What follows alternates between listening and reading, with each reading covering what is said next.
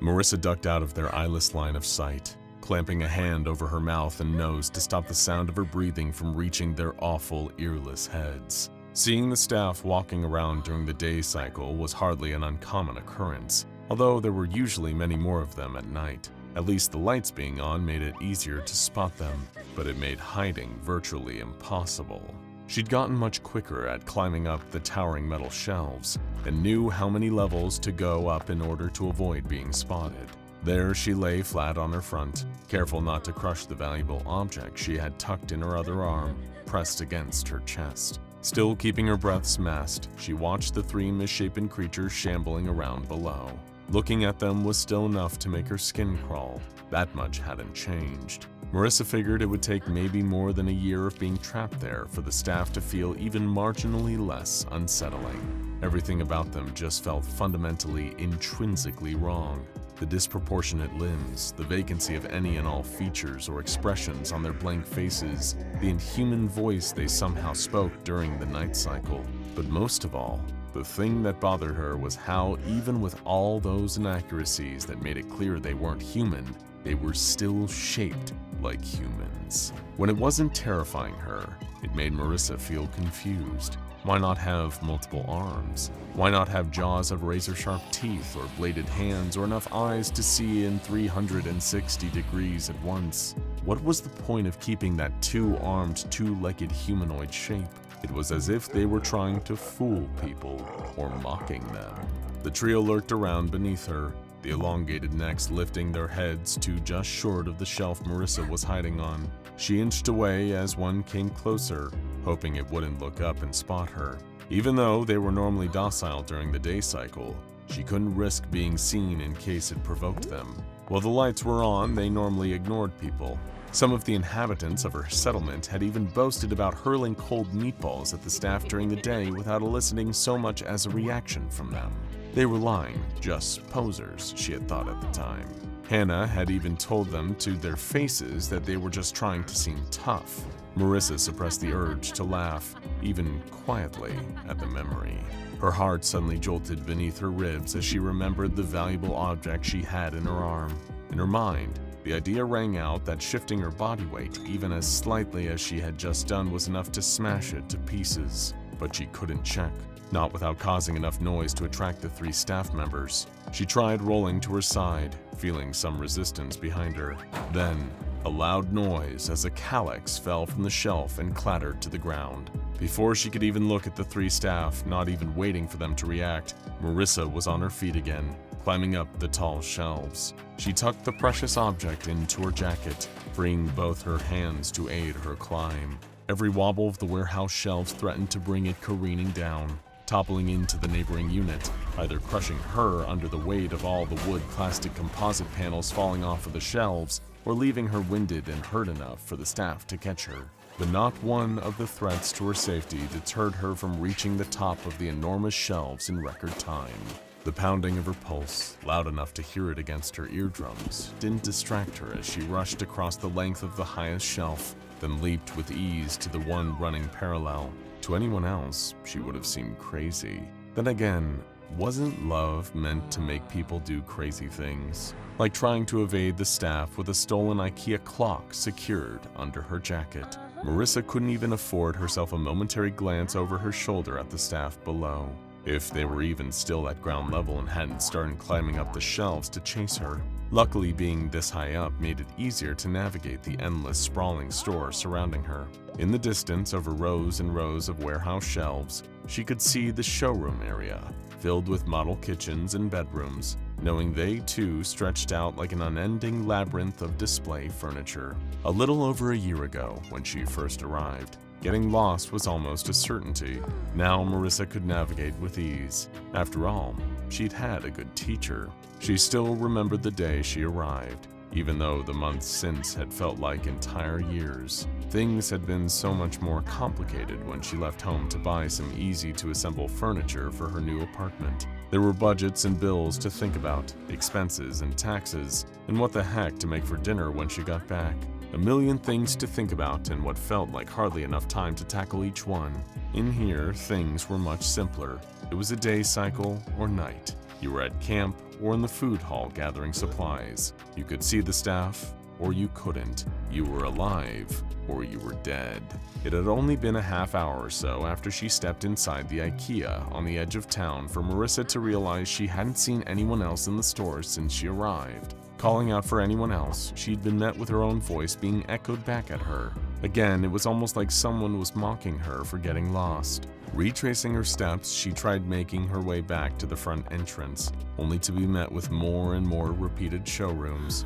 Then, the lights had gone out, plunging the whole place into darkness. She floated between the numerous living rooms made up of pristine IKEA furniture, guided by the dim white light of her phone's flashlight, gradually draining its already dwindling battery. Marissa had been trembling, terrified that she'd somehow been locked in after closing time. But that didn't make sense at all. It had been midday when she got to the store. Surely it wouldn't be closing so soon. And even if it was, the place had gotten way too dark, pitch black almost. It seemed like it was closer to the middle of the night than the middle of the day. Then she caught sight of something moving out of the corner of her eye. She froze on the spot, uncertain if she was jumping at shadows cast by her phone's light. But then it moved, striding out from an aisle with such speed that made Marissa scream, as did the fact it was missing a face. The staff member was easily 4 feet taller than her, with crooked fingers at the tips of elongated arms that protruded from the sleeves of its bright yellow polo shirt. It came towards her, arms outstretched, and Marissa turned to run. "The store is now closed. Please exit the building," came its voice behind her, following every squeak of her sneakers against the floor. Hide. She needed to find somewhere to hide from whatever the creature was that was chasing her. Back then, Marissa hadn't had the level of practice that she had a year later. She rushed into a display kitchen, ducking between various different sides of methods and Knoxholz, looking for something big enough for her to fit inside. There, a refrigerator, one of the big cabinet ones. It was just a display model, not connected to an outlet, so the inside wouldn't be cold. She flung open the metallic doors, only to be met with rows and rows of clear shelves. Frantically, Marissa started grabbing the shelves and wrenching them out of the refrigerator, letting them clatter to the floor as she cleared herself enough room to clamber inside and pull the door shut behind her. She hadn't expected the creature pursuing her to notice the shelves strewn over the floor. Even inside the dark, inactive fridge, she could hear footsteps, the faceless thing patrolling the display kitchen outside, occasionally punctuating brief silent pauses with, "The store is now closed. Please exit the building." Did that mean it knew where she was? Or was it just repeating the phrase because that was all it knew how to say? So many questions racked Marissa's frightened mind as the footsteps outside inched closer to her hiding place. A misshapen hand flung the refrigerator doors open with enough force to wrench them both off their hinges and send them clattering to the floor, wrecking the nearby kitchen. Marissa was screaming even louder as the creature towered over her, about to reach into the fridge to grab her. Something sailed through the air and struck the staff member in the head. It turned out to be a chiffon plant pot that shattered on impact, causing the faceless creature to stagger backwards, reeling from the blow. Just as it turned to face its attacker, the staff member was met by an oncoming boot striking it sharply in the area where its face would have been, as someone swung towards it with a long line of Natchez-Min bed sheets, fastened tightly together, reaching all the way up to the fluorescent lights above. The creature repeated its ominous phrase, almost as a substitute for being unable to roar or snarl to scare its opponent. Above her head, Marissa heard the heavy thump of something landing on top of the refrigerator. It sounded like a person. Whoever they were, they leaped down towards the staff member. A makeshift club raised above their head they had brought swinging downwards at the creature, slamming into its arm with an almighty crack. Marissa watched from inside the doorless fridge, utterly awestruck at the woman who'd come to her rescue, fearlessly battling with the faceless staff. She spun her club, made from the broken leg of a Jokmok table and a Leggio wall-mounted light, all its bulbs shattered to inflict some nasty wounds on whatever she hit with it. She effortlessly swiped it upwards, making a visceral crunch as it connected with the underside of the staff member's head. As it connected, sending the creature toppling over, dead. Time seemed to move at a delay as Marissa looked at her savior, as if she was seeing her through the lens of a slow-motion Hollywood movie cliché. Dirty red hair flew wildly around the woman as she turned and looked at her, the fierceness of her expression almost stopping Marissa's heart as their eyes met for the briefest of seconds. The woman was standing full of fire and confidence, Marissa cowering in a refrigerator, scared for her life. It was a moment that couldn't have lasted more than 3 seconds, but in the year that followed, Marissa would remember it as the moment, the day she and Hannah had met. They met properly the following day. More of the party that Hannah had been out with, looking for lost newcomers, had made sure Marissa was all right and guided her past an aisle of lamps, through a weird display section full of beds that were all small squares, turning left at a giant hot dog sign before they arrived at their settlement, Market Hall.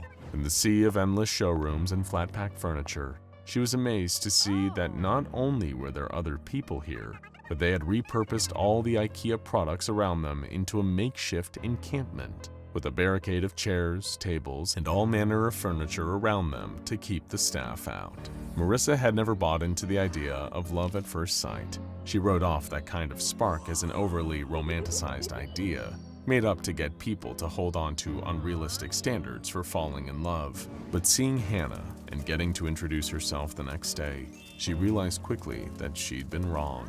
And Hannah had felt it just as instantly. The two fell head over heels for each other. As much as learning to live inside an infinite Ikea with no way out was an adjustment, Marissa was glad to have had Hannah. So a year after she had arrived, she decided to get her a clock.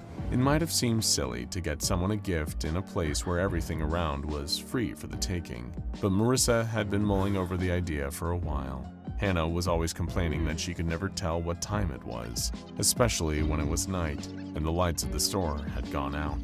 Marissa always followed up by jokingly saying that Hannah's timing had been impeccable when she saved her from that staff member, but that had given her the idea.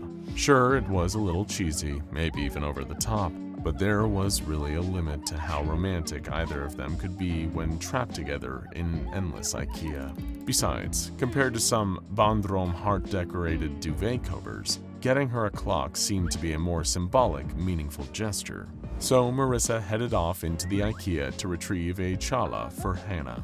Having given the staff members the slip, she clambered down from atop the tall shelves. She hadn't stayed as close to the town of Market Hall as she usually would, but she was at least familiar enough with the area as she was in to find her way back. And thanks to the Tjalla in her hands, she knew she had plenty of time before the lights went out again. Before long, Marissa started to see landmarks that had become so familiar to her over the course of the past year. The lights aisle, the square beds display, the hot dog sign. Then she stopped in her tracks, seeing something she hadn't seen since she arrived.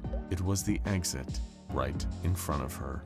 Gathered around the fire at night, they'd all shared the stories. Sometimes the exit to the store appeared in front of people, and they could escape the Ikea.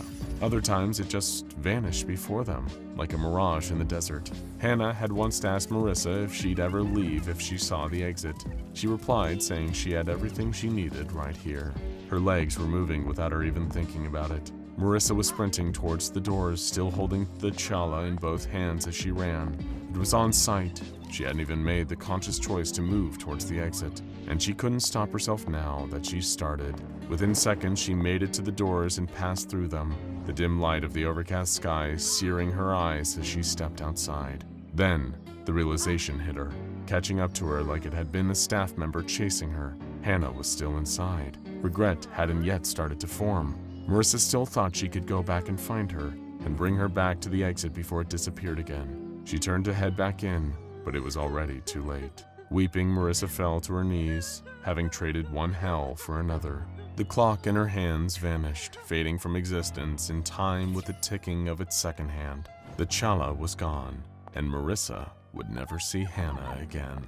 I've always hated shopping for furniture. Grocery shopping? They've got cake, cheese, and beer. Sounds perfect to me. Clothes shopping? Sure, I'll pick up some new jeans, that's a fine Saturday afternoon. But shopping for household items, pushing through the crowds of broke college students and bickering couples on the hunt for coffee tables and TV stands, all 20-page instruction books, a dozen wooden puzzle pieces, and tiny little screws that disappear into your carpet the second you take them out of the package, that's my own personal hell. So when my wife Brenda, the love of my life, my light in the darkest of times, asked me to go to Ikea with her to pick up the Glossstad sofa she found online, plus a few other essentials for the new house, I was reluctant to say the least. But love won out, and I just couldn't say no to those eyes, or the promise that we'd pick up my favorite takeout on the way home.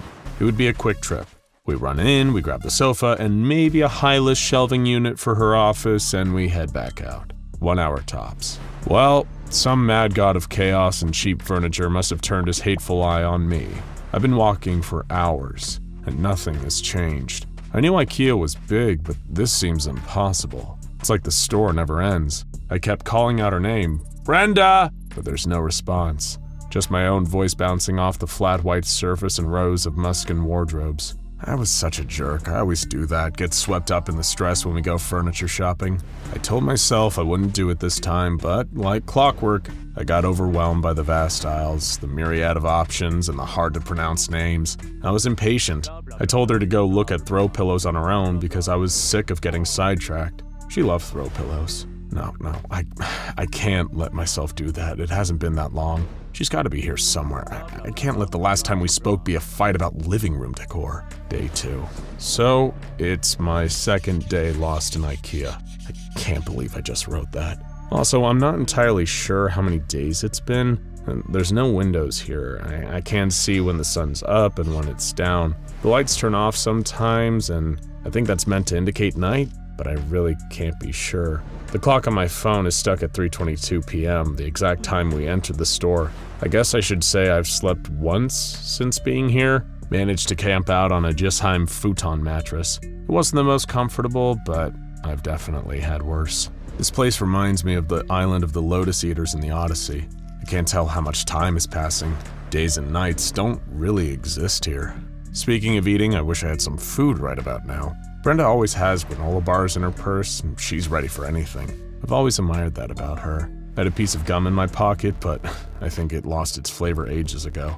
Nothing to eat, no one to talk to. I haven't seen an employee, another customer, not a single living soul. I don't have any signal, but my phone still has battery, and my step counter app says I've walked 30 miles. 30 miles. Still not one friendly face, no exit sign. I just had the most horrible thought as I sit here on this pile of stunts and scribbling in this notebook. What if I'm dead?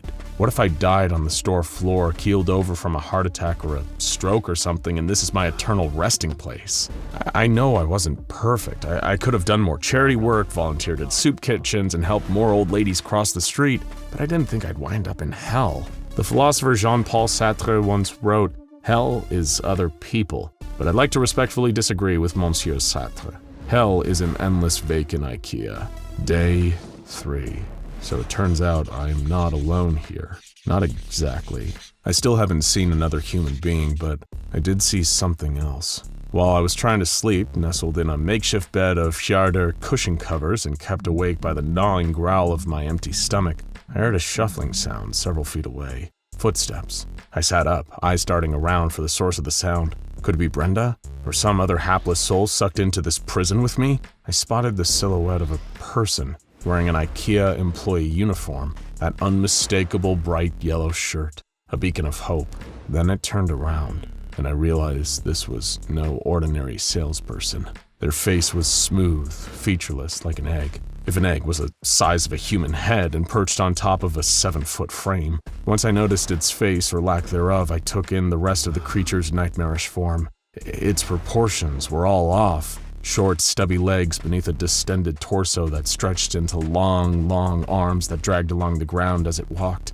Its hands were massive, with tapered fingers perfect for grabbing anyone who gets too close. Well, there was no way in hell I was falling asleep with that thing roaming around. So I got moving, and I tried to sneak my way past it. I thought I was clear when suddenly, "Excuse me, sir?" a voice came from the direction of the monster, even though it had no mouth to speak with. "The store is closed. You need to vacate the premises. It spoke in a pleasant tone, polite, a true customer service voice. But when I turned, it was ripping its way through the maze of furniture toward me like it wanted to tear me limb from limb. I haven't done much running since my high school track and field days, but I turned and booked it as fast as I could. It didn't matter that it was dark. It didn't matter that I could trip at any second and land face first on a lamp or a sharp corner of a table. I had to get as far away from that thing as possible before I found out firsthand what exactly it did to trespassers. But my stamina isn't what it used to be, and I could feel exhaustion catching up to me. I could hear the thundering of the creature's footsteps as it gave chase, and I knew my heart couldn't keep this up much longer. So I did what I used to do when I was a kid and the big neighbor boys tried to beat the crap out of me on my walk home. I hid. I yanked open the doors to a wardrobe and I stuffed myself in, holding the doors closed from the inside. I could hear a scrabbling sound against the door, the scraping and scratching of the staff monster trying to get at me through the wood. But thank the Swedes for their fine engineering, because that wood just would not give. After what felt like an eternity, the assault on the door stopped, and I could hear the creature shuffling away, off to another section of the massive store. I stayed there in the pitch dark for a long time, slowing my breathing down and trying to get my heart to climb back down from my throat. What was that thing?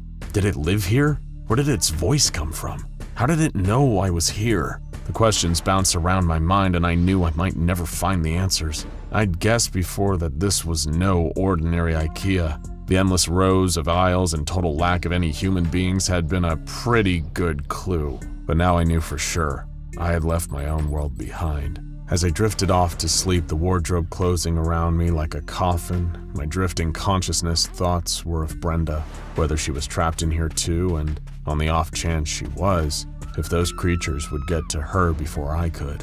After the lights turned back on and a new day began, I started my walk in search of one thing only: food. I'd felt the hunger getting to me before, but after my sprint away from the faceless monster, my body was nearly limp with exhaustion. I had to get some calories in me as soon as possible, or I might not have the strength to run for my life next time. It took a few hours of walking, but I eventually spotted what I was looking for. There's only one thing I've ever enjoyed about Ikea, and it's those beautiful little meatballs. As I rounded a corner past a stack of Vanstelang plant stands, the heavenly aroma hit me, like the most welcome slap to the face in the world. There in front of me, bathed in the warm glow of the fluorescent lights, was the store restaurant, and in the center, a trough of meatballs. I could see the steam rising up from the little jewels of meat. I didn't care there was no chef present or anyone who could have made them. I ran to the food and I stuffed my face. Once my stomach was full of meatballs and my heart full of new hope, I examined my surroundings. There were snacks, Swedish snacks I could bring with me.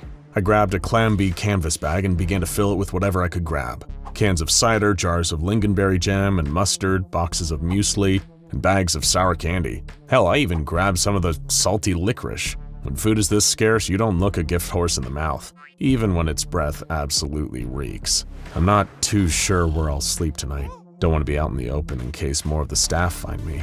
I try not to think too long about what might happen if they catch me next time. Maybe this is crazy, but I think I'll build a fort.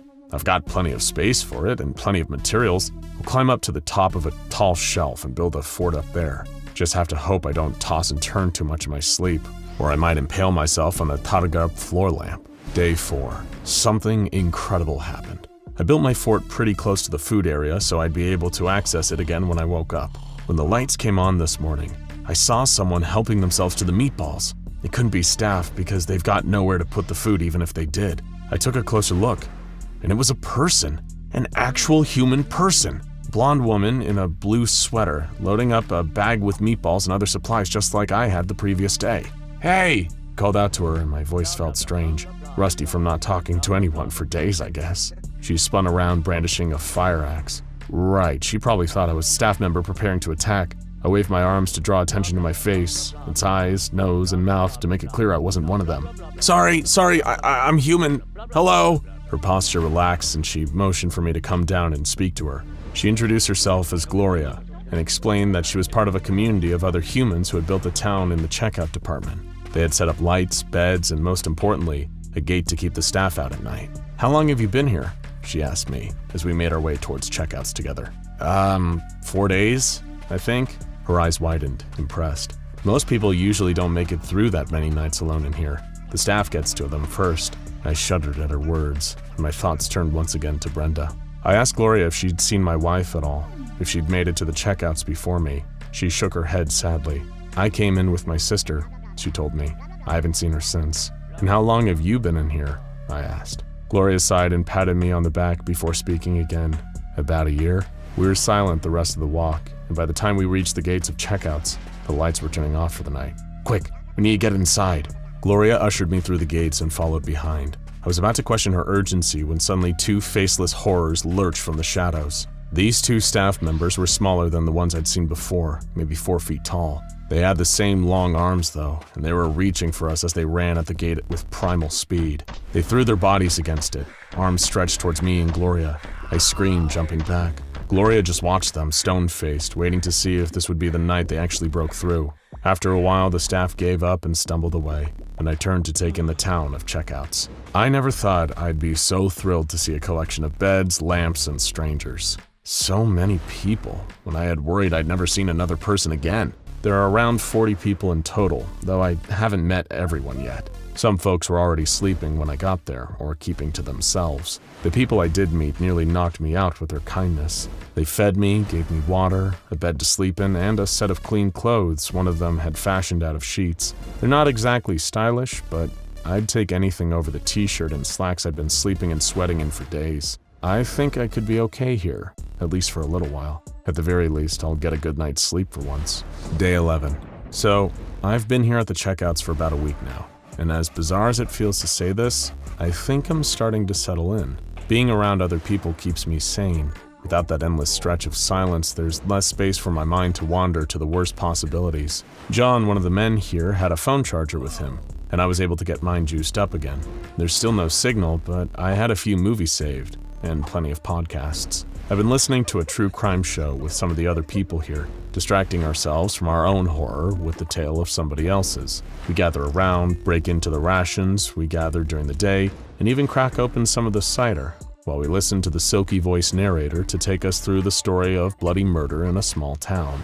It's kind of like summer camp, without the nature, or the camp counselors, or the possibility of it ever ending. I've been asking around about Brenda, describing her, seeing if anyone spotted her, dead or alive. No one has. Gloria said that maybe Brenda never made it to where we are. Maybe she found the exit a long time ago and she's somewhere in the real world waiting for me to come back. That's what she thinks happened to her sister. It's coming up on the 1-year anniversary of her getting trapped inside, and she told me a secret. She's planning to try and escape. She spotted exit signs before and tracked them across the store. They seem to move around though, shifting from one place to another when no one is watching. But she's figured out a pattern, and she's going to put it to the test. She's leaving next week. She wanted to tell me. She's a nice lady. I hope she makes it. Day 18. I woke up to the sounds of screaming. I rushed to the gate to see what was going on, and I saw John walking back from his supply run, cradling something in his arms. I couldn't make it out, but it was limp, pale, and dripping red. As he got closer, I saw a head of blonde hair, and my stomach dropped. Gloria. She had snuck out while everyone was asleep, didn't want to say goodbyes, and tried to find her way out. The staff had found her first. She was dead by the time John spotted her lying on the ground, a crimson smear across the tile signaling where the staff had dragged her. They packed her up into a box as a kind of burial. We all said a few words, and then 2 of the men took the box away. They had to put it somewhere far from the town before it started to smell. I can't sleep. I can't stop thinking about Gloria and what happened to her. She seemed so sure, so confident. I've been looking through her things, what she had left by her bed. There isn't much, but there's a notebook like mine. She wrote her plan in here. Everything she noticed about the exit signs, the staff's behavioral patterns. I know it didn't work out for her, but there's something here. No one's spotted Brenda yet. I don't think she's in here with me. I think somehow she got free. She's out there waiting for me. I can't spend one more night here. I won't. I'm gonna go for it. I'm finding the exit tonight. Whether that's the door out of this place or the sweet release of death, I guess we'll just have to wait and see. Either way, I'll be out of this Scandinavian modernist hellhole once and for all.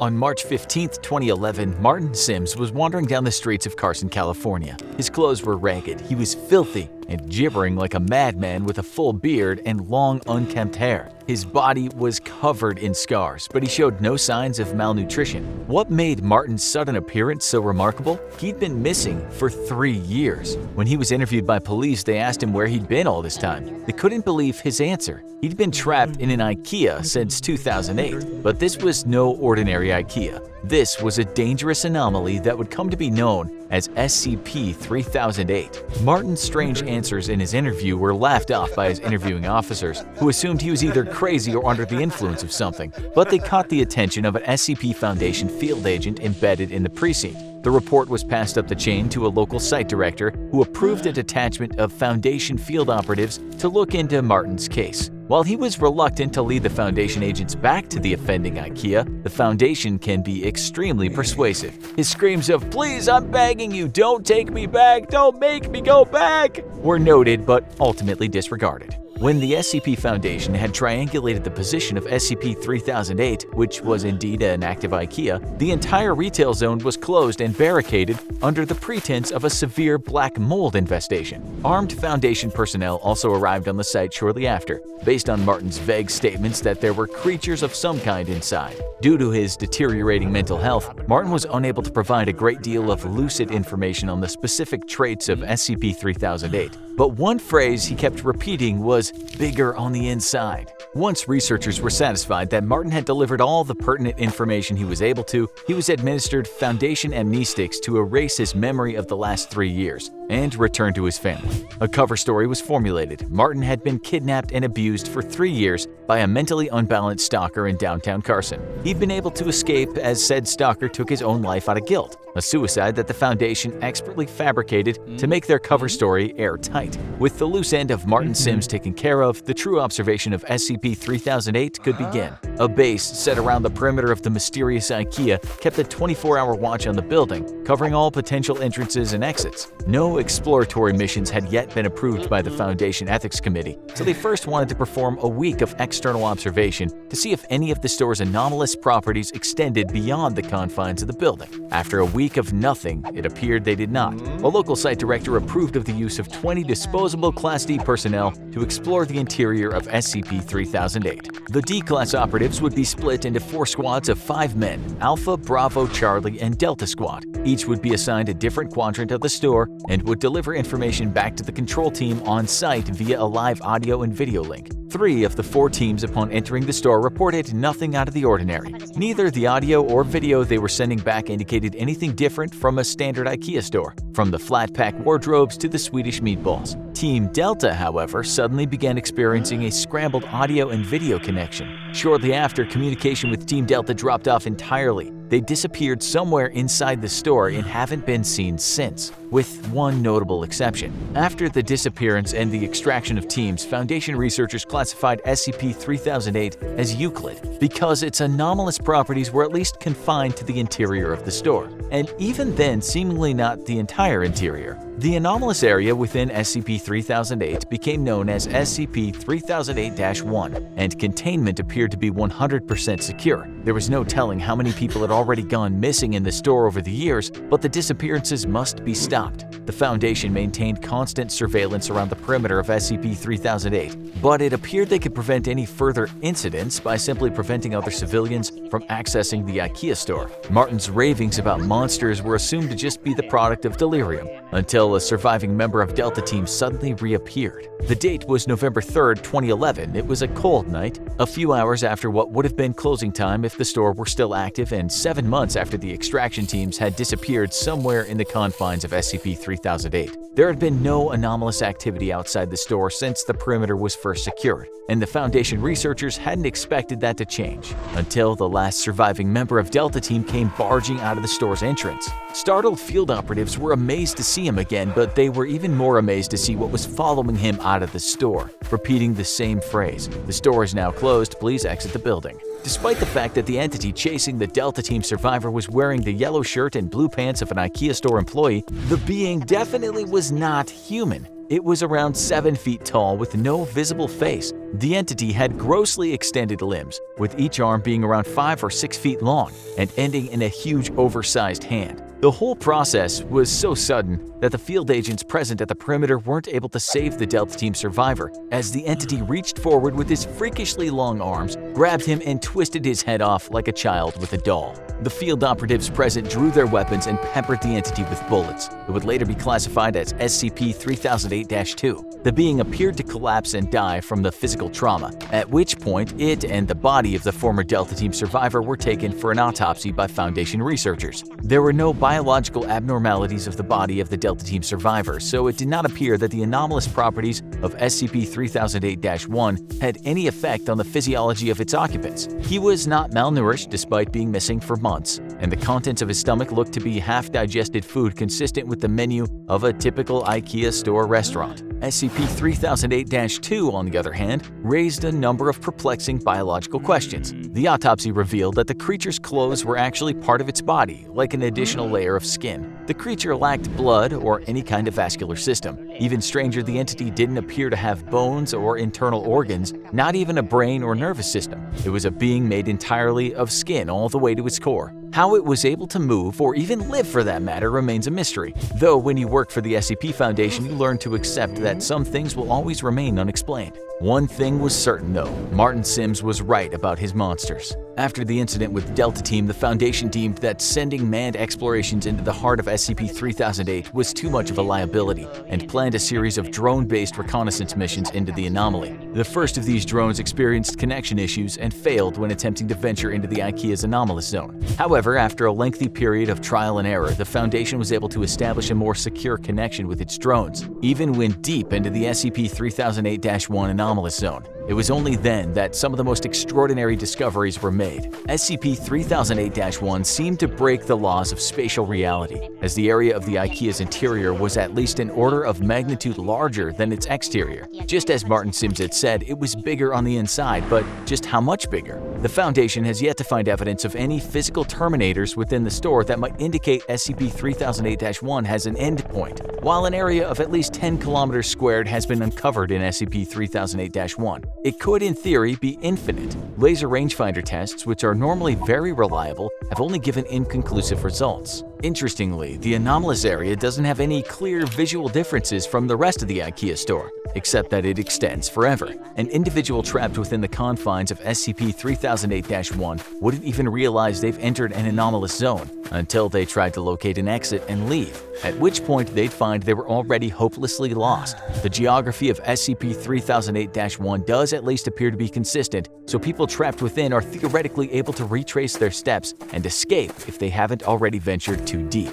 According to data collected during the drone reconnaissance missions, SCP-3008-2, of which there appear to be a vast population, would wander the stores aimlessly during the day. They are unresponsive to the drone's presence and did not appear to be aggressive. While the physical descriptions of these creatures could vary slightly, they all follow the same overall trend. Clothes consistent with an Ikea uniform, no face, either seemingly too tall or too short, and limbs that are grossly out of proportion with their bodies. As the Foundation began sending drones deeper into SCP-3008-1, they found another incredible discovery. There was an unknown population of humans trapped inside Ikea's anomalous zone, and these people had used the Ikea furniture around them to create entire settlements and towns within the store. There were several of these towns, all of which seemed to cohabitate peacefully. Even Foundation personnel found this development in their research to be truly extraordinary. Since SCP-3008 was first identified, there have been only 14 civilian escapes. Some had been trapped inside for months, others had been in there for years, some far longer than Martin's 3-year stint. While every one of these escapees has eventually been released back to their home, after a liberal application of amnestics and a proper cover story has been devised, the Foundation interviewed each of them extensively first. According to each of these escapees, the people trapped inside the Ikea have built an entirely new society across the various settlements. Contrary to the Lord of the Flies expectations of a group of people isolated and afraid, there's immense cooperation between the trapped civilians. The food in the several Ikea restaurants in SCP-3008-1 mysteriously replenishes while nobody's there, so there's no threat of starving, and the automatic turning on and off of the lights forms as a rudimentary kind of day and night cycle. Nighttime, however, is when things get dangerous, as the SCP-3008-2 entities, which are known to the people inside as the staff, become extremely hostile after dark. Aggressive hordes of the staff swarm the settlements at night, repeating, "This door is now closed, please exit the building." The civilians inside are usually able to repel these attacks with minimal casualties, but the constant war of attrition slowly wears down those inside. The bodies of the creatures also need to be removed from the area after each attack, as the presence of corpses or even parts of corpses has been known to heighten the ferocity of the next night's attack. During the day, the staff return to a docile and unresponsive state, though they'll still defend themselves violently if anyone dares to attack. Over the course of the interviews with the 14 escapees, Foundation researchers were able to answer another of their key questions. How had so many people gone missing in the store for so long without being noticed? But the answer they received only raised many more unsettling queries. According to the escapees, there were people inside the settlements that, despite being otherwise of entirely sound mind and standard intelligence, seemed to lack very common knowledge that even a child should know. For example, some of them weren't aware of the International Space Station orbiting the Earth, or stranger still, the existence of the Statue of Liberty. This led the researchers to a frightening conclusion. SCP-3008-1 may not only be a nexus point of multiple Ikea stores in our dimension, it could be connected to Ikeas in every dimension where Ikeas exist. While it only abducts a handful of people from each store over an extended period of time, it suddenly becomes clear how this SCP was able to trap so many people without detection over such a long period of time, which in turn led to an even more terrifying revelation. The SCP Foundation may not have SCP-3008-1 as contained as they thought. It might even be tucked away in an Ikea store somewhere near you, just waiting for you to visit. After all, there's always room for one more. Bjorn had been trapped in the Ikea for years now, and the horrors of this world had slowly taken its toll on him. His skin was sallow and clammy from the lack of natural UV light. His body was thin and rickety from the lack of nutritionally complex meals. A person cannot survive healthily on canned meatballs alone. And above all, the sheer boredom and stress of being trapped in an infinite Ikea showroom had warped his mind. He had been one of the original employees in Sweden's flagship Ikea store, working his way up from shelf stalker to manager, a climb that had seen a considerable rise in his wages and a slight increase in respect. But all of that changed when he moved through a part of the store that he did not recognize, and the rest was history. Of course, Bjorn had been luckier than most. He hadn't been caught outside of a settlement at night and beaten to death by the staff. That's right. The staff. The horrifying, misshapen Ikea homunculi in the store's garish yellow and blue uniforms. By day, they seemed dopey and aimless, but at night, they became vicious killers, chasing down anyone they can see and shouting out their typical chilling warning. "The store is now closed. Please exit the building." Bjorn had been discovered by scouts of a nearby settlement, a human village made out of discarded furniture, where a truncated form of civilization flourished. Bjorn had to get used to no longer having any kind of authority. Instead, he was at the lowest rank of this awful new flat-pack world. Much like the people who found him, he was forced to be a scout, heading out into unknown territory to find any resources that the collective might find useful. He crept through the endless aisles, a spool of string stretching out behind him, the Thesis method, which would help him find his way back after the daily raid was done. With other people filling up Tupperware with meatballs and pasta over at the canteen, Bjorn was assigned to office supplies, searching for anything that could have any kind of value out here in the furniture wasteland. Drawer after drawer after drawer, and Bjorn had found nothing. With the Ikea, known to the SCP Foundation as SCP-3008, being a kind of interdimensional nexus, occasionally interesting things would manifest in unexpected places, and those interesting things could occasionally be useful to the people trapped inside here. Once, they found an arc welder inside one of the display wardrobes, which had been vital in putting together fortifications. Another time, they found a handgun, which had saved several lives during an overwhelming attack from the staff. Bjorn was about to find something special too, just not in the way that he would have hoped. Inside one of the top left drawers of a flat-pack desk, he discovered what seemed to be an old Polaroid photo depicting a horrifying face illuminated by a stark flash. It was long, pale, and gaunt, with wide eyes that betrayed possible blindness. Just seeing it caused a shiver to tiptoe its way down Bjorn's spine. But his witnessing of the photo caused far more severe reverberations outside. As you might expect, over in his containment cube in a classified Foundation site hundreds of miles away from SCP-3008, the Shy Guy began howling in horror and rage.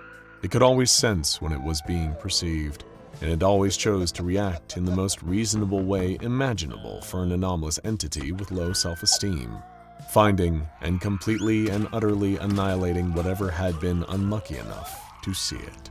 And so it set off, running in the direction of the Ikea.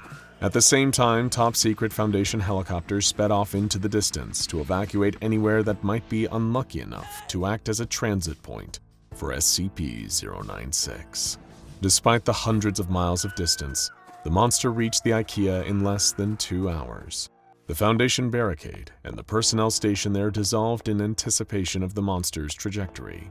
As expected, when it arrived, it barreled straight through the glass doors of the entrance and hurtled, screaming, into the bowels of the store. In the 2 hours since Bjorn had discovered the photo, he continued his fetch quest, having no idea of the consequences that lay beyond the aisles. He suddenly heard the most terrible screaming as the monster ran in, a flailing blur of gray terror, its clawed hands outstretched to grasp him. Half a scream managed to escape Bjorn's throat before the monster was upon him, and moments later, there was nothing of Bjorn left. At least, all things considered, he wasn't trapped inside the infinite Ikea anymore. But now, SCP-096 was. It just stood there for a moment, confused by the new environment that it had found itself confined within. It wasn't used to being bordered on all sides by this eerily fake furniture, with no Foundation goons to poke and prod it, or try to slide a black bag over its terrible face. And naturally, in its confusion, the monster decided to just stand there and cry, its most depressingly common way to pass the time. And as night, as it was termed when the store lights went off in the roughly 12-hour cycle, approached, a gaggle of freakish, malformed staff members discovered the monster lurking inside their store. It was a complete aberration in the usual order of things. For a moment, things were at an odd kind of stalemate. Not having eyes, the faceless staff members couldn't really see SCP-096, meaning that their presence didn't trigger the monster's rage state. But because SCP-096 wasn't, strictly speaking, even remotely human, it didn't trigger the aggression of the staff either. The silent confusion wasn't broken until one of the staff members spoke, in a language that would have sounded like gibberish to anyone but each other or other non-human anomalies. "What are you just standing around for? We don't reward idleness here, sir," it said to a baffled SCP-096. "If you're here, you need to work." The staff members surrounded SCP-096, not attacking in a violent mob like they normally did, but instead forming a kind of fleshy wave that gently ushered the confused anomaly over to a nearby staff room. It was a place so dangerous that no human being trapped in the Ikea would ever even think to go there, but an entity as powerful as the Shy Guy had nothing to fear here. Unless, like all reasonable sapient entities, it feared working retail. The faceless Ikea flesh golems appropriated a yellow shirt and blue pants of appropriate sizes out of the lockers. Staff members didn't have standardized dimensions. Some had roughly human proportions. Others were freakishly tall or freakishly short. Others still had long limbs that dragged across the ground as they walked like chimpanzees. Others had short, stubby limbs, or no limbs at all, forcing them to crawl around on their torsos like inchworms. We bring all this up because thanks to the inherent unpredictable strangeness of the staff, they had uniforms in stock to fit all shapes and sizes. They managed to find pieces that looked downright tailor-made to the Shy Guy's monstrous physique. As soon as he was dressed up, they turned on a projector to show the confused beast an employee training video, depicting some of the standard duties of an Ikea entry-level staff member. stocking the flat-pack shelves, maintaining the integrity of the display areas, refilling the canteens with meatballs and other fixings twice daily. Then there was cleaning the floors, violently attacking anyone who is sighted in the store past closing time, and disposing of any unsightly bodies afterwards. And SCP-096 already had pretty outstanding credentials at attacking people. It was also suffering from a case of low self-esteem and severe depression, so all it needed to do was get the hang of all those other tasks, and it would be a perfect retail worker here at the infinite Ikea. First came stocking the shelves. The Shy Guy wasn't used to using its hands for anything other than ripping through barriers, helping it bound along at freakish speed, and grabbing its screaming prey. It took the staff supervisors a few attempts to teach 096 how to properly grip the large boxes. However, once the proper grabbing etiquette had been taught, the Shy Guy actually proved to be an absolute natural at the craft of shelf stocking. Thanks to its long arms and legs, when standing at full height, it was able to stack boxes containing extremely heavy deconstructed furniture on even the highest shelves. This was something that no other staff member had ever been able to do before. It immediately won SCP-096 the respect of its freaky, faceless peers in blue and yellow. Next came the task of maintaining the integrity of the display areas. This was a much more serious and complicated matter than its previous goal, a real trial by fire. However, once again, to the delight of the rest of the staff, SCP-096 seemed to once again rise to the challenge. After being shown the ropes by a slightly more senior faceless abomination, it was able to seamlessly wander through the store, putting down toilet seats that survivors had carelessly left up. It would prop up cabinets that had fallen during human raids, and generally neaten things up. It's possible that the Shy Guy found something quite relaxing and contemplative about the process, a nice distraction from the normally stressful nature of its life. This was yet another positive on its employee evaluation record, but there were more tests of the anomaly's work ethic to come. Next came refilling the food stations in the canteen. Due to hygiene regulations, the creature needed to wear gloves and a hairnet, despite being as bald as a stone. However, its more delicate, spindly fingers proved to be an asset here, compared to the lumpy, uncoordinated mitts of the rest of the staff. The Shy Guy, after her first few attempts, was able to dexterously ladle meatballs into the heated trays, where they would inevitably be later pilfered by human scouting parties. However, during the day, the staff believed these humans were valued customers who had as much a right to be here and enjoy the meatballs as anyone else. It was only after the store closed that they became filthy intruders who needed to be hunted down and destroyed at all costs. We'll get to that in a minute, don't you worry. Cleaning the floors was slightly more of a struggle for the Shy Guy, as cleanliness was a strange, abstract concept to a monster that spent the grand majority of its time either weeping or murdering. But when the staff had the bright idea of simply tying several brooms and mops to the creature's body as it loped around the store in a kind of aimless patrolling pattern, they found that it did the job well without even knowing what it was doing. At this rate, the Shy Guy was going to earn the coveted Employee of the Month award, which had previously only been held by a series of utterly indistinguishable faceless blob men. But it was in its next set of duties, the eradication of human overnight intruders, and the disposal of their bodies, where the Shy Guy would truly distinguish itself. After the unusual daytime disappearance of Bjorn, the nearest settlement, just one of the many scattered across the seemingly infinite expanse of the store, began dispatching research and documentation parties. There was a growing morbid urgency behind the missions. If the staff were attacking during the day now, then all bets were truly off. Little did they know the actual truth of the matter was so much worse, and they were about to bear the full force of the horror that had been unleashed in the infinite Ikea. By pure happenstance, one of these search parties made the terrible mistake of being out just after nightfall. They then unwittingly made an even worse mistake when they clapped eyes on the lumbering form of SCP-096, the Shy Guy, as it went about its evening constitutional. It immediately began screaming and clawing at its own face in rage and horror at being seen, and the scouts scattered, mostly running back to the settlement, and some staying behind in hopes of subduing the creature. Those who vainly thought they could fight back were slaughtered and disappeared first, But the rest who'd still seen the monster's face weren't going to be spared. It hunted them down with ruthless ferocity, barreling through anything in its way until it reached a whole settlement full of screaming human observers. It tore through the welded-together furniture walls with no issue at all, and within an hour, the entire settlement had been emptied. Not even a single drop of blood remained. Total annihilation was the name of the game. And when the rest of the staff came around and saw how cleanly and efficiently SCP-096 had dispatched all of these good-for-nothing intruders, they were astonished. There weren't even any corpses to clean up. All they needed to do was separate the stolen furniture from the settlement and return it to its proper display areas. Nothing had ever been simpler. In light of its excelling at every possible aspect of the job, the staff bestowed upon the Shy Guy the highest honor they possibly could. A promotion to the position of manager, where its sterling abilities could serve to inspire the rest of the staff to greater heights.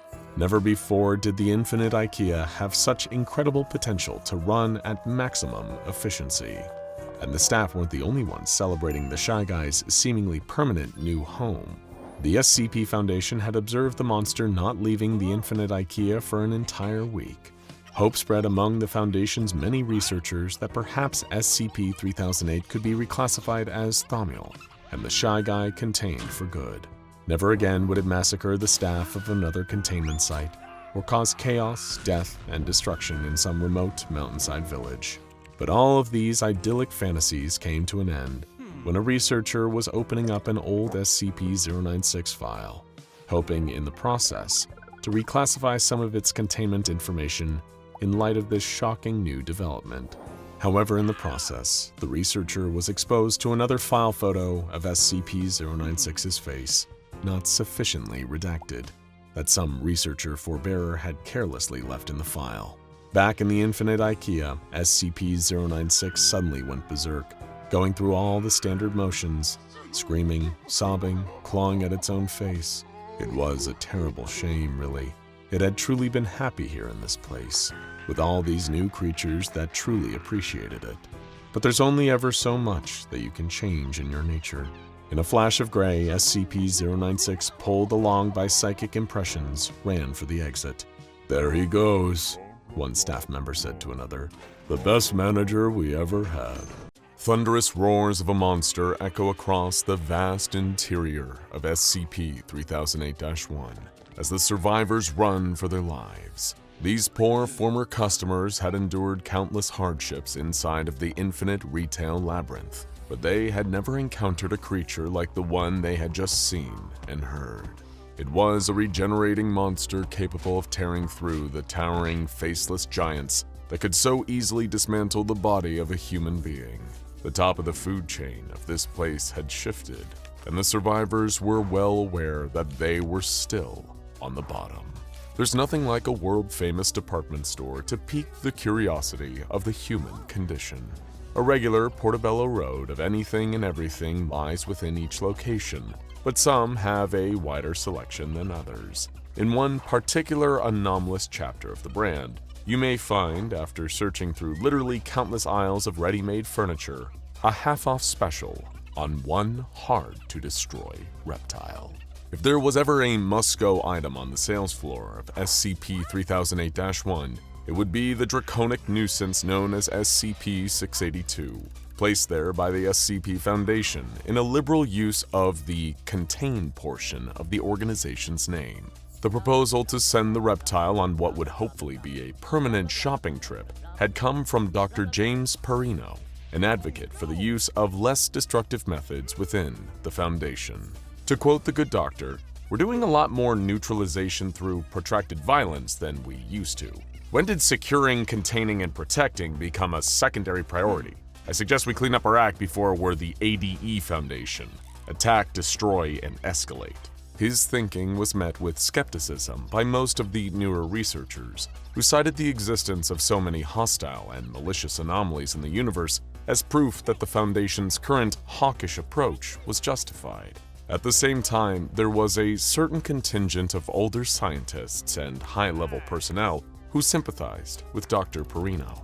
There was a more stable time in the SCP Foundation's history before the mounting pressure of the Scarlet King and and 100 other threats seemed to demand a constant push towards interdimensional warfare. The Foundation and every other group of interest on the planet seemed to be under extremely credible threat near constantly, forced into the role of defending all of existence with resources that would oscillate wildly between unlimited and unknowable, and hampered by bureaucracy and modern technology. The net result was often that only the O5 Council knew which threat was the most threatening and which was on the back burner to be used in a self-contained continuity with little consequences for the verse at large. Dr. Perino would often refer to this troubling phenomena as Disney Marvel slop, and vehemently declare that it should be best avoided in favor of actual scientific research and conservative yet effective containment procedures. His thinking was seen as old-fashioned in the SCP Foundation of today. Some would say that it was radically regressive and harkened back to the decade of the 2000s, a time when the biggest apocalyptic threat to the Foundation was reality TV and famous impressionist comedians dressing up in horrendous costumes based on the books of Dr. Seuss. There was, however, something simple and elegant about putting an indestructible monster inside of an inescapable maze. Whatever personal feelings his fellow personnel had towards Dr. Perino were put aside in the name of finding out if this experiment would work. "Put the lizard what can't be killed in the store what can't be gotten out of," Dr. Perino said. "This job really is as simple as we make it." When making preparations for the proposed containment of SCP-682 within SCP-3008-1, the SCP Foundation temporarily increased the pH levels of the vat of acid, which usually contained the hard-to-destroy reptile. This sudden surge of corrosion left SCP-682's body mass severely impacted, inducing a temporary state of unconsciousness. The window of time where it would be safe to move SCP-682 had opened, but with the creature's signature resilience, it would not remain that way for long. SCP-682 was lifted from the chemical vat via an acid-resistant crane and set down in its damaged state on a durable yet lightweight tarp on the floor beside it. There, an entire team of Mobile Task Force agents injected the unconscious 682 with a myriad of sedatives and tranquilizers. This was an insurance measure meant to keep the regenerating beast down for a little bit longer than usual by forcing its biology to adapt to multiple forms of disruption at once. When it did awake, the hard-to-destroy reptile would enter a longer period of immunity to every drug utilized on it. But for now, its unconscious body was fighting to reduce the effects of all of them. As the sedatives worked their magic, the MTF agents picked up the tarp and hauled SCP-682 outside of Site-19 and into a temporary titanium alloy containment unit that was just large enough to hold its body without giving it room to move. The unit was attached by hooks to 3 black stealth helicopters, and as soon as 682 was inside and the exterior was sealed, the helicopters took off for the location of SCP-3008, the Infinite Ikea. Waiting there was a convoy of D-Class personnel who had been given a single instruction: when the lizard sees you, run into the store for safety. The intention was at least one of the D-Class personnel would make it through the doors of the Ikea, which would compel SCP-682 to follow it. Other methods were considered to ferry the creature inside the store, but most involved the possibility of losing some expensive and hard-to-replace vehicle assets to the extra-dimensional space of SCP-3008-1. The method involving the D-Class was the most straightforward and, in Dr. Perino's opinion, had the most classic SCP Foundation charm in its implementation. SCP-682 remained thankfully unconscious throughout most of the transportation process, but it began to stir within the titanium containment unit as the trio of Foundation helicopters entered the airspace above the empty parking lot of SCP-3008. Its limited range of motion within the metal cage delayed its inevitable escape, but even the spinning of helicopter blades could not disguise the reptile's cries of anger. "Sleeping Beauty is waking up," said one helicopter pilot over the radio. "It's time we dropped her." All 3 helicopters engaged a remote untethering device on the containment unit, which sailed down into the parking lot and landed with a resounding clamor. Seconds after the impact, a series of compact C4 explosives were detonated from inside the unit, blasting it open and enraging and disorienting SCP-682 in the process. While the effects of the acid at Site-19 had mostly worn off, along with the sedatives and tranquilizers, SCP-682 received enough damage from the blunt trauma of the fall, as well as the bombs for its body, to start adapting to the possibility of further artillery fire. While the hard-to-destroy reptile's adaptations were never fully predictable, Dr. Perino had inferred from past experiments that SCP-682's metabolism would prioritize growing organic body armor under these circumstances. Once developed, such an adaptation would make inflicting further damage to 682 near impossible, but would also provide the practical function of weighing the creature down enough that the D-Class had much greater percentage of a chance to lure the lizard beyond the entrance threshold of SCP-3008. Inside of the liminal space of SCP-3008-1, any amount of body armor that SCP-682 possessed would be next to worthless in aiding its escape. The most arduous part of the experiment was over, and now it was time for SCP-682 to truly meet its new furniture-filled prison in SCP-3008. As the armored-up reptile rose from the concrete, the D-Class personnel were deployed from the convoy truck, which immediately drove away from the location. The D-Classes did as they were told and ran for the store, but when the alternative is being mashed into human paste by a walking fortress of teeth and claws, what choice was there really? There were a few of them that didn't manage to reach the doors of SCP-3008 before 682 mauled them, and by a few, we mean 60% of the present D-Class personnel did not get away in time. The remaining portions were pursued into the building by SCP-682, and soon all of them had entered the much larger depths of SCP-3008-1. The D-Class and SCP-682 were separated from each other, as the interior of the Ikea seemed to grow beyond all known reason and perception.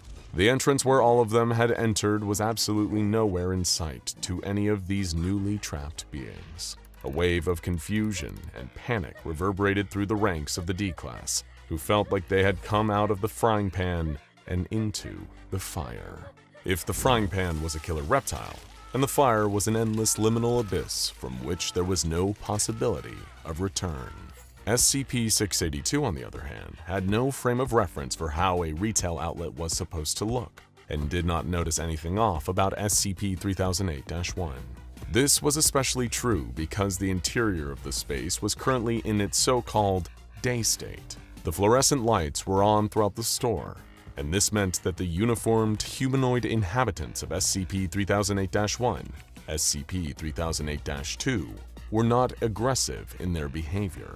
This did not stop SCP-682 from tearing into SCP-3008-2 whenever it saw an instance of them.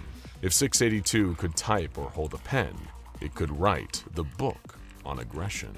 The D-Class dispersed into the various trapped civilian camps within the infinite Ikea, and while some of them caused trouble and picked fights as D-Classes typically do, their permanent incarceration simply took on a new definition, as they became just like any other residents of SCP-3008-1.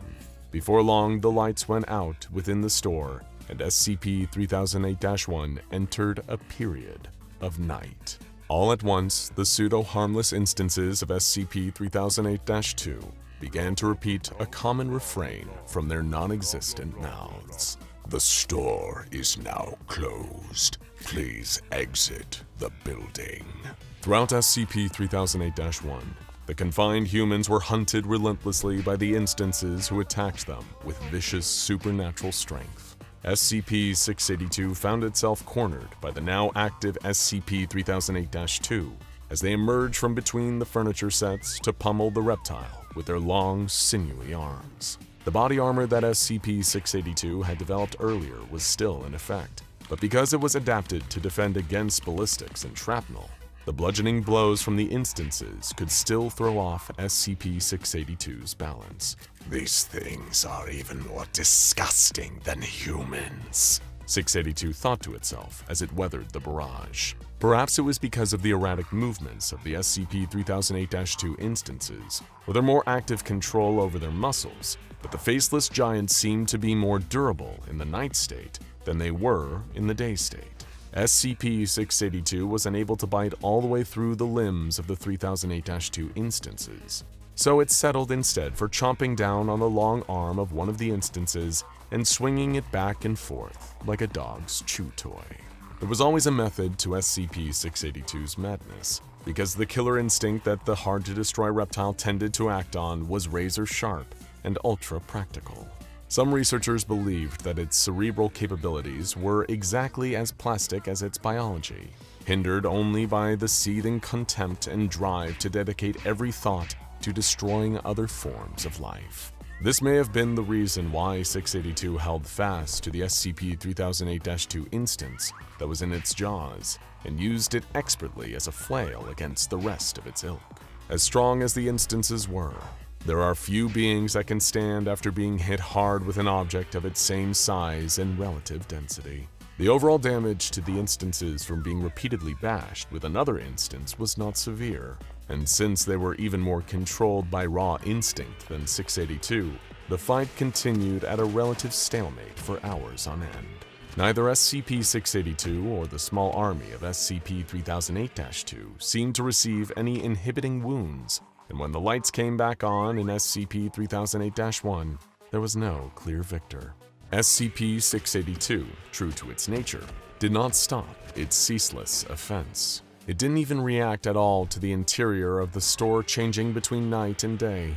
Though 682 did find the passive instances of SCP-3008-2 a lot easier to inflict damage on, their bodies had a rubbery quality that reduced the potency of the bites and claw slashes the reptile tried to rend them with. The fact of their passivity also presented SCP-682 with a unique hurdle towards beating them in combat. Most of the time, SCP-682 was faced with a direct form of harm that it would have to overcome through its adaptation.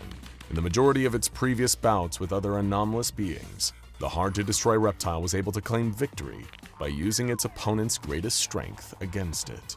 This sounds like the principles behind the martial art and competitive sport judo, but it's way more akin to the way that the video game character Kirby sucks in his enemies and wears a hat that bestows their powers onto him.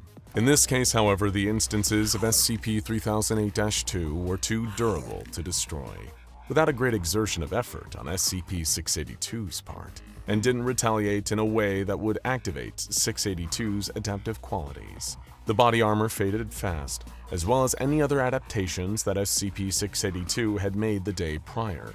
It had returned to its still quite powerful base form, and would remain that way until danger actually showed itself. The nights were only slightly different, as 682 would find itself in another stalemate of protracted combat with whatever SCP-3008-2 instances were in the area.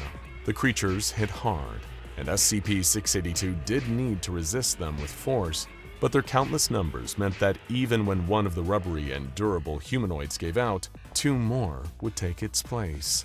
This endless struggle was how the reptile's time inside of SCP-3008-1 continued for many days and nights. It fought with the instances and made little headway in reducing their numbers. The consistent duration of time in the cycle of the fluorescent lights became second nature to SCP-682, and its primitive yet highly canny brain soon fully adapted to this atmospheric clock.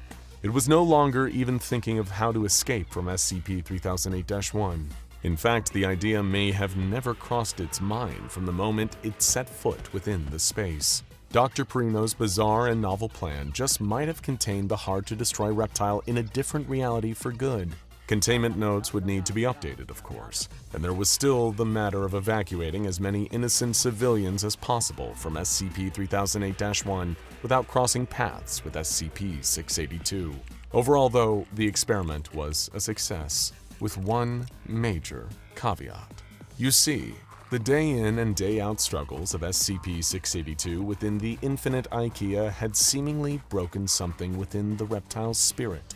The drudgery of a perpetual existence amongst the furniture had caused it to develop an employee's uniform, not dissimilar to those worn by SCP-3008-2. When SCP-3008-1 was in its day state, 682 would cease all fighting and simply walk amongst the aisles. In the night, its aggressive behavior would return, and it would parade through the store attacking anything in its path while shouting, You want to talk to the manager? I am the manager! The eye-searing flash crested over the horizon. It was the only thing Greaves remembered seeing before shielding his eyes from the blast as quickly as he could. Looking directly at it would have blinded him. The low rumble of the impact shook the ground in the distance, drowning out the frightened, desperate wails of the sirens, a warning that nobody could do anything to heed. An initial shockwave started rippling outwards from where the bomb had hit. Over in the city, windows were shattering, buildings were falling, everything was burning. Greaves turned heel and sprinted back towards the entrance, ignoring all the screams and abuse being hurled at him from the civilians blocked out by the barricades. One called him a murderer. He had to shut it out despite the guilt gnawing at him. In seconds, the shockwave from the blast would reach them, clouds of radioactive fallout sweeping over all the people still so desperately trying to break down the fences that kept them from getting inside the Ikea.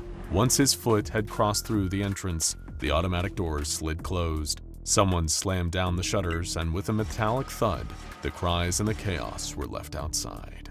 The agent stared for a moment at the only exit, the only way back to a home that was now being ravaged by nuclear fire. Everyone and everything he'd ever known was gone. Yet the mission had to carry on. The migration wasn't just necessary, it was vital. After taking a moment, Greaves nodded to the rest of his squad, signaling that it was time to move out. They fell into a defensive formation around the mobile containment unit, weapons at the ready, and began to make their way deeper into the infinite Ikea. Verkhoyansk Ska Republic in the Russian Federation. The rumor was that that's where it all had started. It made sense, after all. That was where the Foundation kept the Dead Hand, protected by the combined might of two mobile task forces that stood guarding SCP-3008, Omega-59 and Sigma-18, Nechayeva's Wolves and the Chess Masters. The Foundation never confirmed who had been responsible for launching the attack against the complex. Most fingers pointed towards the Chaos Insurgency, or GRU Division P, although no one could seem to come up with a cognate reason as to why the Russian government's own anomalous containment organization would make a play like this. Mutually assured destruction seemed to be the only explanation, and as far as excuses for ending the world go, it was a flimsy one, to say the least. Whoever those mercenaries were, or rather whoever they'd been working for, they were certainly efficient. They hadn't started with an all-out strike against the Foundation armed containment complex that housed SCP-3008. After all, facing off against both the task forces stationed there would have been quite the short-lived fight. In fact, their attack had started months earlier, in a far stealthier way than the Foundation ever could have predicted. But before we go into the terrifying way the mercenaries attacked, I have a question for you. Is something interfering with your happiness or preventing you from achieving your goals? Regardless if you have a clinical mental health issue like depression or anxiety, or if you're just a human who lives in this world who is going through a hard time, therapy can give you tools to approach your life in a very different way. And that's why I'm excited to tell you about today's sponsor, BetterHelp. BetterHelp's mission is to make therapy more affordable and more accessible, and this is an important mission because finding a therapist can be really hard, especially when you're limited to the options in your area. BetterHelp is a platform that makes finding a therapist easier because it's online, it's remote, and by filling out a few questions, BetterHelp can match you to a professional therapist in as little as a few days. It's easy to sign up and get matched with a therapist. There's a link in my description. It's betterhelp.com/SCP Explained. Clicking that link helps support this channel, but it also gets you 10% off your first month of BetterHelp, so you can connect with a therapist and see if it helps you. And because finding a therapist is a little like dating, if you don't really fit with that therapist, which is a common thing with therapy, you can easily switch to a new therapist at no additional cost without stressing about insurance, who's in your network, or anything like that. So if you're struggling, consider online therapy with BetterHelp. Click the link in the description or visit betterhelp.com/SCP Explained. Thank you again, BetterHelp, for supporting this channel. And now back to the secret mercenaries and their insane attack strategy. The powers behind this mercenary group must have figured out that part of SCP-3008, the corpse of a Russian Sergeant Marat Cherinkov, could detect and monitor radio waves, scouring broadcasts for any information relating to global military tensions and the possibility of threats to the Russian Federation, as well as any other former parts of the Soviet Union. Using this knowledge, the mercenary group had been subtly feeding SCP-1984 information via radio broadcasts that had gone undetected by the Foundation. Their on-site information control team normally kept the dead hand in its dormant state by transmitting radio and TV broadcasts to imply there were still ongoing tensions between the Soviet Union and NATO that were gradually easing. SCP-1984 believing the world remained stuck in a perpetual Cold War. That is, until someone told it the truth, slipping secretive radio messages in underneath the information control team's broadcasts, allowing the dead hand to realize the Foundation had been lying to it. When SCP-1984-01 manifested as a hazy apparition that resembled a floating human nervous system, it began decimating personnel sent in to stop it as it raced towards nearby nuclear installations. But it wasn't acting alone. The mercenary forces who had orchestrated the dead hand's activation, and whoever their mysterious benefactors were, had arranged for backup to arrive in the area. The same morning that SCP-1984 was primed to activate, a file was sent out to everyone working at the Foundation complex, a file that contained images of SCP-096. This led to an instant containment breach as the Shy Guy appeared at the complex and began viciously attacking the members of the two mobile task forces on site, preventing them from stopping SCP-1984-01. Mercenary forces, equipped with scramble optic technology, also engaged in a firefight with Nechaeva's wolves and the Chessmasters, while the Foundation's operatives struggled to contain both loose anomalies and attacking soldiers of fortune. During the chaos, the Dead Hand was able to reach a strategic rocket installation situated 81 kilometers northwest of the armed containment complex. There, SCP-1984 began interfacing with the base's command systems, authorizing a strike of R-36M intercontinental ballistic missiles to launch at several targets across Europe and the United States. These particular missiles each carrying a 20-megaton nuclear warhead. There was a rumor that upon seeing the first of the R-36Ms crest over the horizon, the commanding officer of Mobile Task Force Omega-59 dropped his weapon to the ground and walked directly towards SCP-096, looking the Shy Guy directly in the face. Greaves and his squad had set up camp in what appeared to be a canteen inside the infinite Ikea. They'd each brought enough rations to survive for a few days, but the migration protocol had required them to all become familiar with Incident 3008-1 beforehand. They'd been made to study speculative maps based on journal entries from the few civilians who escaped SCP-3008. That same information had been used to chart a course through the labyrinth of showrooms, model kitchens, and flat-pack furniture towards their destination. Establishing a base camp near the canteen had been Graves' idea. They knew that the food restocked each time SCP-3008's crude day and night cycle passed, so they'd have plenty to feed the squad with before they set off once the lights came back on.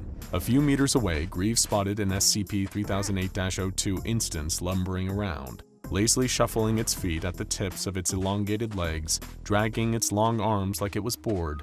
It did not notice the camp, instead murmuring, "The store is now closed. Please exit the building," to nobody but itself. One of the squad was having trouble sleeping. Patterson had been sobbing quietly, trying to keep himself together. Greaves quietly watched as the man looked at a photo of his family, a husband and 2 kids. It was heartbreaking. They'd been on the other side, outside, left behind with the rest of the world. They all knew that was the plan, of course, and there had been a way to get back everyone they lost once they made it to where they were going. The Foundation had promised them a second chance at life. Even though the world had just been destroyed by nuclear war, they'd be loyal pioneers helping humanity survive. They just had to make it through the infinite Ikea alive, and then this whole nightmare would end. Once it seemed like the Dead Hand couldn't be stopped and that it would imminently trigger a nuclear strike, the Foundation had to act not only radically, but fast. They knew the risk for potential fallout, both geopolitically and radioactively, was massive. Multiple ICBM launches coming out of Russia targeting the United States and Europe was hardly going to go without retaliation. Desperate times called for desperate measures, and in order to continue its mission of containing anomalies, the Foundation found its hand being forced. Where they had once operated under a veil of secrecy that prevented the public from having any knowledge about their operations, the SCPs they had in containment, even the existence of anomalies as a whole, the Foundation now had one option remaining: going public. The decision came as a shock to many personnel, all gathered around the TVs in various Foundation site break rooms, watching Dr. Gears issuing a public statement to the entire world. He was telling them everything that the Foundation had been working in secret to contain anomalous entities, creatures, people, places, and objects, while the rest of humanity lived blissfully unaware of the dangers they were in. Before outrage, confusion, and terror had a chance to set in, Gears issued a warning to the world about the impending nuclear strikes, but assured the public that the Foundation had a plan in place to save everyone. Most of the personnel watching had no clue what he was talking about. Of course, clearance levels meant there was still plenty of secrecy within the Foundation itself. To many, it came as no surprise there was some contingency in place to circumvent a potential nuclear war, and personnel readied themselves for directives from their superiors. However, soon came the message from the top to disregard what Dr. Gears had told the world, that instead the Foundation would be downsizing as part of something referred to only as the Migration Protocol. In a short amount of time, orders were being issued to secure and seal in containment units of various anomalies, to prepare them for transportation. Meanwhile, the rest of the outside world fell into a predictable panic, terrified of the nuclear warheads set to come raining down on them, and of just having learned there were monsters on Earth with them. But seemingly still working as smooth as polished clockwork, the Foundation went into overdrive, gathering up the containment units as they were instructed, and readying them for the next phase of the plan, which they were assured would be revealed to them in due course. As it turned out, the Foundation's goal wasn't necessarily to save the world from impending doom, but to instead preserve the Foundation itself and its mission by abandoning this reality entirely.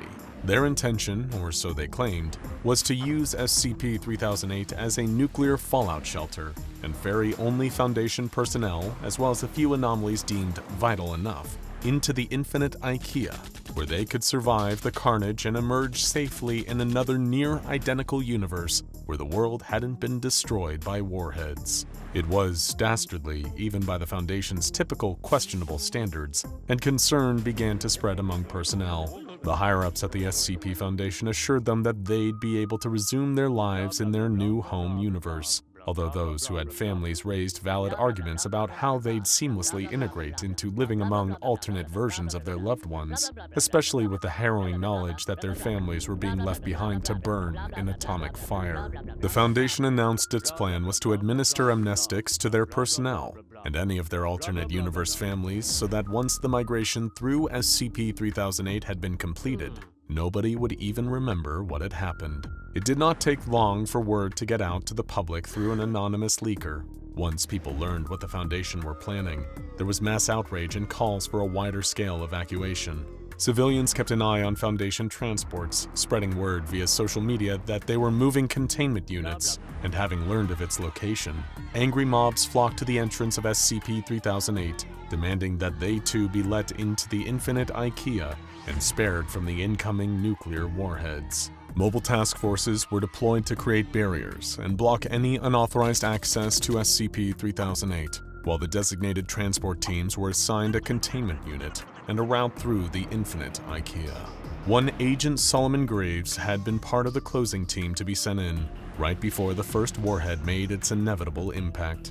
Neither Graves nor any of his men knew what anomaly was inside the containment unit. They were trained not to ask questions, just follow the route, carry out the migration protocol, and they would make it back to their families. Another version of them, at least. Not that they'd even remember the difference afterwards. The sound of gunfire stopped them in their tracks. One of the other teams seemed to be in trouble.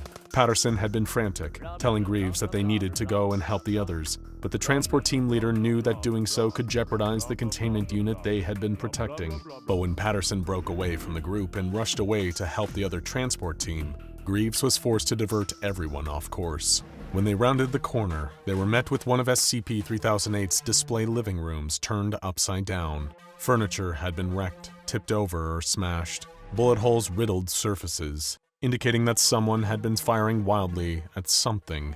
The other team was dead. Greaves's instant assumption was that the staff, SCP-3008-02, had caught them, but it was still day inside the Ikea.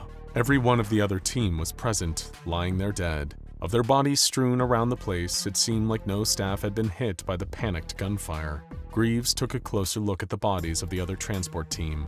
Gunshots. All of them. Someone had fired on them. He ordered the rest of his squad to secure the fallen team's containment unit so they could transport it alongside theirs and carry on the migration. That was when Greaves saw it. The outer seal of the coffin-shaped unit had been opened, revealing a secondary unit inside. Through the clear glass below, he had been expecting to see an SCP, one of the vital ones the Foundation wanted to transfer to their new home. Instead, laying in suspended animation, Greaves could clearly see a man.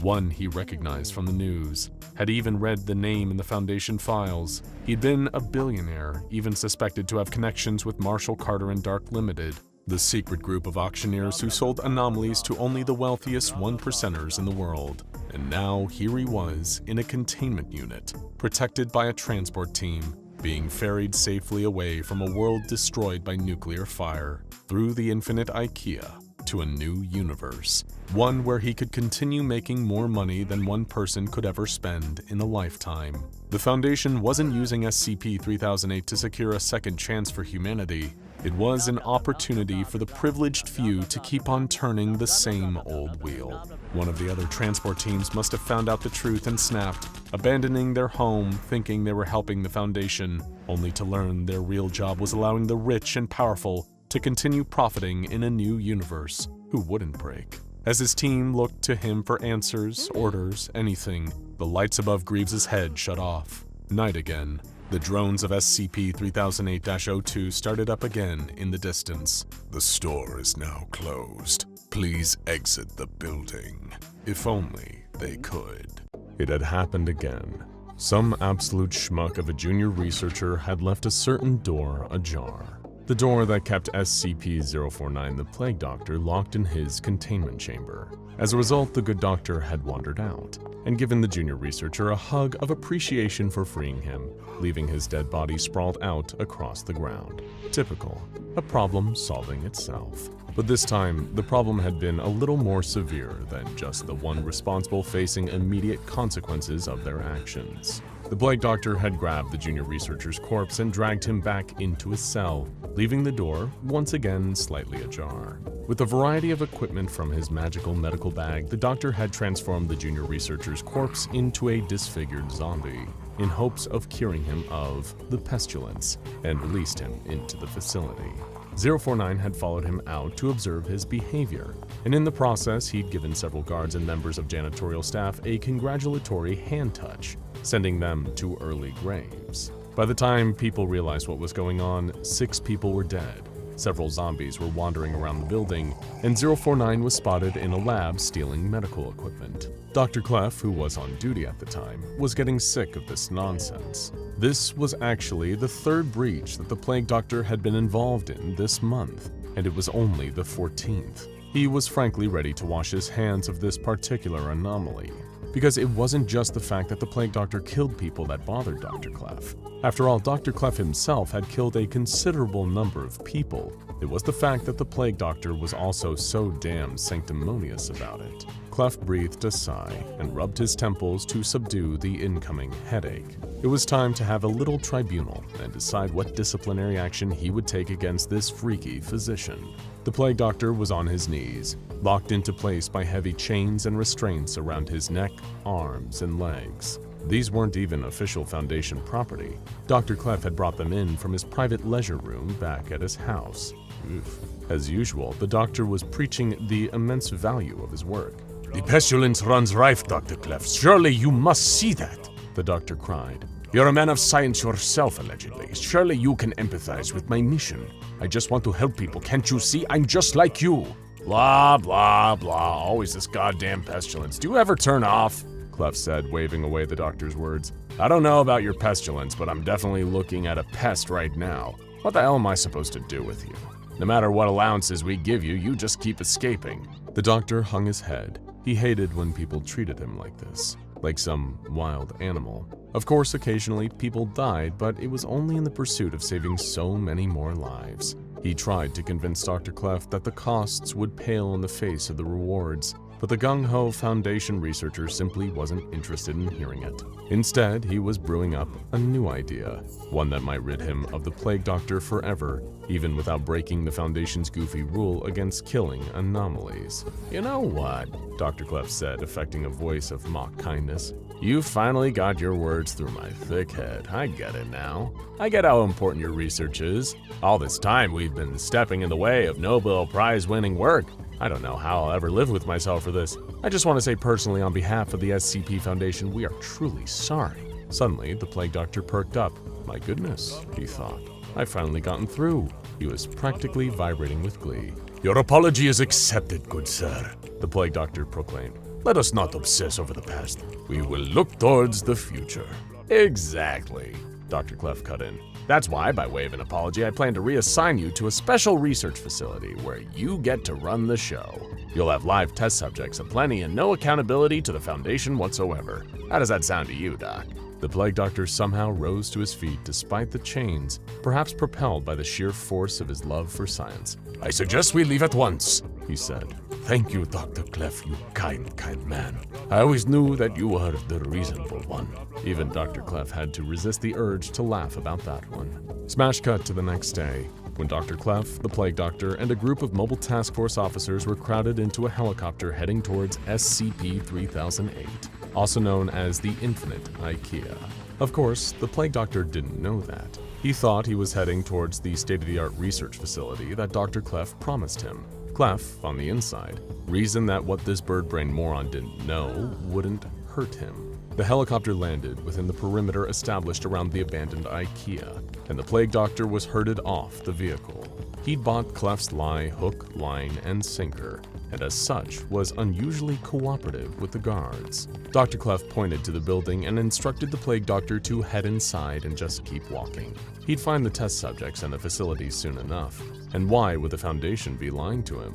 They'd even let him take his medical bag in there. "When you get in there, ask for Hugh. He'll be your lead assistant," Dr. Clef told him. Lead assistant? You mean to tell me I will have multiple research assistants? The Plague Doctor said. Oh, splendid. I cannot wait to meet this Hugh. "Oh yeah," Dr. Clef said, biting his bottom lip to stifle a laugh. "His name's Jas. Be sure to mention that. It'll help speed along the process." The Plague Doctor nodded his head in thanks. Much appreciated, Dr. Clef.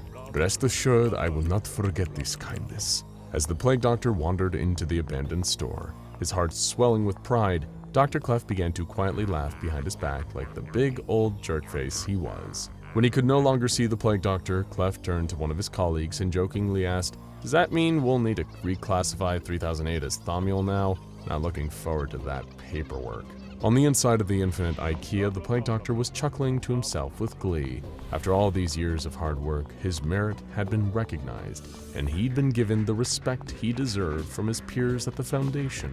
He was so wrapped up in his own sense of personal pride that he didn't even register it as strange that he was surrounded by odd, sterile living rooms, bedrooms, bathrooms, and kitchens, all in a seemingly random configuration, with signs next to them in a mix of the King's English and what he believed to be some form of Swedish that he didn't quite understand.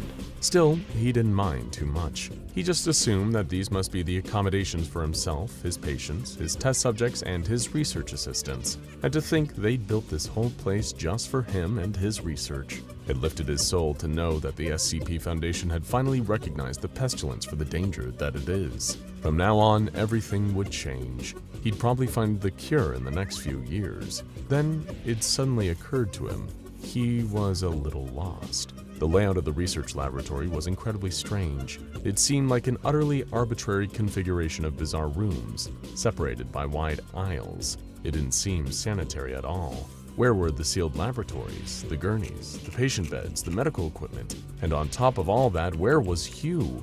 Some kind of shenanigans were afoot. That much was clear now. The Plague Doctor quickened his pace through the halls of this strange building. One way or another, he would get to the bottom of this. Nothing would get in the way of the important research he planned to conduct here.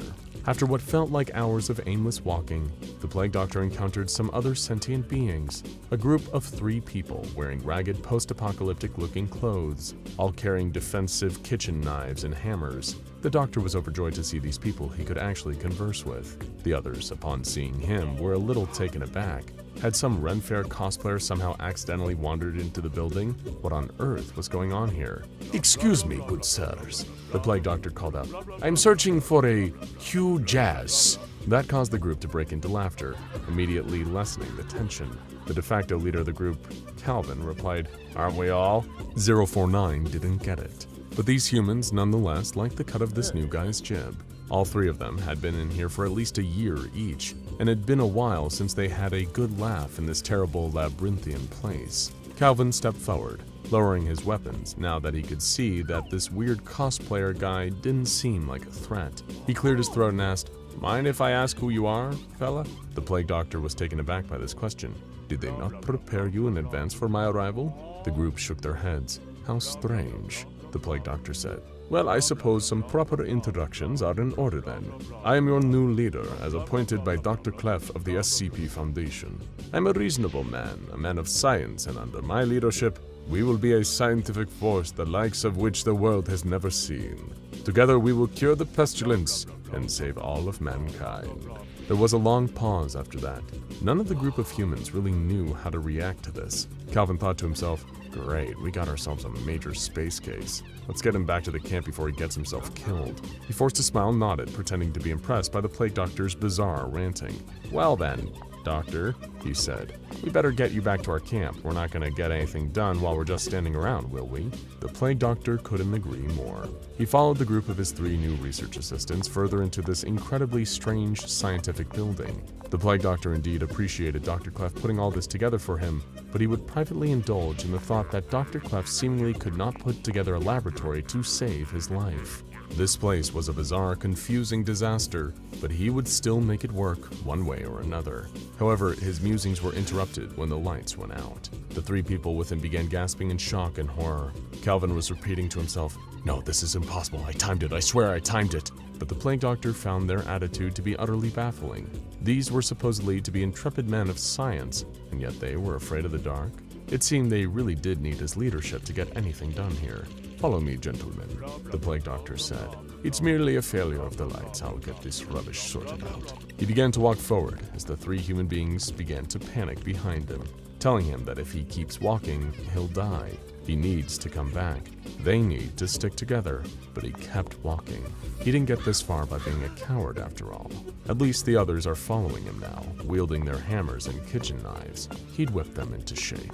Then his attention was stolen by something altogether stranger. It was a creature, humanoid but not human, standing about 10 feet away from him, seemingly ignorant to his presence. The plague doctor was simultaneously fascinated and horrified by what he saw before him. It was in some kind of yellow and blue uniform, with a hideous, malformed, faceless head and two long, tangled arms that it dragged along the floor behind it like an orangutan. It was a truly repulsive, pitiful creature, one that made the plague doctor sad to even look at it. Clearly, this had to be an advanced case of the pestilence. While the plague doctor was filled with scientific curiosity, his three human traveling companions were filled with terror. They were still so far away from the camp, and the staff had found them already? Because there's never just one. They're like big, deadly cockroaches. If you can see one, more are on the way. Their best bet is just staying incredibly quiet and trying to sneak past. "Hello there, you poor fellow," the plague doctor said, stepping forwards and waving. "It seems you're in dire need of some medical assistance." Calvin and his two companions were mortified. So this was how they were going to die? After making the mistake of being kind to a clearly deranged man dressed as a medieval plague doctor? What a way to go. The second it heard the plague doctor's voice, the member of staff was activated, as were several others in a 10-meter radius. They all suddenly stood upright, muscles taut with violence waiting to happen. They began chanting their dreaded phrase, "The store is now closed. Please exit the building," while converging and running towards the plague doctor like a pack of hungry dogs. It was a terrifying sight to behold. But not for the plague doctor himself. There were so many of these poor infected people, and clearly the pestilence had not only warped their bodies but broken their minds. After all, this wasn't a store. This was the new research center specifically designed for his research. Dr. Clef would surely never just lie about something like that. He was an honorable man. Then again, maybe that was exactly why Clef had sent him here. So many victims of advanced pestilence would make perfect test subjects, a paradise of research. The Plague Doctor couldn't be happier as a group of 10 staff members converged on him. Calvin and his men could barely look. The new guy may have been crazy, but he didn't deserve to go out like this. However, the last thing they expected was for the Plague Doctor to calmly raise his hands, allowing the members of staff to run right into his deadly touch. In the following moments, all 10 of them were lying on the ground, dead. The 3 men were utterly speechless. What had just happened? Had the man in the strange costume snuck in a secret knife or a silenced gun? Had he gone into some hyper-advanced instant-kill kung fu move that was simply too fast and subtle for them to perceive? Or had he really just killed 10 members of staff in mere seconds just by touching them? The Plague Doctor turned to them and said, "Well then, gentlemen, let us not dilly-dally. Grab one each and we'll carry them to the laboratory on the double." Soon after, the Plague Doctor and his 3 research assistants arrived at a nearby encampment. Several other members of staff had attacked them on the way, but a single touch from the Plague Doctor had killed each one. The human's perspective on this mysterious stranger had changed entirely. He'd gone from a goofy crank to a godlike savior. For as long as they'd been in here, they'd lived in terror of staff, but they were nothing to this man. With a single touch from him, they were gone forever. As the doors of the camp were closed behind him, the people of the camp began running towards them, confused and curious. The Plague Doctor was delighted to see that there were so many other research assistants here to help him on his divine mission.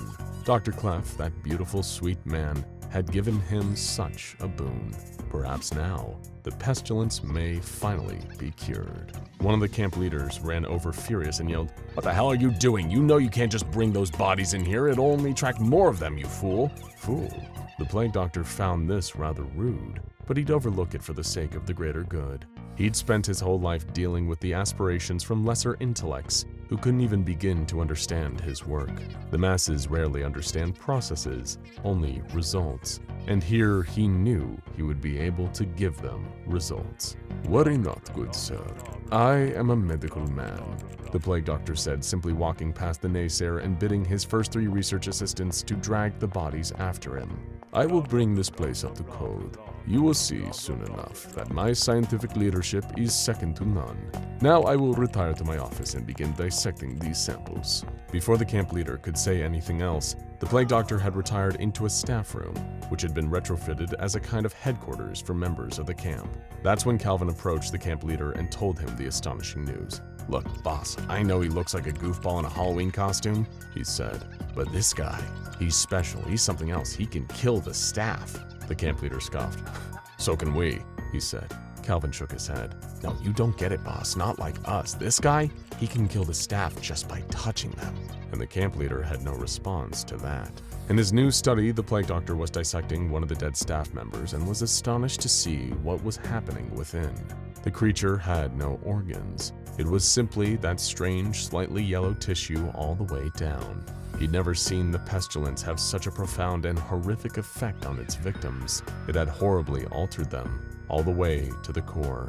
Was this what the Great Dying was truly capable of in its later stages? The Plague Doctor shuddered, both with horror and scientific excitement. He'd barely been here a day, and he'd made some of the most incredible discoveries. He took fastidious notes on these new revelations, feeling the picture coming together in his mind. His deep scientific thoughts were interrupted by the door opening, and Calvin and the camp leader stepped in.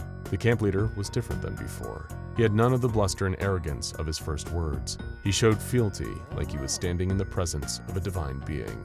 "I'd like to formally welcome you to our camp, Doctor," the camp leader said. "We're extremely fortunate to have you here. Please, if you need anything, don't hesitate to let us know. We are truly at your service." The Plague Doctor was delighted to hear this. With a polite nod, he replied, "More test subjects like these will do just fine, good sir. I believe I am very close to a breakthrough here." Over the years, a considerable number of innocent people had unknowingly wandered into SCP-3008. Otherwise known as the Infinite Ikea, this extra-dimensional space more than lived up to its nickname, consisting of an Ikea store with no known limit to its endless aisles upon aisles of flat-packed Swedish furniture. But given the veritable labyrinth contained beyond the seemingly ordinary automatic doors of SCP-3008's entrance, it was rare that anyone making their way inside ever made it back out alive. On top of that, there was little the Foundation could do to ensure the safe return of anybody unlucky enough to find themselves lost in the infinite Ikea. Once inside, navigating a way out was made almost impossible given the scope of the spatially anomalous store.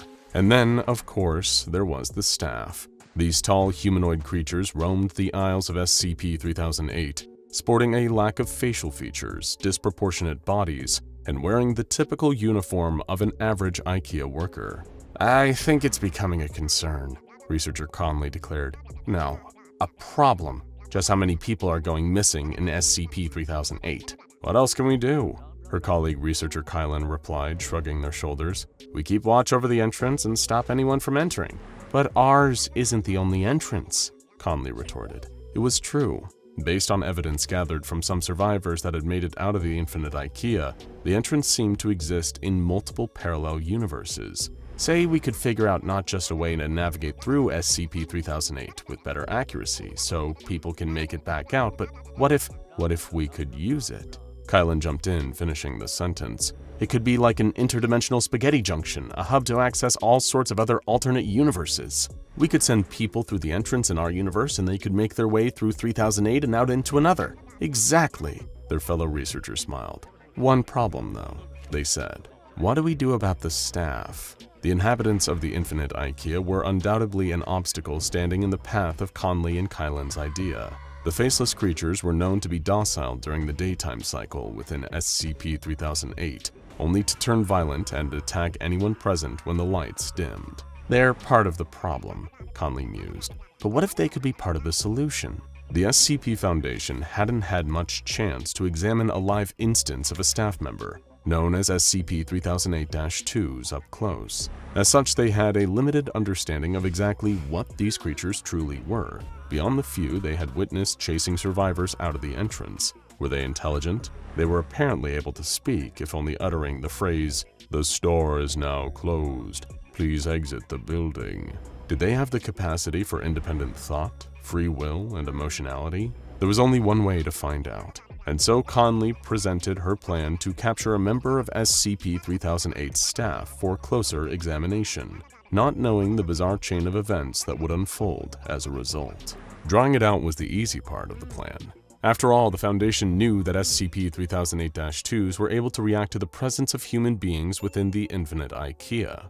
So Conley proposed sending in a single member of D-Class personnel with a line of cable attached to them, tethering them to just outside the entrance of 3008. They were like the bait on the end of an interdimensional fishing line and would hopefully catch the attention of a staff member and lure them out. "What do we do once it's out?" Kylan had mused. "I mean, we know so little about their biology. We could use knockout gas, but what if they don't breathe? We could tranquilize it, but what if they don't have blood?" It had been the one hitch in Conley's plan, although she had suggested they use pure force, trapping the staff member like a wild animal before bringing it back. And sure enough, as an instance of SCP-3008-2 came racing out of the infinite Ikea, hot on the heels of the D-Class, Foundation security officers were able to swoop in and capture the creature, restraining it and bundling it into a transport back to the site. However, upon receiving their captive staff member, Kylan and Connolly were faced with a new problem. The creature seemed to be in its passive state. It didn't seem to be aggressive while away from SCP-3008. Kylan had posited their theory that the staff's attack state was linked somehow to the day and night cycles within the infinite Ikea, and now separated from that space, the SCP-3008-2 would remain docile. But the larger issue was communicating with it. As patient as Connolly tried to be with the faceless, mouthless humanoid, it seemed to be totally unresponsive to verbal communication.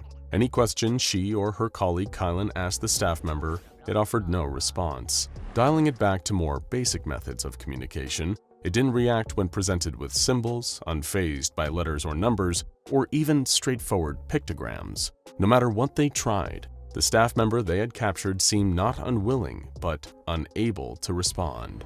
"Oh, there's gotta be something we haven't tried," Conley urged, her frustration building after a long day of trying to get through to the creature. "They're capable of speech, we know that from witness reports." "Well, maybe they're a hive mind," Kylan mused, equally exhausted after their efforts. "What if it shares a consciousness with the other staff? Like a drone in an ant colony." "Hey, that's what we should name this one," they added. D, for drone.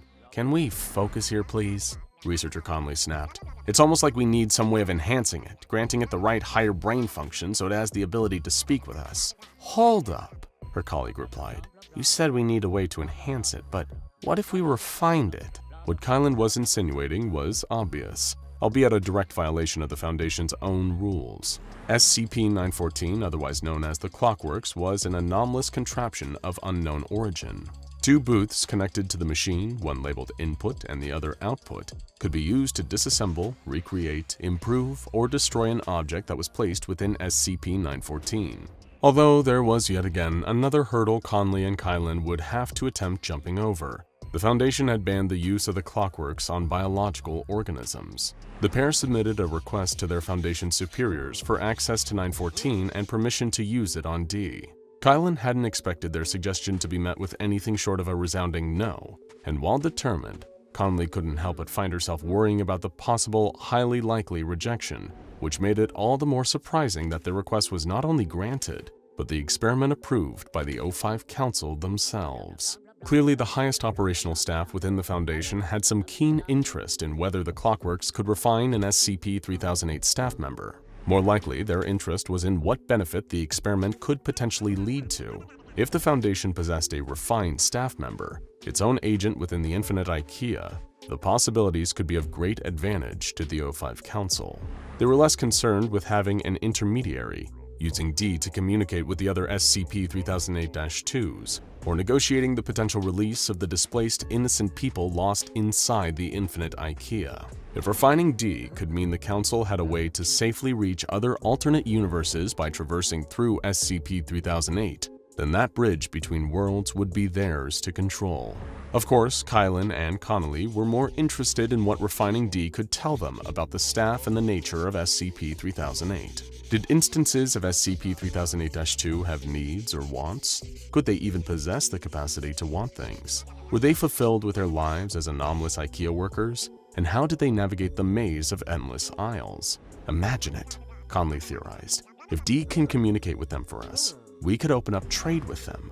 The canteen inside SCP-3008 endlessly refills with food. Just picture what this could mean if we work out a system of distributing that resource out of the Ikea. It could change the world, she exclaimed excitedly. Only one way to find out, right? Kylan replied. They watched as D, their captive staff member, was nudged into the input booth of SCP-914. Conley gave the research assistants a signal to activate the Clockworks, hoping that refining D would allow them to be capable of speech and free thought. However, either through miscommunication or a secret order from above, one of the assistants had incorrectly calibrated SCP-914. It was meant to be set to fine, which would improve whatever was placed in the machine, but instead the dial had been turned to very fine, which improved the target item to an ever greater extent, often granting it anomalous properties. Before anyone even noticed the change, the gears and gyros of SCP-914 clicked and whirred into life, making a raucous noise of moving mechanical parts. Destroyed in the input booth, only to be reconstituted into something altogether new in the output one opposite, D emerged from SCP-914 after the process was complete. Its clothing seemed to have experienced the most noticeable change. Instead of being the usual yellow shirt and blue trousers Ikea uniform worn by the rest of the staff, D was now sporting the same clothes, but the colors seemed to be shifting, almost like the natural camouflage of a chameleon. They were still faceless, their bodies still incorrectly proportioned compared with a human, and for the most part, D seemed unchanged. But before Kylan and Connolly could move in to take a closer look, before they were even able to check if D could speak, the staff member vanished in the blink of an eye. An instant state of panic erupted throughout the Foundation facility. Alarms were howling over a containment breach. Security teams were dashing through every wing of the site to track down D. Swept up in the chaos that quickly ensued, Conley and Kylan received another message from the highest point up the chain of command.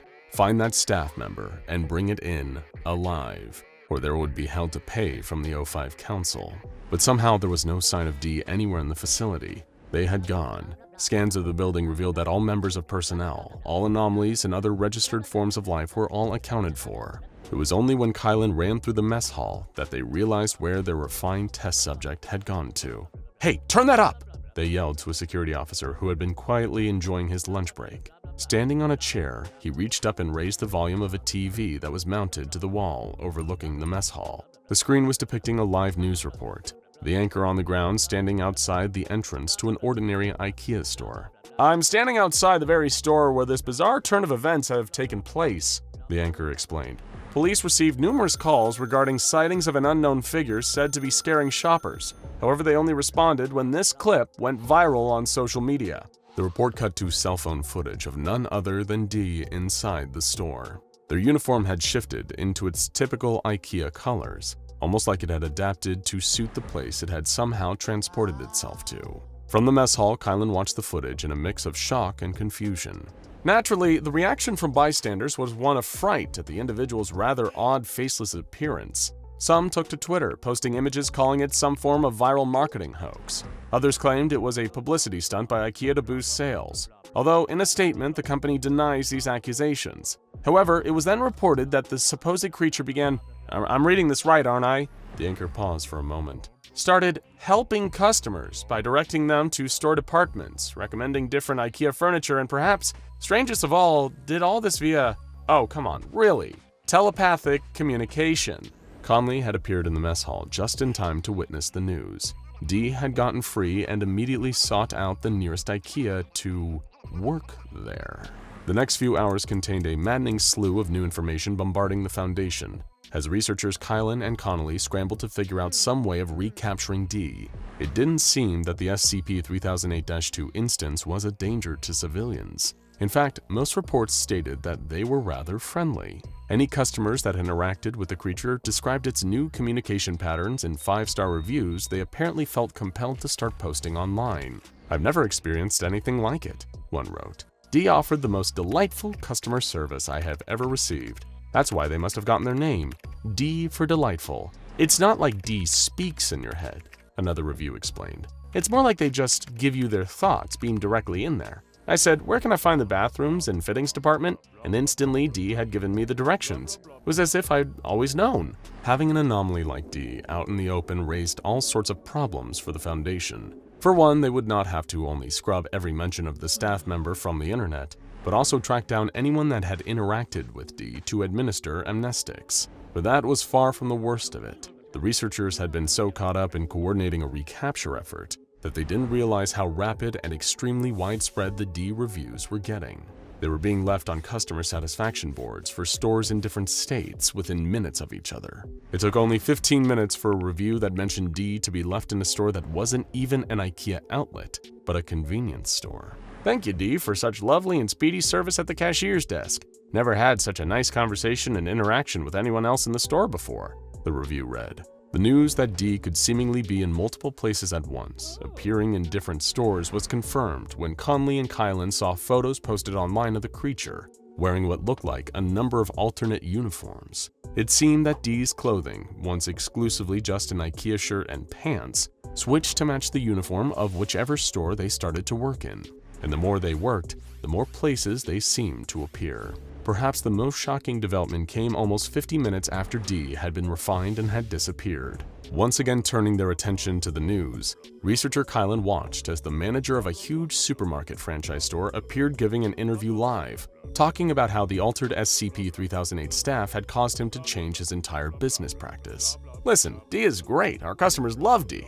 I hear the company's shareholders love him too. One thing's clear, we all love D," he said jovially. But something was unnerving about his gleeful smile. "So to show them our appreciation, I am hereby announcing that, effective immediately, all my retail staff are no longer required to come into work. D does it all, so there's no need for anyone else. They're friendlier, quieter, they work faster, and they're more efficient than any employee on my payroll. That's right, folks, D's here to stay." Naturally, this move sparked serious controversy, with the store's disgruntled, now former employees finding themselves out of work. A number of them took to social media in an outcry of dissatisfaction. "This isn't fair. I've worked every weekend through college at that store, and now I'm fired just like that? Thanks a lot, D," one of them protested. "It's all a corporate ploy," another wrote. "The rumor is that the only reason they're laying us all off so quick is because D doesn't technically count as a human employee, so they don't have to pay them. They're working for free, so the store manager and the company that owns the store can keep every penny of the profits." The justified outrage seemed to go willfully ignored as another store announced it would be adopting the same policy. firing all its staff and letting Dee take over their duties. More and more photos started pouring in right before Connolly and Kylan's eyes of multiple refined SCP-3008-2 instances working behind cashiers' desks, refilling shelves with products, assisting customers. These seemed to be acting out of instinct, like they couldn't help being staff. It was their purpose. The horde of anomalous staff members ended up swarming over the country's retail industry simultaneously, like the drones of an ant colony. "Kylan, what the hell have we done?" Connolly asked, staring in disbelief at the TV screen. "We've done the unthinkable," they answered, equally horrified. "We created a monster. We took Dee out of SCP-3008 and made them into the most powerful retail worker on the planet." Within hours, every retail outlet of every different description, not just Ikea, had reported the firing of their entire staff, and every business that did was now raking in record profits. Droves of shoppers flocked to stores, all enjoying Dee's customer service so much that they were taking any excuse they could to rush out and buy, well, anything. As stock supplies started to deplete, more and more instances of the altered SCP-3008-2 appeared, taking over the supply chain and distributing products to the various stores they were working at, refilling the shelves in record time. Naturally, the O5 Council was furious. Researchers Kylan and Connolly had hoped to present them with a refined SCP-3008 staff member that could allow them to better understand the infinite Ikea. Now, the Council's ulterior motive of having access to an interdimensional bridge of other universes had been dashed. As if that wasn't bad enough, and the added hassle of Dee rapidly becoming a worldwide sensation, the economy was destabilizing. Thanks to the retail companies firing their staff and hoarding massive amounts of profit from all their stores, and thanks to having Dee compulsively working there, refining an SCP-3008 staff member looked like it was about to collapse the stock market and plunge the whole world into chaos. Our bad? Researcher Kylan shrugged, unsure what to say after they and Connolly had just been brought before the shadowy O5 Council to be reprimanded. There was only one thing for it. Dee had to be taken out of the picture, and quickly. The more they worked, the more they seemed to be able to multiply and spread. Then, with a greater number of Dee instances within a store, the faster and more efficient they were able to work. So in retaliation, the O5 Council begrudgingly activated Mobile Task Force Alpha-1, better known by their codename, Red Right Hand. This task force reported directly to the Council. They were some of the Foundation's most loyal operatives, and it was far from their first assassination mission. Well, they had assumed it would be an assassination, dispatching the Red Right Hand to a nearby Ikea where Dee had first transported themselves to after exiting 914. Of course, the place was overrun with Dee duplicates, but even after clearing out the entire store and administering amnestics to any customers that witnessed it, there were still plenty more of Dee out there. The Council quickly realized that they'd have to send MTF Alpha-1 to every branch of every outlet in the country, systematically taking out every duplicate of Dee in a lengthy cleanup operation until they were no more. It seemed the Foundation's personnel had their work cut out for them. Hopefully, they'd be entitled to a raise and some paid time off after all of this was over. Hello, welcome to Ikea, where our motto is you get what you pay for, and sometimes a little less. You may think the greatest frustration you'll receive from heading down to your local Ikea warehouse is spending a few hours walking around the labyrinthian showroom, or maybe arguing with your partner in broken Swedish about the correct way to put together a björksnass, or perhaps even needing to slide a piece of cardboard under the front left corner of your PAX wardrobe because otherwise it'll wobble. But these are nothing compared to you getting trapped inside of SCP-3008, also known as the Infinite Ikea. Not only can you spend so long in this eternal flat-pack purgatory that your bones may turn to dust on the show floor, but the murderous staff, those are the malformed, faceless weirdos in Ikea uniforms, will hunt you down and beat you to death for not leaving. And believe us, leaving is a whole lot harder than you'd like to think. That's why we put the question to you. How would you survive or even escape SCP-3008, the Infinite Ikea? And these are your best and most interesting answers. Connor Nolan said, with limitless refilling food and a vast expanse of Ikea toolkits and construction materials, The endless IKEA sounds like a pretty alright place to be stuck, all things considered. We love your positive attitude, Connor. Sometimes having a nice outlook on life can make any situation, even being stranded in a dimension full of affordable Swedish furniture, just that little bit nicer. However, if you want to survive, you're also going to need to be realistic. During the day, yes, the worst you'll have to deal with is getting lost, the risk of not having food, and the existential horror of knowing you may draw your last breath inside an IKEA. But at night, the staff will actively hunt and try to kill you. And if you're not prepared, believe us, they will. So by all means, keep your optimism, but don't allow that sunny attitude to allow you to drop your guard, or the next set of meatballs might be made out of you. Purple Panda said, I would simply hide in one of the cabinets in the kitchen aisle for the night, then come out during the day for food and return back to my tiny lodge and then rinse and repeat until I die of old age. And for extra protection, I duct tape the inside of the cabinet door at night. It wouldn't be much different from my current life. Now that's a little more like it. It's not a bad idea to keep things simple when you're trapped inside SCP-3008, and making a cabinet your home is a good way to potentially avoid the wrath of the staff. However, getting a little bit of Connor's more hopeful mentality may also help. After all, why resign yourself to dying inside the IKEA when you can keep the fires of hope alive? Like the kind of flames produced by a lovely Sinlig scented candle, available at IKEA for $1.49. Dirt said, dig a hole. Just dig a giant tunnel system underground and put rugs over the entrances. Have tunnels going to sources of food, water, etc. Staff won't find you if you cover your entrances. You might say, however, where do we get digging tools? The garden section, or just make them. This would be a long project, so you would most likely have to stay in a small base until you dig enough. This idea is certainly ambitious. Your biggest problem is probably that the only digging equipment available in IKEA is the Grasmaro, a $4.99 set of 3 gardening tools including a tiny hand shovel.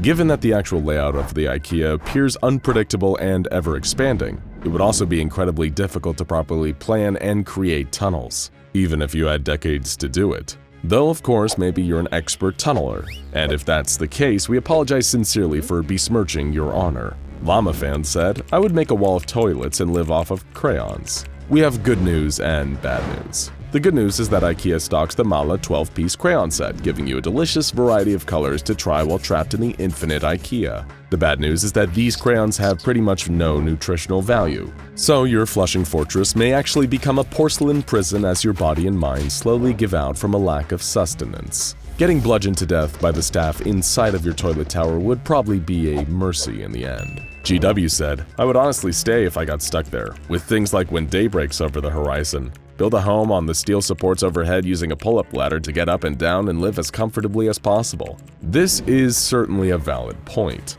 A number of horrific XK-class end-of-the-world scenarios, like SCP-001, the dreaded When Day Breaks event, wouldn't actually affect the inside of the infinite IKEA, seeing as its lights function as a kind of internal sun. And if it's high enough above sea level, you wouldn't have to worry much about climate change either. The staff trying to beat you to death every night may put a damper on things, though.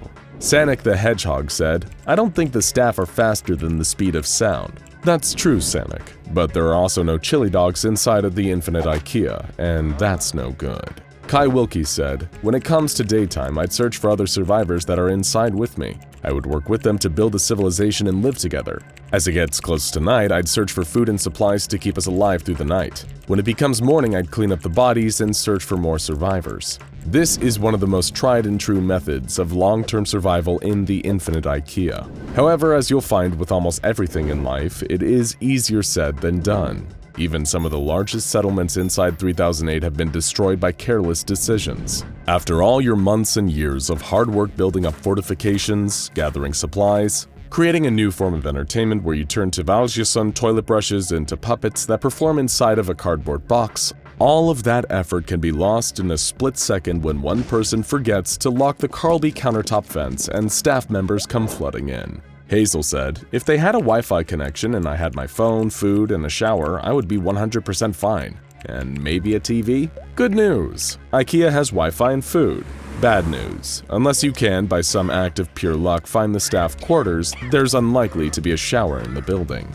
Not a working one, at least. The appliances in the bathroom section are not operational, and frankly, they should warn you of that to avoid embarrassing situations. But enough about why we're banned from the local Ikea, because there's more bad news. There are no TVs in Ikea, though you can get yourself a classy and tasteful Brimnes TV stand, and simply imagine that the fake TV sitting on it is real. Or there's always the Devalge's Son toilet brush puppets. Mob Recon said, I would dress up as an Ikea employee, and when the staff try to attack me, I just claim to work there. We think your heart is in the right place, but considering the staff within 3008 don't look human at all, you'd probably need to go a little more extreme to convince them that you're one of them.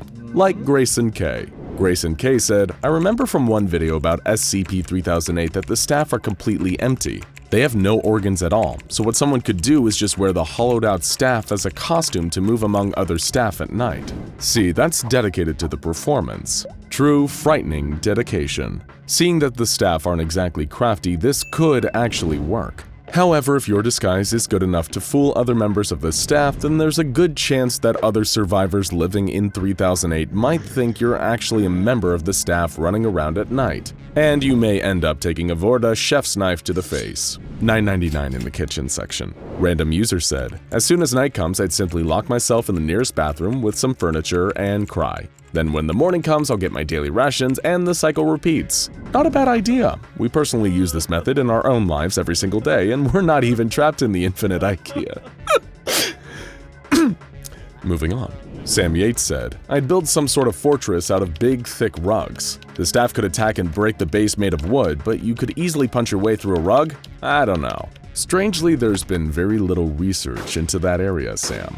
Perhaps rugs are the ultimate recipe for fortress structural integrity. Maybe all those kings and queens and dukes and counts were wrong and stone castles weren't the answer. It was rugs the whole time. The problem is, if you're wrong and the staff gets in, it'll be the last mistake you ever made, as you die on a pile of Langstead and stained drum rugs. Pope Kool-Aid said, I'd do what any middle-class American would do in that situation. Get my gun. Sorry to tell you, Holy Father, but they don't sell guns in Ikea. Unless you like taking your gun to Ikea with you all the time just in case one of those shady, overskadlig fridges tries something. Shrek's cousin said, easy, just file a lawsuit saying that one of the employees injured you. This might get you a pretty hefty cash settlement from Ikea if you ever escape, and the SCP Foundation doesn't get you with amnestics first. The staff unfortunately seem to have less respect for the rule of law. Moo Cow for You Too said, talk about SCP-2521 and be instantly removed from the store. This would be a method to escape, yes, but we can't promise you'd like where it takes you any more than SCP-3008. Tiny Sarv said, I would tell the staff that they should let me see their manager for the poor customer service, and if I die, so be it. The little-known SCP-3008-3, also known as the Karen. The one entity found within SCP-3008 that is perhaps even more terrifying than the staff. You can definitely try this technique, but we can't promise it will get the results you want. There doesn't seem to be an entity above the staff that is controlling them, or even managing their schedules and days off like Demon Dan's unseen supervisor. But if there was, it would likely be something even more terrifying than the staff. And you would probably think that the staff is doing an okay job. And if you don't like it, you can take your business elsewhere. Dawawa said, I'd simply die. Hey, we appreciate your honesty at least. But we think it's generally better to hold on to hope. Try your best to survive and perhaps even escape this terrifying anomalous situation. After all, you're only truly out when you count yourself out. P&Q Cowboy Channel said, I would start to worship the staff and even give them sacrifices. This is definitely a creative solution, but not one that we actually think would solve anything. After all, the staff aren't actually sentient beings. They seem to act on pure instinct, attacking any interlopers within the store at night. So no amount of sacrifices will ever truly appease them. You're better off teaming up with other humans and fighting for survival. Grace Ng said, I'll eat the monsters, they look delicious. Well, thank you for sharing, Grace. And as for the rest of you, if you ever find yourself inside the infinite Ikea and you happen to see Grace prowling the showroom near you, then perhaps keep your distance, especially if she looks hungry. If she's willing to eat the staff, who knows what else she's capable of. Fortnite Stuff said, I would survive in a weird way. I would die, then I would be out. While we suppose you would technically be out of the infinite Ikea in a grim existential sense, we think you may have misunderstood the meaning of survive there. But don't worry, you'll be able to learn about all that and more from our new sister channel, Words Explained. Okay, I made that up. Sorry. Mr. Derp said, as someone who has been in several IKEAs, never use the men's room. Ooh, God. We're so sorry. We can only imagine the horrific things you've seen. It'll probably make 682 shudder in fear. Kiru-chan said, I would build a community inside and make myself the leader. Make people fight and find food on my behalf. Nothing is better than being lazy and having people at your command. While all of the strange communities within SCP-3008 do require a leader, if you try to install yourself as some kind of flat-pack dictator, chances are you're going to get overthrown during a revolution and exiled, at which point you'll probably be killed by the staff. The message, be nice to people. Kindness costs nothing after all. And if you're going to be trapped in an IKEA with a bunch of strangers for potentially years on end, you're going to want them to actually like you. Toxic Dynamics said, I would just watch the infographic show's video You versus SCP-3008 and do what they say. Yes, that is an excellent video containing everything you need to know about surviving your time in SCP-3008. I think we should all watch it and then subscribe to the infographic show for more great videos every day. And of course, ring the bell to turn on notifications. That's the best idea we've heard all day. And there we have it, folks. Thanks to everyone for sending in their thoughts and ideas. If you want to be involved in the next one, keep an eye on our community post for the next opportunity for you to throw in your 2 SCP cents. And in the meantime, maybe do your furniture shopping online. Oh God, I'm trapped in the infinite IKEA. How long have I been in here? Can I get out? How can I get out? How can I survive the vicious staff of the infinite IKEA and work with the other survivors in this terrifying endless building? Okay, let's start from the beginning. Day 1. I'd come to this flat-pack nightmare with my lovely wife Brenda to pick up some stupid sofa she saw online. We could have ordered it in, but me being a cheapskate and a fool, instead decided it'd be a dandy idea to head in and pick it up ourselves, even though I can't stand shopping in these giant stores. Of course, it didn't take long for us to get separated. I was wandering around just pretending I knew what I was doing, surrounded by unfamiliar people. Then, not surrounded by any people at all. Like the complete doofus I was, I'd somehow gotten lost. Just needed to find my bearings again, and then I could call Brenda to come save me. But I never did find my bearings. The hours went on, and I was still lost. Day 2. My dominant emotion on this day was nothing more than sheer humiliation, knowing I'd been bested by a damn Swedish furniture store. I spent the night before sleeping on a futon, wondering how I'd gotten myself into this flat-pack calamity. I spent the day searching for food, my confusion and exhaustion increasing by the moment. For a while, I even entertained the idea that I might have died and gone to some Nordic hell. That night, I went to bed hungry, knowing if I didn't eat soon, I might be found as a skeleton on a dusty old futon. God, it can't end like this. I can't die on day 2. Day 3. I continued my journey through the labyrinthian bowels of the IKEA, disoriented by the endlessly iterating collections of cheap furniture. You know, there was something terrifying about the emptiness of it all. This affordable but impossible to assemble void. Starvation has always been one of the most horrific deaths, hasn't it? You could only imagine my relief when I saw the figure standing a few feet in front of me, dressed like a member of IKEA staff. I'd found salvation. I'd found someone who could help me out of here. But when I approached, I realized something was horribly wrong. This wasn't a human being standing before me. It was a monster. The being I'd later come to know is called the Staff by the many people who fear them. It chased me, repeating, "The store is closed, you need to vacate the premises," flailing for me with its long, frightening limbs. I only survived day 3 because I locked myself in a closet and just waited while it hammered against the wood with its fists. Once the night was over, it left and I was able to escape. Day 4. I was feeling some intense hunger pangs on this day, not to mention the fact that I now knew there were monsters out there just waiting to beat me to death if they caught me when the lights turned down. Needless to say, I wasn't in the best headspace and I didn't have enough charge on my phone to justify opening up my meditation app. Then I found Nirvana. I found the cafeteria stocked full of delicious, warm Swedish meatballs. You know, no food has ever tasted so sweet to me. And this delicious meal also gave way to one of the most exciting new developments, Gloria. Gloria was a veteran. She taught me everything I needed to know about this place. Even on the first day I met her, she felt like someone I'd known for years. It was her that took me back to her home in this place. A little fortress made of IKEA furniture filled with a whole community of other people trapped in there. It was like being allowed into the Garden of Eden. Day 5, and it feels good to be alive. I met up with all the different people around the camp. They tell me the most bizarre and fascinating stories. This sounds crazy, I know, but I get the sense not all of them came from the same place as me. Different Ikeas in different countries, or maybe, even as nutty as it sounds, from different worlds. One guy, Tony, who's been trapped in here for a year and some change, we got to talking about different vacations we'd taken on the outside. He told me he was from New York, and I told him I visited there once, and I'd love going to see the Statue of Liberty up close. That's when he told me that he'd never heard of the Statue of Liberty. You know, I didn't know what to make of that. Strange little details aside, I couldn't be happier to be there with other people. The next step would be finding a way out of here, and back to Brenda. Day 6. Gloria and several others led me out on our first excursion. Missions where the goal was to collect more food and supplies and map out the surrounding area. I nearly jumped out of my skin when I saw a staff member standing in our path at one point, and the others all just laughed at me. The staff member just stood there, placid and still. Gloria told me that it's okay. The staff are harmless during the day.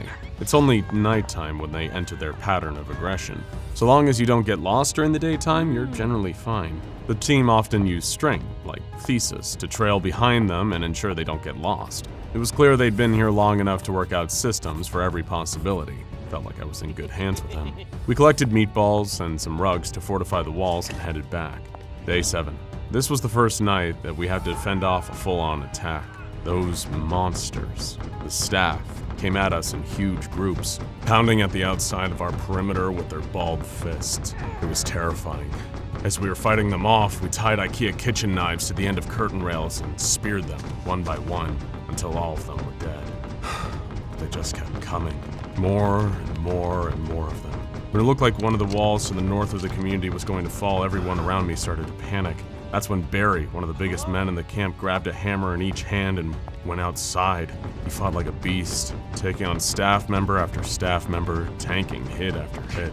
It was something to see. That's when he took off into the depths of the store, drawing the staff away behind him, saving us all. We never saw Barry again after that, but he's the reason all of us made it past Day 7.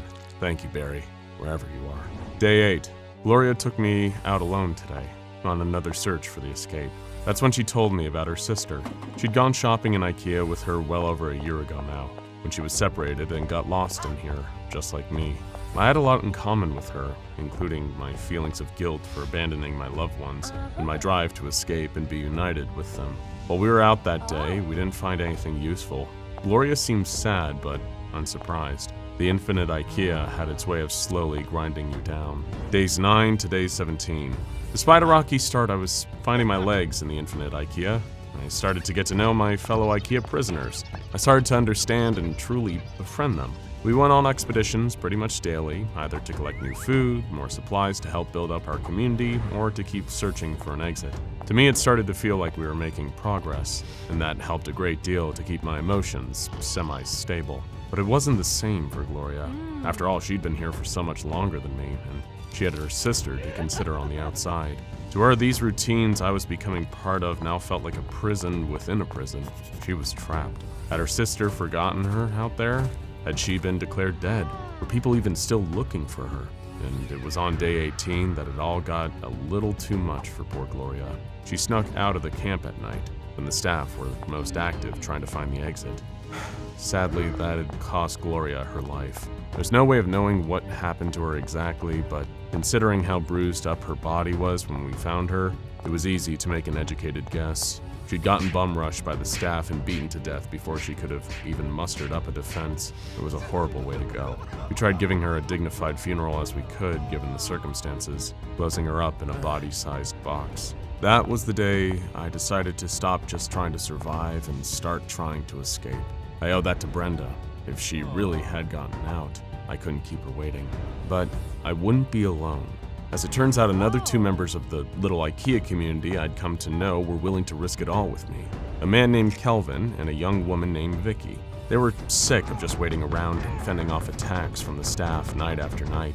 They both told me they'd rather die during an escape attempt than while cowering under a pile of cheap rugs. And so, each armed with claw hammers from the 6-piece Ikea Fixa toolkit and as many Pruta Tupperware containers full of meatballs that we could carry, we set off into the great unknown of Ikea. We traveled for weeks, marking our tracks on the ground with the Mala mixed colors chalk selection so we never got caught going in circles. One day bled into the next. Nights were spent trying to hide in closets and bathtubs while the staff hunted relentlessly for people just like us. Every single time, we got lucky. That is, until day 41. Here's something you need to know about the infinite Ikea.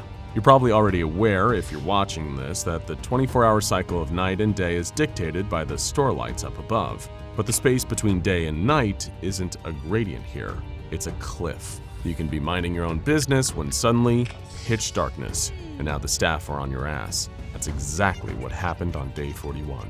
We're in the middle of a kitchenware selection, surrounded by a few docile members of staff when suddenly the lights switched off, and they went hostile on us. They look pretty goofy after the initial shock has worn off, but believe me when I say that these monsters can really pack a mean wallop when they want to. And we received a reminder of this unfortunate fact that night. The staff swarmed us, repeating that awful phrase, "The store is closed, you need to vacate the premises," while they struck and flailed at us. If it wasn't for our trusty claw hammers, we would have been dead that night. Thankfully, we were able to give better than we were getting. We managed to kill a decent number of staff members and then make a run for a section with better hiding places. Myself, Vicky, and Kelvin all stowed away in a large wardrobe until we saw light flickering through the crack in the door, like we were rejected extras for some painful community theater take on the Chronicles of Narnia. But while we survived that night, we didn't survive unscathed. My face was swollen from a nasty punch one of the staff members dealt me, and from the pain in my chest, I might have been dealing with a few broken ribs. Kelvin sprained his ankle during the escape, and Vicky had a cut on her forehead from when one of the staff members kneed her in the face during the fray. You never win these fights, you just survive them. We made a temporary camp in the area where we could rest and recover, as well as shaking off the justifiable fear of death or grievous harm that dampened our resolve to get out of this place. That took us to day 53. Of course, food was always a concern. I don't want to romanticize what happened in there, as much as I'm sure someone on the outside might want to imagine this whole experience as some kind of exciting survival horror game, but I assure you, it was less survival horror and more survival and horror. Meaning not only are we suffering from constant fear, stress, and paranoia for our safety in here, but we also need to keep ourselves fed and watered. You're just as likely to die from starvation in here as you are to be beaten to death. We went in search of another Ikea kitchen where we could fill up on more water and meatballs, your lifeblood in a place like this. It took us several more days of searching and hiding before we hit pay dirt. By the time we actually got our hands on the food and water, we were starving and practically coughing up dust. Those meatballs were the most delicious food I've ever tasted, and I could tell from their faces that Kelvin and Vicky felt exactly the same way.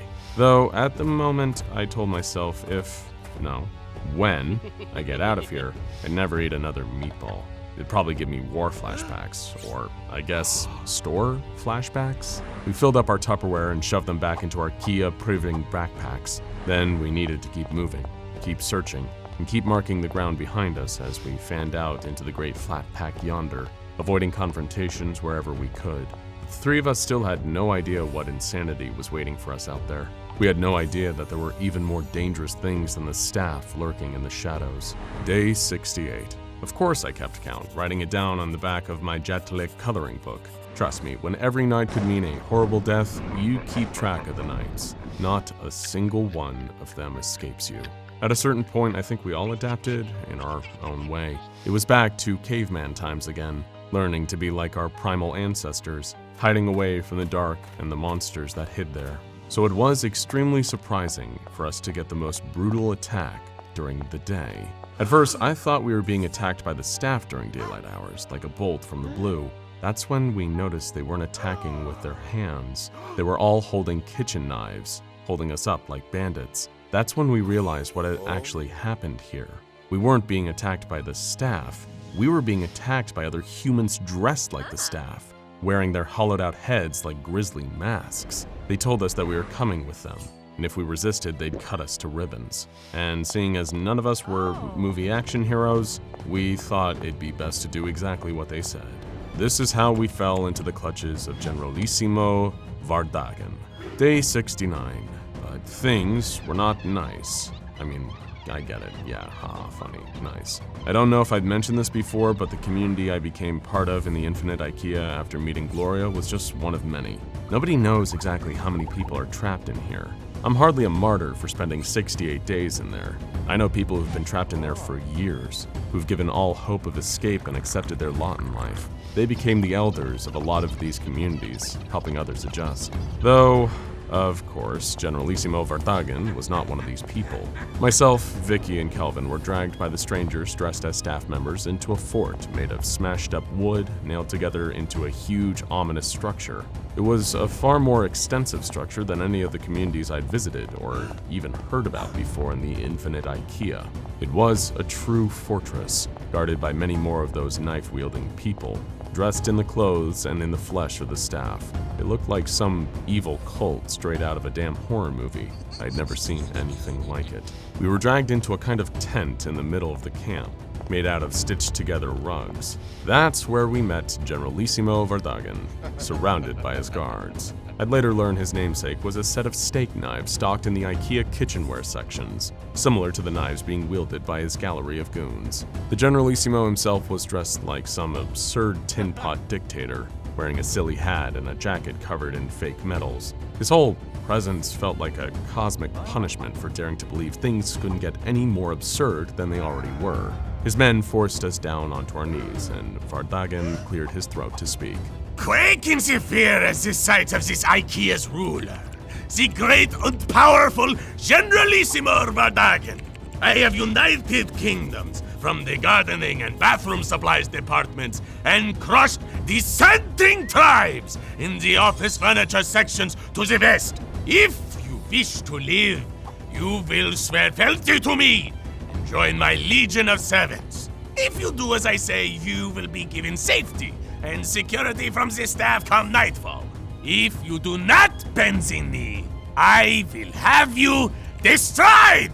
By the time his little spiel was done, the man was red in the face and sweating profusely. It was clear that, much like your average IKEA shelving unit after a couple weeks of use, the great Generalissimo Vardagan had a few screws loose. None of us liked the idea of becoming slaves to some flat-packed Genghis Khan, so we tried to persuade him to just let us go, telling him that we hoped to escape the store, and with our help, he could escape too. That's when we learned a sobering lesson. For some people, life inside the Infinite Ikea was better than life outside. In the real world, the Generalissimo had been a twice-divorced ex-salaryman with nothing to his name but debts and regrets. But here, he was a demigod, a leader among the rest of us mere mortals. Why would he ever want to go back to the world that had given him nothing and taken everything? Day 70 to day 84. We were forced into weeks of hard labor after that, toiling under the Generalissimo and his gang of brigands. The soldiers worked us like dogs, making us carry food and furniture back to the Generalissimo's Scandinavian furniture fortress. One day bled into the next. The best I could say about any of this was at least we were safe behind the walls of the fortress at night, so we didn't need to worry about getting murdered by the staff in our sleep. However, tragedy struck again on day 85. Kelvin couldn't take the work anymore. One day, I think his mind just snapped. He refused to follow orders from the Generalissimo and his lieutenants, even when they threatened him with death. Sadly, that night they would prove that this wasn't just some empty threat. When night fell, they tied up Kelvin's arms and legs and left him outside the fortress. We were just forced to watch as the staff assembled and beat our friend to death while he lay there unable to defend himself. Even in all the time I'd spent in the Infinite Ikea, that was the most harrowing thing I'd ever seen. But in one of the few acts of righteous cosmic justice that we'd seen since being trapped in here all those months ago, just a few days after Kelvin's brutal execution, day 90, the day of the revolution.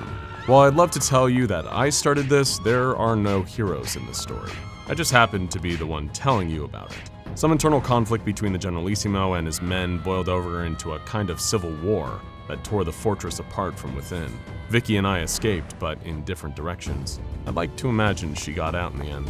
It helps me sleep at night. But one thing I will tell you, Generalissimo Vardagan found out what happened to tyrants, big and small, when his closest confidants give him the Julius Caesar treatment with the knives from which he took his name. I don't think there's anything wrong in taking a little joy in that. For days afterwards, I just walked. I felt so empty, but I refused to just lay down and let myself die. Even though so much of the hope had been beaten out of me, I couldn't betray Brenda by just giving up in here. It wouldn't be right. It just wouldn't be right. The days ticked on and nothing changed. I had no food, no weapons, and I was getting so tired. Then night fell, and the staff started chasing me. They seemed even more aggressive than before. I couldn't fight. All I could do was run. I ran and I ran and I ran, not even looking where I was going, as the crowd of staff started catching up with me. Getting closer and closer, I ran until there was a doorway before me. I didn't even think. I just was trying to get away. That's when I noticed that the store's roof was no longer above me. For the first time in 100 days, I was once again tasting fresh air. That's right, folks. On day 100, I was out. I truly made it out. This victory, however, was short-lived. A group of about 6 staff members burst out of the front door behind me, charging towards me with ferocious speed. I couldn't move. All I could do was grit my teeth and wince, ready to accept my death at what had otherwise been the high point of my recent life. What a depressing irony that would be. But instead, gunshots rang out through the air. A hail of bullets cleaved through the staff members, dropping them to the ground mere feet away from me, stone dead. That's when I turned to see a group of men with assault rifles and tactical gear walking towards me. In any other situation, this might have been terrifying, but right then, it was the happiest moment of my life. These men took me away from the parking lot of what is now an abandoned Ikea. They told me they were from a group called the SCP Foundation, and that I'd been declared missing for some time now. I didn't care about any of that. I just asked them if Brenda had gotten out. If she hadn't escaped too, then this was all for nothing. You can't even imagine my relief when they told me that Brenda was never even trapped. She was the one who reported my disappearance after I dropped off the face of the earth in what she thought was a perfectly normal Ikea shopping session, before that building was shut down and cordoned off under some less insane pretense. But Brenda was alive and safe, and I'd get to be with her again. I have no shame in telling you I cried, but I'd like to specify that they were absolutely tears of joy.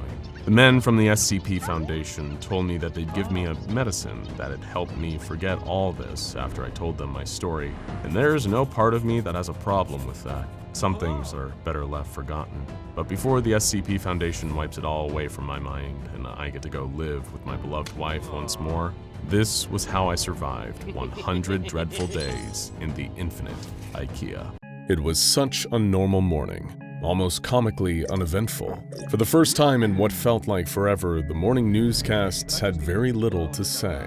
They covered Fashion Week, some protests in the Capitol, a new health craze sweeping the nation, a funny viral video of a dog eating a pancake, the inspirational story of a young boy from the Midwest beating cancer, a minor political scandal out of Tallahassee, Florida that nobody would remember in a week, a round of interviews with an expert who'd written a new book about the long-term effects social media might have on our children. None of them knew back then that long-term was a luxury they couldn't afford. People went to work, to school. Some took the day off. Plenty took walks or jogs, deciding to exercise outside for a change. After all, it was such a beautiful sunny day out. What a terrible shame it would be to waste the light indoors. People were sleepwalking, so placidly, blissfully unaware of what was rattling down the tracks towards them. It was an uncharacteristically slow day down at Site 19. There hadn't been any containment breaches in over a week. A couple of new anomalies had been brought into containment, one safe class and one Euclid, but neither were the kind that was likely to bring the SCP Foundation any trouble. Right now, the biggest threat facing their employees seemed to be boredom, and they definitely take that over any other members of their rogues gallery. Dr. Bright poured himself a mug of nice, hot coffee and decided to watch some TV in the break room, just to pass the time. The President of the United States was giving a press conference on the White House lawn, surrounded by microphones. It was really nothing special, just the same inane babble about how he was going to fix the deficit, and with inflation on the rise, we'd all need to work on being more fiscally responsible. The Immortal Foundation researcher sipped his coffee. These normal, boring problems felt like the perfect escape from the insanity he needed to deal with every day at the Foundation.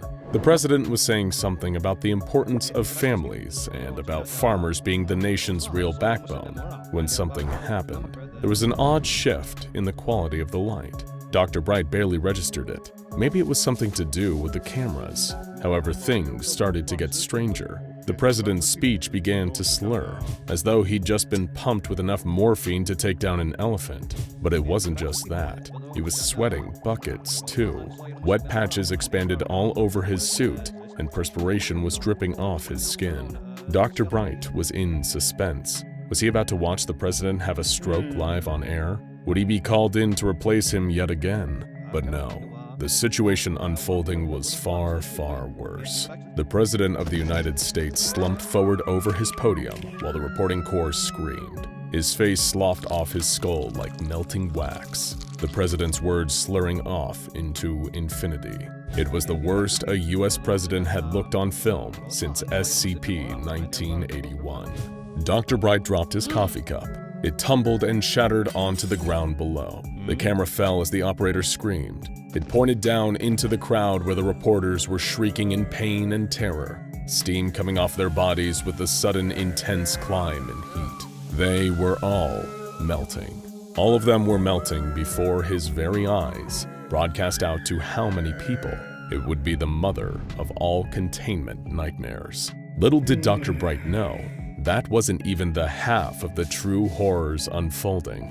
Alarms went off across every containment site in the world. Any SCP Foundation employees unlucky enough to be standing outside at the time were lost in the rapidly unfolding horrors. They screamed as the sun cleaved their atoms apart, reducing them into semi-liquid states without the mercy of death. People lucky to be just out of the sun could only watch as those less fortunate disintegrated across the ground in unholy shrieking puddles. Never had such a normal day been thrown into such terrifying chaos in so little time.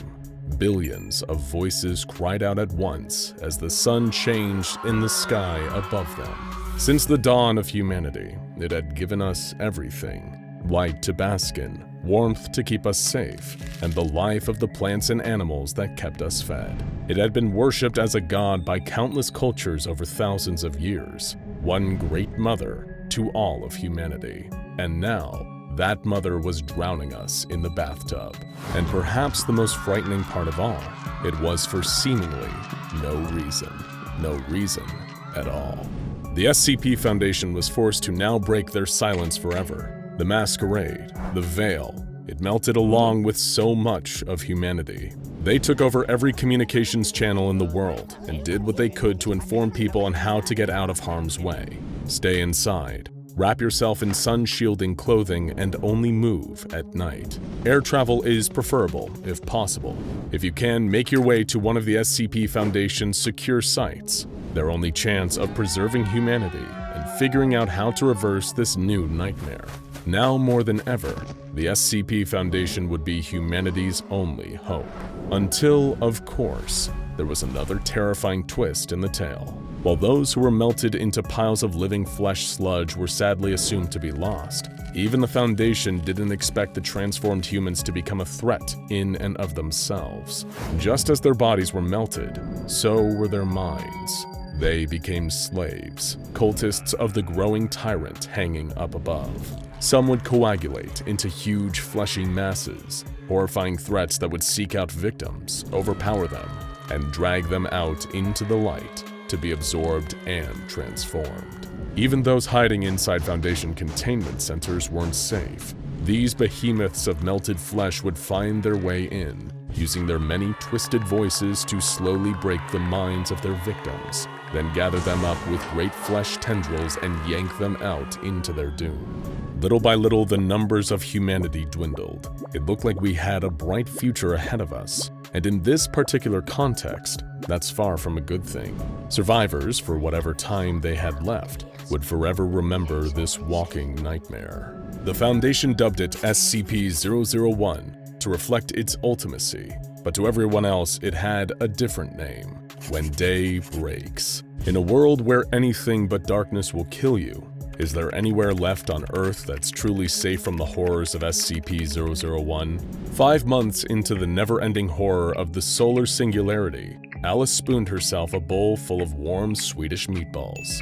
delicious. She was part of an investigative detail from a nearby community deep within the bowels of the only truly safe place for human beings on planet Earth, SCP-3008, also known as the Infinite Ikea. No sun had ever shone in there, only the lights, which fizz and flicker far above. Everyone inside thinks of it as a prison. Little do they know, what's left of humanity out there would kill to be inside this sanctuary. Alice had a team of 10 with her. Their mission was simple: continue the mapping effort of the area surrounding their community and collect rations for the rest of the camp. It was dangerous work, especially as night drew close, but there were certain rewards. When they reached a feeding station, they were able to enjoy fresher food than anyone else. All they needed to do was wager their lives for it. To Alice, it seemed like a fair trade. Her Lieutenant Darcy kept watch to the north. He and several others wielded makeshift spears made from curtain rods and clubs fashioned from bedposts. Knives scavenged from the kitchen section hung from their belts in makeshift holsters. During the day, they were little more than a precaution. At night, it could mean the difference between life and death. Speaking of, Darcy kept a close watch on a member of staff. It was a lanky, faceless monster in that garish uniform, with a bulbous, oversized head and long arms, hanging slack like pulled taffy, dragging its knuckles along the ground as it stumbled along. Darcy thought it darkly funny how stupid they could look in the daytime, like crash test dummies rejected from the assembly line. Bear stood close by. He never gave any of them his real name, so they took to calling him Bear, because he was big, hairy, and would probably tear you to shreds if you got on his bad side. He wielded the largest club of all, a customized creation with sharp objects sticking out of it on all sides. It cleaved the heads of many staff members off their bodies. Bear seemed to relish the task of putting those monsters down. For him, it was easy and fun. That's why he was an essential asset on these missions, a berserker. Most of the grunts shoveled as much food as they could carry in IKEA-branded Tupperware and coolers. The more they gathered, the longer it would take for them to be forced out beyond the safe walls of the haven they built inside this Swedish flat-pack hell. They all made do with what they had in here. It was all they could really do.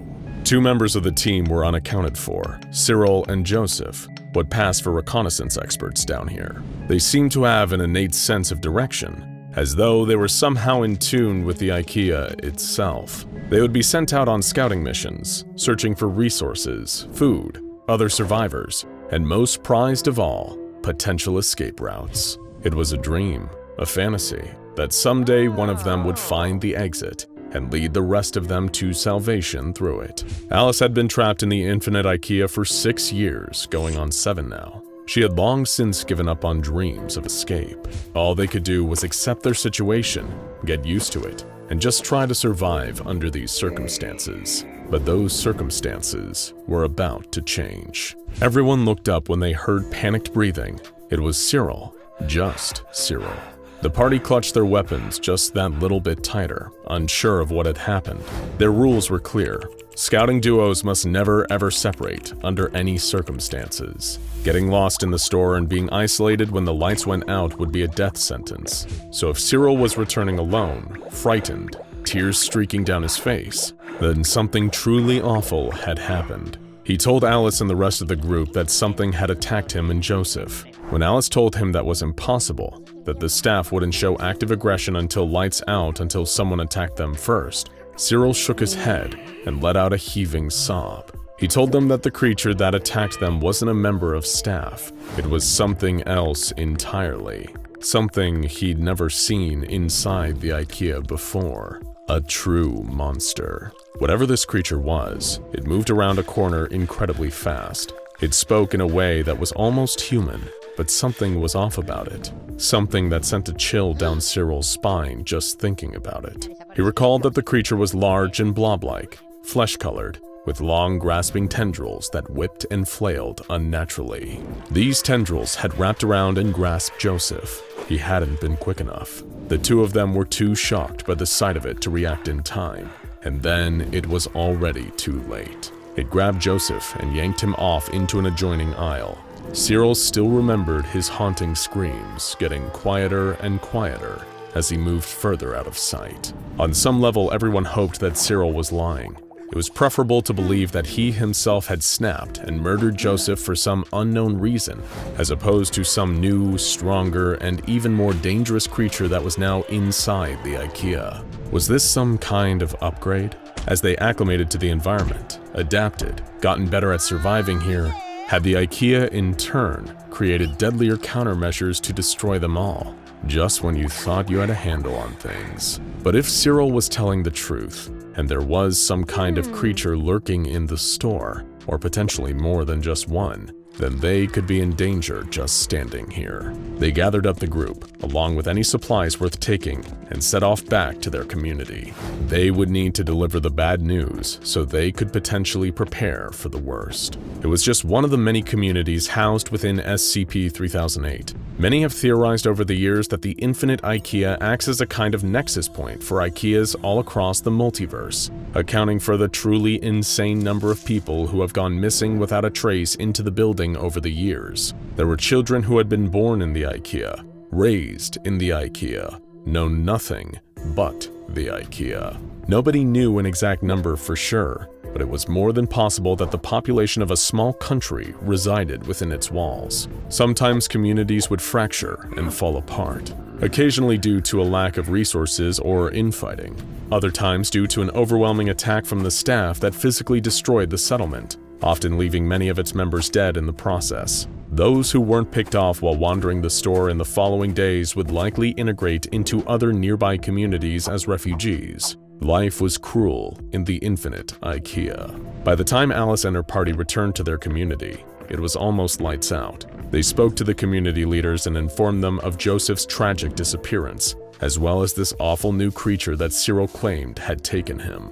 They thought it best not to inform the rest of the community tonight. It might hurt their focus and cause unnecessary panic. Alice agreed to join the watch that night. She could feel something wrong in the air. Even more so than usual, there was something terrible in this anomalous Ikea. Alice stood atop the furniture wall with several other rangers. As the lights flickered off, the distinctive calls sounded across the store from the activated staff members. The store is now closed.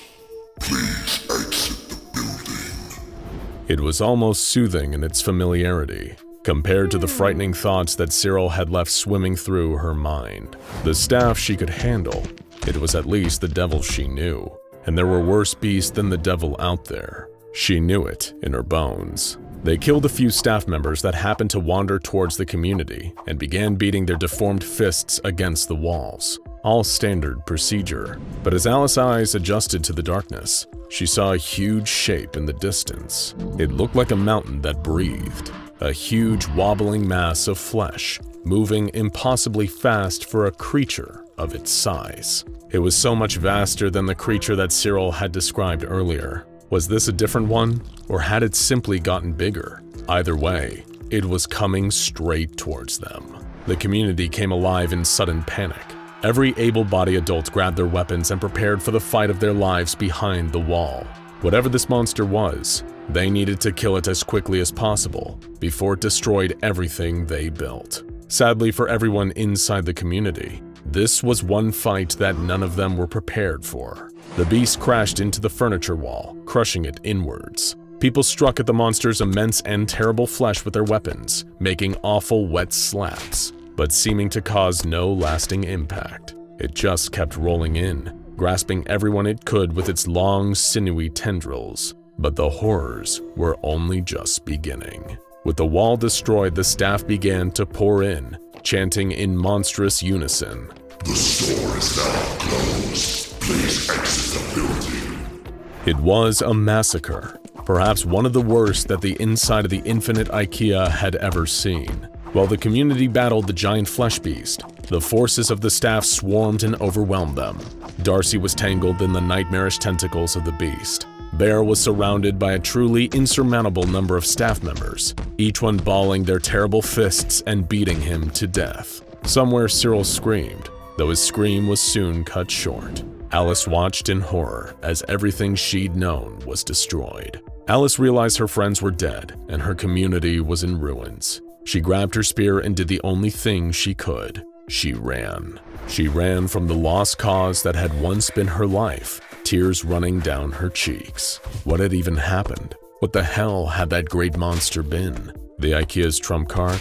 She ran aimlessly for as long as she could, then walked and eventually limped. She went on for hours, getting lost deeper and deeper into unknown territory. She'd stop when she was dead. Why not? She had little left to live for. But like the Holy Grail, when she eventually truly gave up and stopped looking for salvation, it found its way to her. As she turned a corner down a mysterious aisle, she saw something that she hadn't seen in years. Glass double doors. She stifled a sob. Could it be the way out of here after all this time? And it was. The world. Escape. She'd lost everything, but regained this. Outside, dawn was breaking. After years, the great red sun. It was the most beautiful thing she'd ever seen in her life. She took a deep breath, smiled, and stepped into the light.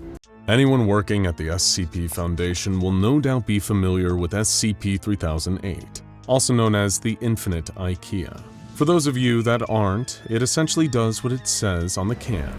Or rather, it's assembled just like it is in the flat pack furniture instructions. While on the outside it appears to be an average, unassuming branch of the affordable Swedish furniture outlet, inside is a different story. Crossing the boundary of SCP-3008's automatic doors and venturing a little too deep into its maze-like confines leads to an endless labyrinth of Kullens and Hurdals, a dimensionally transcendental area that defies our ordinary human understanding of physical space. Lurking deep within the aisles of the Infinite Ikea are SCP-3008-2s, better known as the Staff, a race of misshapen, faceless humanoids with long, freakish arms that prey on anyone that enters once night falls. And yes, there are people inside SCP-3008, trapped souls that have wandered into the wrong Ikea, only to end up missing, sometimes spending months or even years inside, if they ever get out at all.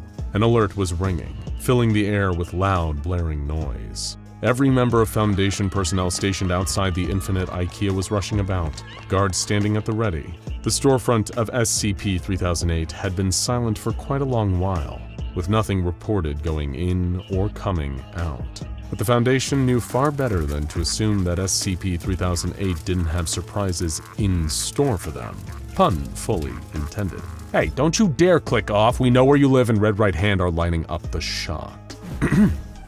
Anyway, there appeared to be some kind of commotion beyond the doors that quickly slid open just in time for something to be slung through the front entrance. It almost looked as if the Ikea itself had spat something out, like it was so toxic it couldn't endure having to keep it within its confines any longer. Cautiously approaching with their weapons raised, the Foundation's on-site security team moved towards the discarded mess to get a better look at whatever it was. It turned out to be a person, a man in around his late 50s, beaten within an inch of his life. He was wearing some kind of rudimentary circlet or crown around his head, seemingly fashioned by hand out of stationery and other materials scavenged from the paper shop department of the Infinite Ikea.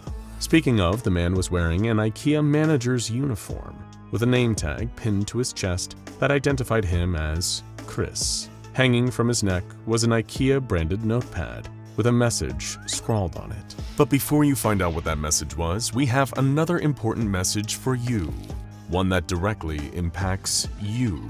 Yes, I'm talking directly to you. It comes from the sponsor of today's video, Private Internet Access. We know you've heard a lot of big claims from a lot of different VPN providers, but you absolutely must hear why we've chosen PIA as our personal VPN and why you should do the same. Unlike the SCP Foundation and some of those other VPN services out there, PIA is the world's most transparent VPN provider. They never record or store any user data at all. Don't believe us? Their no-log policy has been proven multiple times in court and was even verified by an independent audit by Deloitte. And they stay transparent so that you don't have to. With PIA's VPN, your IP address is hidden and your connection is encrypted, keeping your digital life protected from the prying eyes of network admins or even a certain mobile taskmaster. Force unit. And they've just launched what is maybe their coolest feature yet. With servers now in all 50 US states, you can look like you're surfing the web from exactly where you want. Need to look like you're checking out that SCP database entry from Indiana? They've got an IP address for you there. Or maybe you're on the West Coast and want to catch the early East Coast premiere of your favorite show and avoid spoilers. Not a problem with private internet access. I could go on and on about all the features I regularly use, but why not try it yourself by going to www.piavpn.com/SCP and get an 82% discount on private internet access. That's just $2.11 a month. Plus get 3 extra months completely for free.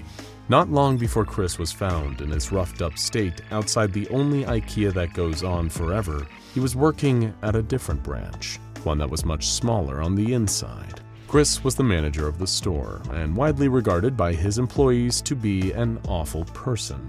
Nobody knew if he had always been that way, or if instilling him in a position of power over other retail workers had somehow caused him to develop a bit of a god complex. Either way, there was little he ever did to invoke much camaraderie with his colleagues. Whenever any of the store's workers were on their breaks, which they usually had to remind Chris were permitted by law and not optional, conversation often turned to their collective poor opinions of their manager. He'd been given the job out of pretty blatant nepotism. It was well known how cozy Chris was with the regional manager of all the Ikea stores in the area. On top of that, Chris had a pretty nasty habit of trying to force his employees to stay behind after their scheduled shifts had finished, while also refusing to pay them for overtime. You see, it was his own mismanagement of the work rota that had left the store understaffed at crucial moments of the day. The solution, you would think, should be obvious: hiring a few more new staff to help with the workload and to start their shifts at times when others were about to clock out for the day. But new employees wouldn't work for free. Their wages would come out of the store's budget, and why would Chris want to take on new workers? As the person in charge of payroll, he could help himself to that money, adding the wages of prospective colleagues as a bonus, on top of his own unjustifiably exorbitant salary. Perhaps the worst part about having Chris as a manager was that he seemed to get away with murder. As long as the store kept making a profit, then the management above him didn't care how badly he treated his employees or flouted the rules for his own gain. But it was those same colleagues who had suffered and been scorned by Chris's behavior who had finally had enough. Retail work is hard. Having to deal with rude and impolite customers on a day-to-day basis, working long hours of uninteresting and repetitive labor, all for a paycheck that only just covered rent. Like we said, it is a hard line of work, and the people in it deserve the utmost respect. But you throw a megalomaniacal manager into the mix, and you've got a ticking time bomb on your hands, one that'll sooner or later explode. It was witnessing Chris blatantly framing a younger member of staff that finally triggered detonation. The kid had only been a student, working at Ikea all through his weekends to make enough money to pay his bills. Chris saw this less experienced employee not as a human being doing his best, but a chance to make a quick buck by breaking the rules. The manager started stealing cash from the register, then blamed it on his young staff member when the losses started to show on the store's monthly financial reports. Seeing that for themselves, the other members of the staff knew that it was the manager's responsibility to empty the registers regularly, so they didn't have too much cash in them in case of a robbery. Given how much they all despised Chris, it didn't take much effort for the entire workforce to organize a walkout halfway through the working day. Outraged, Chris had tried calling any colleagues that were off shift, barking at them to come in and work on their days off. All of them said no. The thing is, when you work in retail, complaints to upper management never seem to go anywhere. Like we said, if the store's making profit, that's all they care about. But seeing such drastic action from the staff of the store he was supposed to be running, the Ikea higher-ups came down on Chris like a hammer.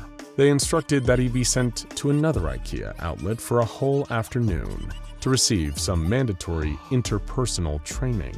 Little did anyone realize that this was the last anyone would ever see of him. Not that his old staff was sad to hear that he had disappeared. Arriving at what looked like an ordinary Ikea, Chris parked his car outside. The place seemed deserted, no customers filing in and out of the front doors, the only other vehicles in the parking lot looking like they had just been abandoned by their owners. The manager scoffed to himself. These people running this store were going to teach him how to do his job? Indignantly, he clipped his name tag on and stepped out of his car, marching across the asphalt towards the entrance. The automatic doors gently slid open, shutting smoothly behind Chris as he stepped inside. The whole store was quiet, barely a peep from anywhere. The high ceiling of the Ikea store he so poorly managed carried a lot of noise and made any sound echo throughout the building. The squeaking of shoes against the vinyl floors, the bustle of customers, the electronic beep of cash registers, and the lull, dulled music played over the intercom. But there was none of that here. A deathly silence filled the aisles of flat-pack furniture, display models of Hemnesses and Triceals standing as still and foreboding as gravestones. Suddenly, the sound of movement reverberated from between one row of aisles. Chris began marching towards its source, expecting to find an employee who would point him in the direction of the office where his training was supposed to be conducted. Sure enough, within a few steps, Chris spotted a figure in a familiar bright yellow t-shirt and blue pants, the same uniform his Ikea underlings wore at his store. Excuse me, he called as he strode towards the employee, shoes clomping against the floor with every step. you need to tell me where your manager is. I'm from the store across town, here for some pointless training seminar. Chris hadn't waited until he was close enough to engage in pleasant conversation, instead making his demands as he approached. The figure in the Ikea uniform, however, didn't turn to face him. Hey, I'm talking to you, Chris shouted. You deaf or something? There was a pause, telling Chris that what happened next wasn't in response to what he said, although that didn't make it any less frightening.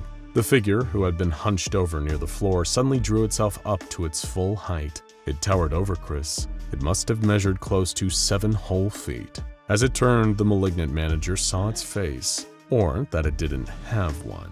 No eyes, no mouth, nothing but a smooth surface without any discernible features. Its arms were elongated, huge claw-like hands hanging down to the creature's knees. Being a coward, Chris turned and ran immediately. Confrontation was another area his employees had noticed he was sorely lacking in. Whenever faced with a rude and cantankerous customer, Chris would never defend his colleagues or their actions. Instead, he would suck up and brown-nose to customers who were clearly in the wrong, essentially rolling over the minute anyone raised their voice. So now, confronted with a lumbering, faceless entity, his self-preservation instincts were kicked into overdrive, and he raced deeper into the store. Not exactly in the best shape, he slowed to a halt, wheezing as he tried to catch his breath. That was when, looking around, Chris noticed just how long the aisles seemed. He was sure he would still be able to see the front door from here, yet couldn't spot the entrance anywhere from where he was currently standing, panting like a thirsty dog. He looked over his shoulder. There was no sign of the staff member he'd encountered. Little did Chris know that it had lumbered off in the opposite direction the second he had run away from it, hardly paying him any mind, at least while the lights were still on. Unable to find the entrance or even a fire door he couldn't escape through, it didn't take long for the lights inside the infinite Ikea to dim, marking the start of the night cycle. Something about it being darker made the sounds of shuffling even more noticeable. There were more than one of those faceless, uniformed creatures. Trembling, Chris climbed inside a Kleppstad, a wardrobe with a sliding door. Barely able to sleep with his knees tucked up under his chin, he spent the entire night inside the cramped, confined space. Every sound of movement from outside brought with it the mental image of one of the staff sliding open the outer door and reaching down to grab him. The whole sleepless while, Chris couldn't help but think about what he could have possibly done to deserve this cruel fate. The next morning, the lights came back on and started to bleed through the seams of the flat-pack wardrobe, waking Chris from what little restless sleep he had gotten. He paused, unsure if he should venture out in case he came across another one of the staff. Suddenly, he heard the sound of voices, muted and muffled by the door of the Kleppstad, but definitely real human voices. Had it all been some horrible nightmare? Had he fallen asleep at work and been stuffed into a wardrobe by his ungrateful employees? Oh, now he had them. He would sue every last one of them out of their jobs. Sliding the door open and tumbling out of the Kleppstad, Chris found himself flying face down on the store floor, his legs too cramped to move. Just as he tried to will them into moving again, a voice called out to him. Hey, mister, it said. You okay there? A trio of footsteps raced over to where he was. Before he could get a good look at who they belonged to, hands were pulling Chris up off the floor. He looked at his rescuers, bemused to see other people in this endless void of affordable homeware.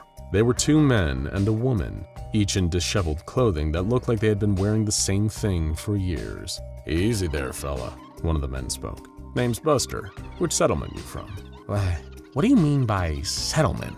Chris asked, confused. Looks like we got another newbie. The woman chuckled dryly. When'd you get here? Yesterday, I think, the former manager answered. Time can be a bit screwy in here. The second man chimed in. I'm Nolan. This here is Janine. You got a name? Chris. He nodded. You hungry, Chris? The three survivors led Chris through the winding expanse of the Ikea without an end, navigating the identical aisles with the expertise of people that had been here long enough to know their way around. In what felt like the tiniest fraction of the time that he had been lost the day before, they brought Chris to the food court. It was bustling with activity, more so than the one at his store, with people patiently lining up to take their fill of food from the Ikea menu. After joining the queue, Buster returned and handed Chris a plate of Swedish meatballs with mashed potato, peas, cream sauce, and lingonberry jam. So pleased to see food again, Chris began to gluttonously devour the whole plate, while the others explained some of what was going on here, although he was barely listening. According to Janine, who had been there the longest, the inside of this Ikea was like an endless maze. There was no clear way out, even when retracing steps back the way one first entered. Nolan then weighed in and explained that there were pockets of people who had survived this long inside SCP-3008 by forming their own little communities. Thanks to the sheer amount of space within the store, these settlements were almost the size of small townships, built using whatever furniture, appliances, and other materials the other survivors had been able to scrounge up. How come you don't run out of food? Chris interjected. It replenishes every day, man, Buster replied, gesturing to the food court around them. Sure, it's not ideal if you aren't a huge fan of Ikea food, but you get used to it. Could be worse, all things considered. Then what the hell do you all do for money? The stubborn manager demanded. Look around you, Janine scoffed. We don't need it in here. We're cut off from the rest of the world. Stuff like money hardly makes a difference. Can't get us home or keep us fed, so what's the point? Chris sighed, evidently frustrated at the prospect of living inside an Ikea yet not having the opportunity for monetary gain. So, who's in charge? He asked. Who runs this place? Well, no one, Nolan shrugged. Settlements all work together, help each other out if needed, but we don't have any singular person running things. Hearing that out loud caused a twisted idea to form in Chris's balding head. Asking to be escorted by Buster to the right aisle, he started gathering up what he needed to make a rudimentary crown. What's that for? Buster asked, a little concerned about what Chris was planning.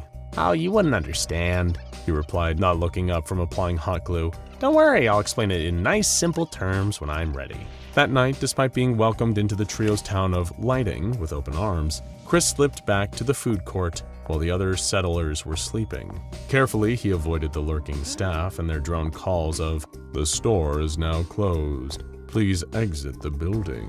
Reaching his destination, the malicious manager lay in wait for the next morning, hiding out underneath the counter where the food was served. The next morning, the collected survivors of the infinite Ikea were met with an unfamiliar sight as they approached the food court. All the food had gone. It had still replenished overnight like it usually did, but someone had gathered it up before anyone had a chance to eat. Stood atop the counter with a smug look on his face, Chris made a show of placing his crown over his head. "Morning, everyone," he announced. "From today, things are gonna be a little different around here, but I'm sure we'll be able to work together like one big happy family." Holding the gathered SCP-3008 residents as his literal captive audience, all of them hungry and irritable, Chris outlined what he had determined to be the best system possible for how things should be run inside the Endless Store. "I will keep all the food secure and safe, and we're gonna start rationing it out," he explained. "What for?"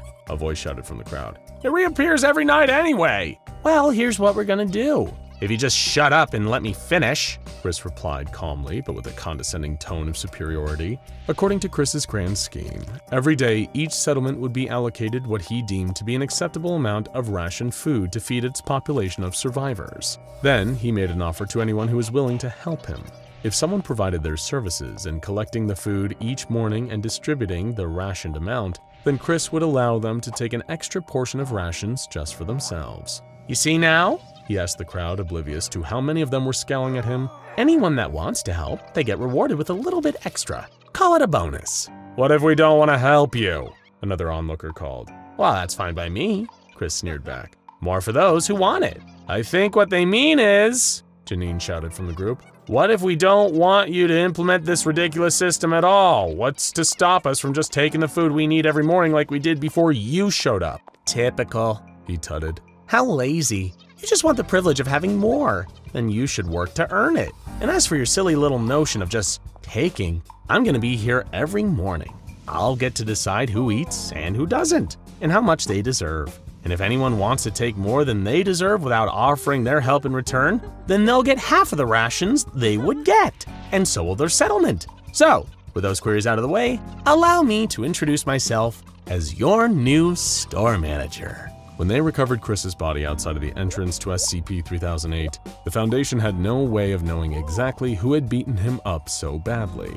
The other survivors inside the infinite Ikea might have done it themselves, while overthrowing his short-lived stint as manager.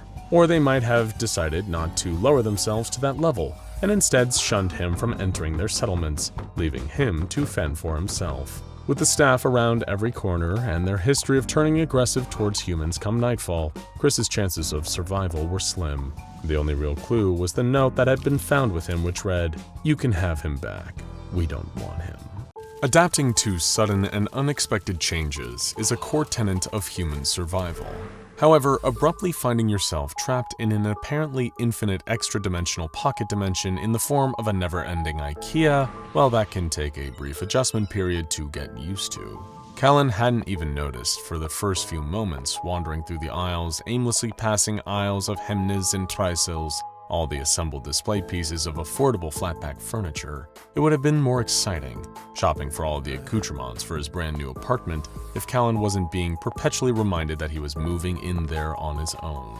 It took him almost 20 minutes of walking through the row of Ikea products for him to realize something felt off. He had hardly seen anybody else around.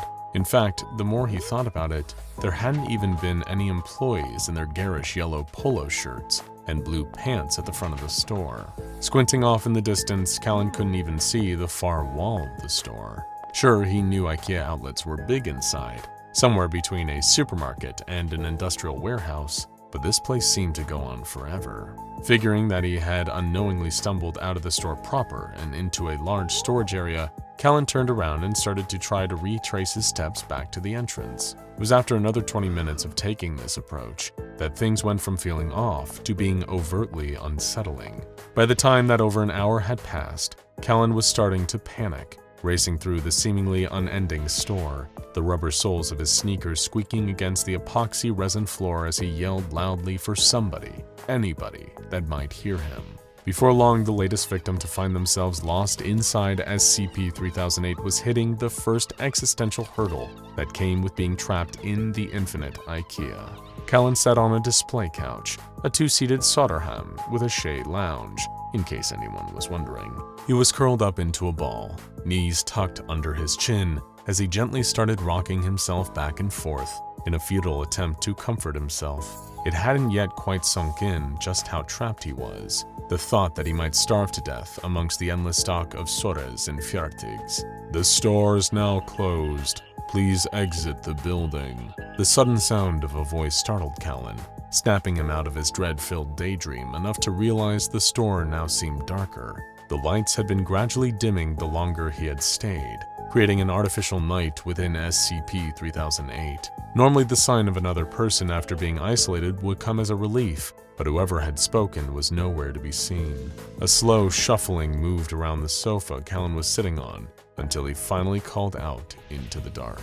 "Hello? Is anyone there?" There was a pause. The movement stopped for an agonizingly quiet moment. "The store is now closed. Please exit the building," the voice repeated as the unseen speaker stepped out of the shadows. Even in the low light, the creature was horrifying. Everything about it was just wrong.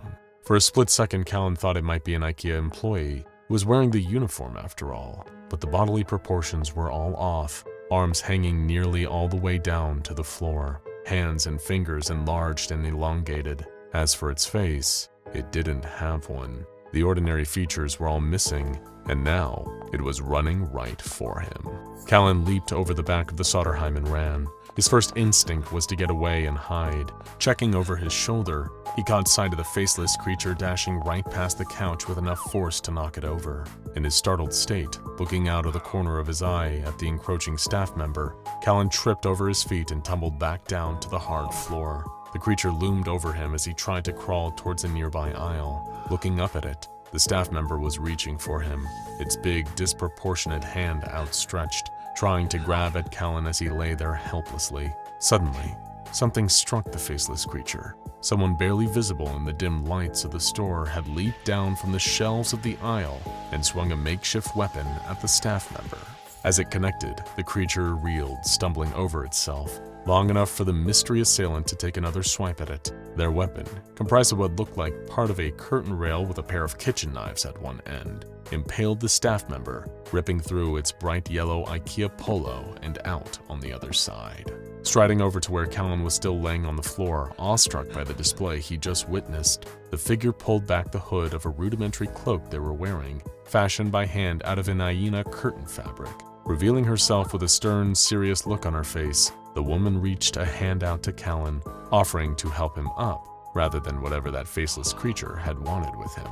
"It's okay, I'm not gonna hurt you," she stated as she pulled him back to his feet. "This is probably all pretty confusing for you, right?" Still too stunned to speak, Callan just nodded. "Yeah, it was for me too," the woman replied. "We don't have long until more staff show up, so you need to come with me and don't ask questions, okay?" Seeing him nod again, she took Callan's head and led him through the dark recesses of the infinite Ikea. Stealthily, the pair of them snuck through the aisles, keeping low and ducking down out of sight whenever more of the staff lumbered into their path, until they had wandered elsewhere, clearing the way for them to proceed.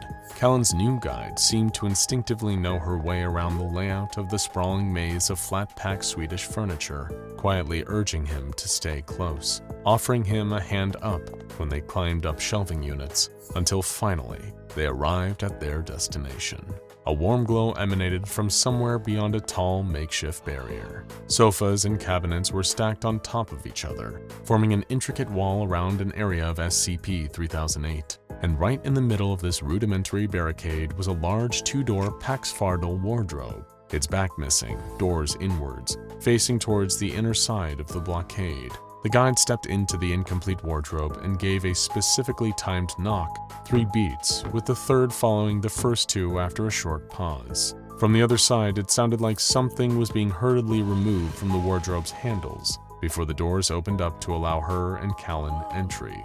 Beyond the outer wall, this part of the infinite Ikea looked to have been converted into a small town, with a sign hanging above that read, "Decoration, Population 58. There were even more people within, most in handmade clothing crafted out of scraps of fabric, along with the remnants of old clothes from the outside world they'd been cut off from. Some looked like they were standing on guard, carrying weapons similar to the guide's weapon. Others were sitting around together, talking casually under the light of the solifetta floor lamps. "Okay," the guide sighed, turning back to Callan. "We're safe now that we're inside the wall, so you can talk again now." Thank you," he replied awkwardly. "For saving me, I mean." "Don't mention it." She smiled for the first time since they had met. "I'm sure you've got a lot of questions, so ask away. I'll do my best to answer as many as I can." "Where am—" Callan's voice trailed off, thinking of a question he wanted to know the answer to even more than where he was or what was up with this place. "Who are you?" The girl smiled and offered him an outstretched hand. "My name's Kia." Over the coming months, and with a lot of direction from his new friend, Callan slowly started to adjusting to living inside SCP-3008. The lifestyle was completely different from what he was used to before. Instead of renting or buying a house or apartment, the survivors had established their own little settlements, using the copious amounts of Ikea furniture around to construct homes for themselves. Without access to money, or any need for it, nobody was self-serving either. Everyone chipped in and helped each other out, agreed to take on tasks that would benefit their fellow survivors. There was a strong sense of community inside. All anyone had in the infinite Ikea was each other. They were all in the same situation, and surviving it was made easier by cooperating. Kia took responsibility for showing Callan around, teaching him all about life inside SCP-3008. When he asked her why she was so adamant about keeping an eye on him, She replied by telling him that when she arrived, she'd been scared and alone. Even when the town of Decoration had taken her in, Kia still needed to learn all the basics on her own. She admitted that she wished somebody was there to teach her, and endeavored to do exactly that for Callan.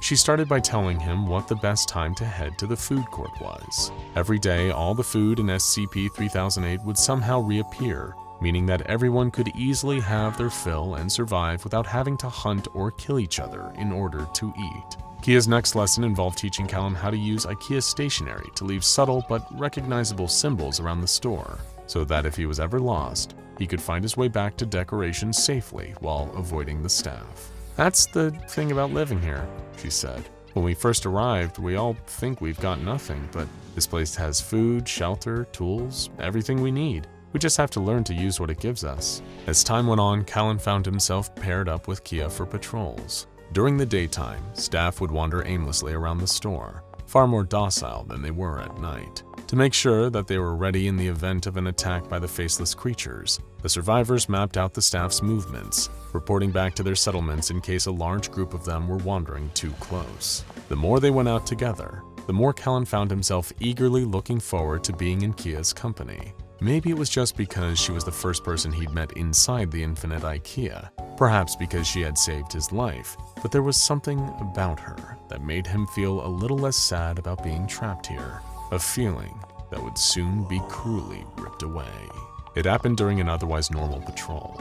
Kia and Callan were checking the aisles, keeping an eye on the staff, and tallying every one they saw. The lights were starting to dim, indicating that it would soon be night again, and the pair of them agreed it was time to start heading back to Decoration. That was, until a sudden screeching caught their attention. "What the hell was that?"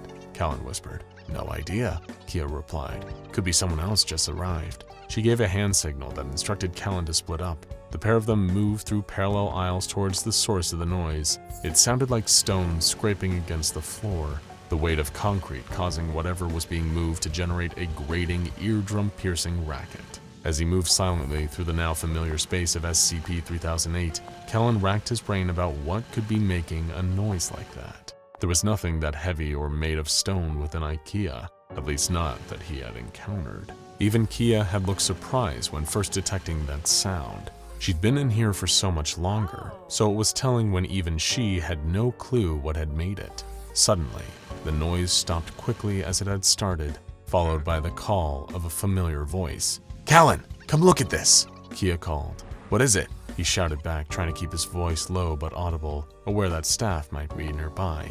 "I don't know, some kind of statue. I've never seen anything like this in here before." Kia was cut off mid-sentence, a quick, loud scrape of concrete against the resin floor, followed by a blood-curdling scream. Eyes widening in horror, worried for her safety, Callan sprinted further down the aisle, frantically calling Kia's name. As he reached the nearest corner, the scream stopped. Her cries didn't fade, lowering gradually then petering off. Instead, her voice just cut out abruptly with a sickening, muffled crack, like the sound of bone breaking beneath the skin. Panting, Callan whipped around the corner. That's when he saw her, lying on the floor, totally, unnervingly still. Her head was tilted at an unnatural angle, the bones of her neck misaligned as blood dripped from her nose. Kia's body was lying at the feet of something Callan had never seen since he arrived at the infinite Ikea. It was some kind of sculpture, constructed out of concrete over a metal rebar skeleton, with a crude attempt at spray paint over its outer surface. He had no idea that this statue was often referred to as SCP-173, otherwise known simply as the sculpture. But then Callan was more focused on how distraught he felt at seeing Kia dead on the floor. He had never worked up enough courage to tell her, always worried that it would make things weird between them.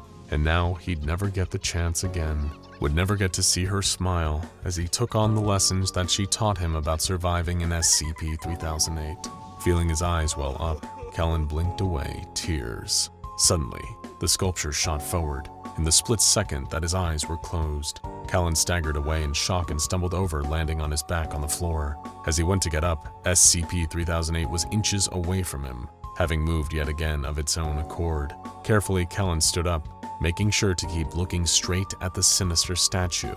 It was getting clear what this thing was doing, that it couldn't move while being observed. Sure enough, as he started to cautiously back away one step at a time, SCP-173 stayed still, frozen in place. Reaching the corner, his eyes stinging, desperate to blink, Callan took a deep breath, fixing his gaze on the sculpture for one moment longer until, turning and sprinting as fast as his legs would allow, Callan had a few short moments to blink, sending his tears streaming down his face. Behind him, he could hear the same oncoming sound of concrete scraping heavily against the floor as the sculpture gave chase. Callan rushed down the aisles, grabbing stacks of flat packs off the store shelves and pulling them onto the floor, leaving piles upon piles of mess behind him in a desperate attempt to slow the oncoming statue down.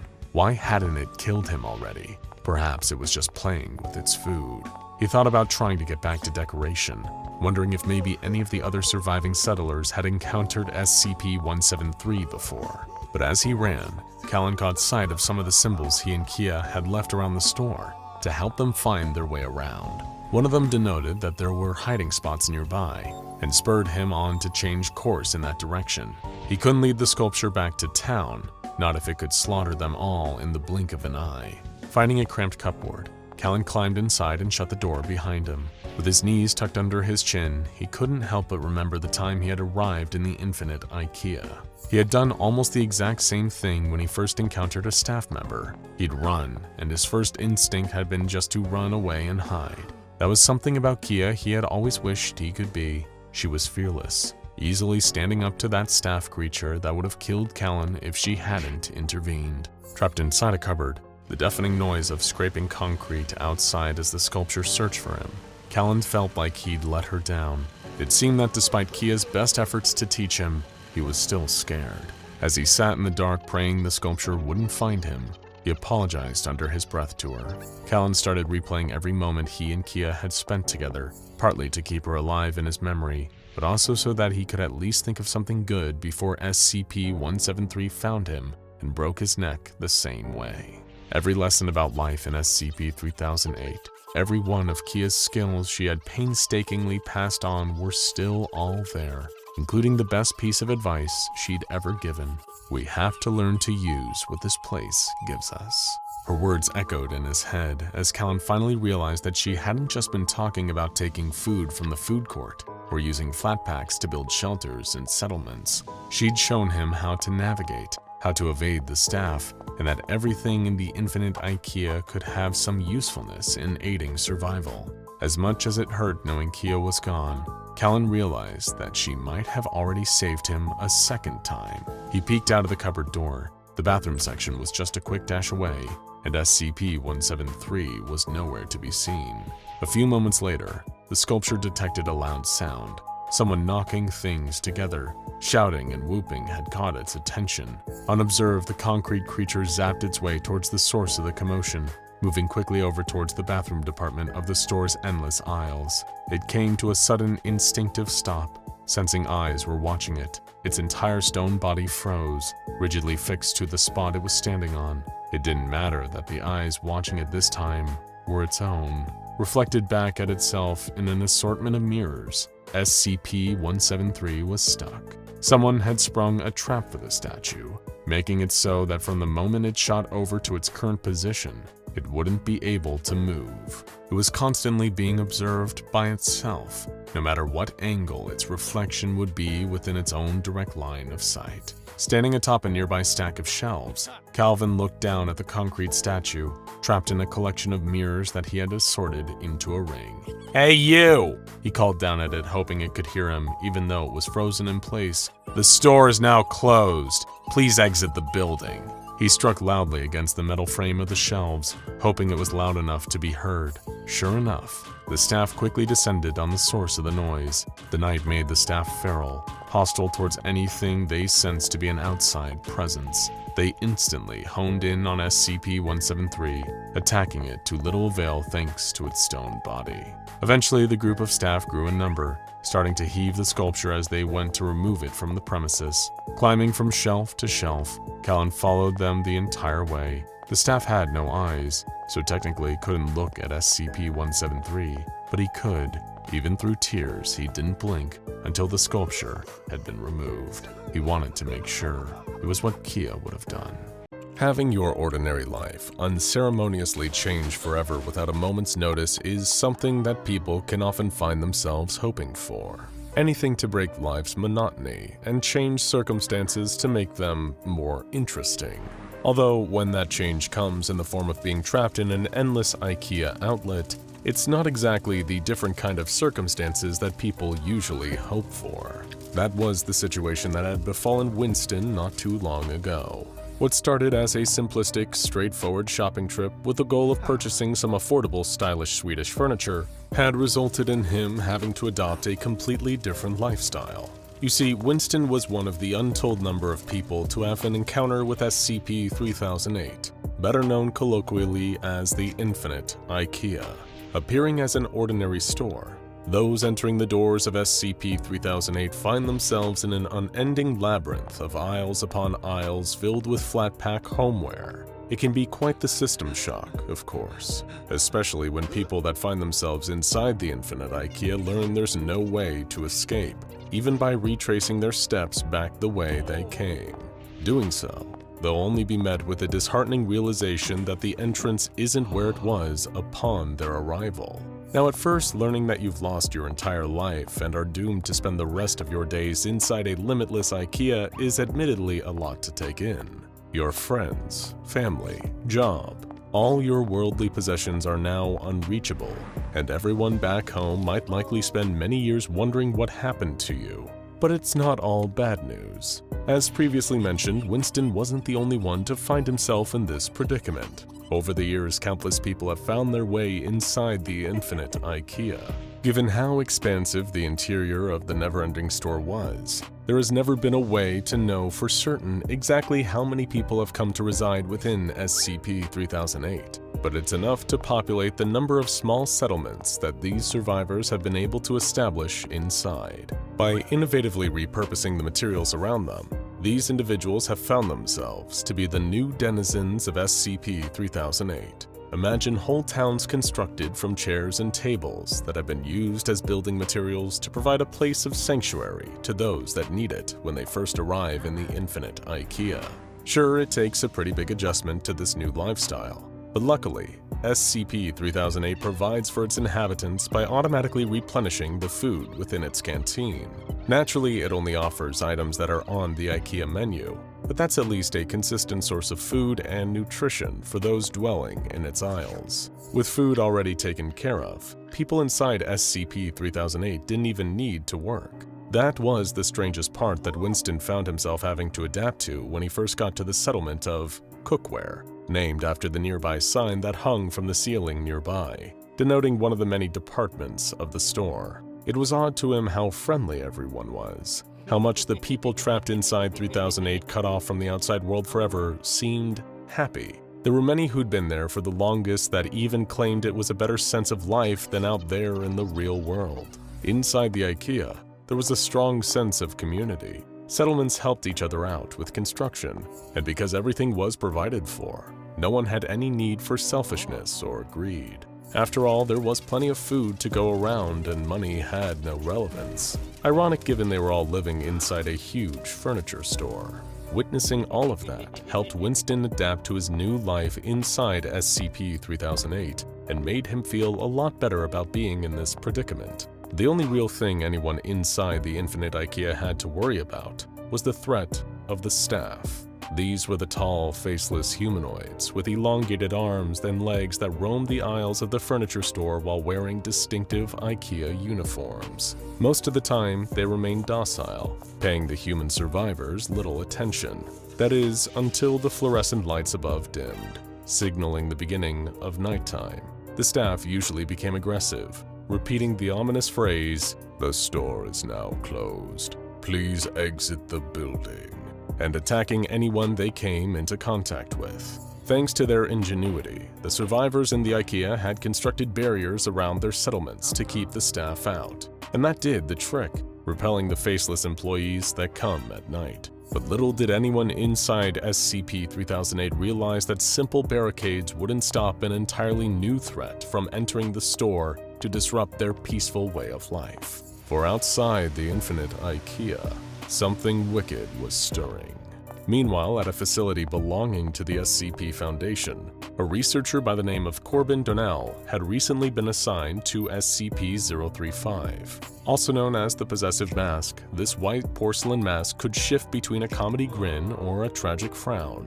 It also had the nasty trait of being an evil psychic artifact that could manipulate anyone around it into placing the mask over their face. At that point, SCP-035 would take full control of its wearer, making them into a host for the mask itself. So, would you like to take a guess as to what happened to researcher Donnell?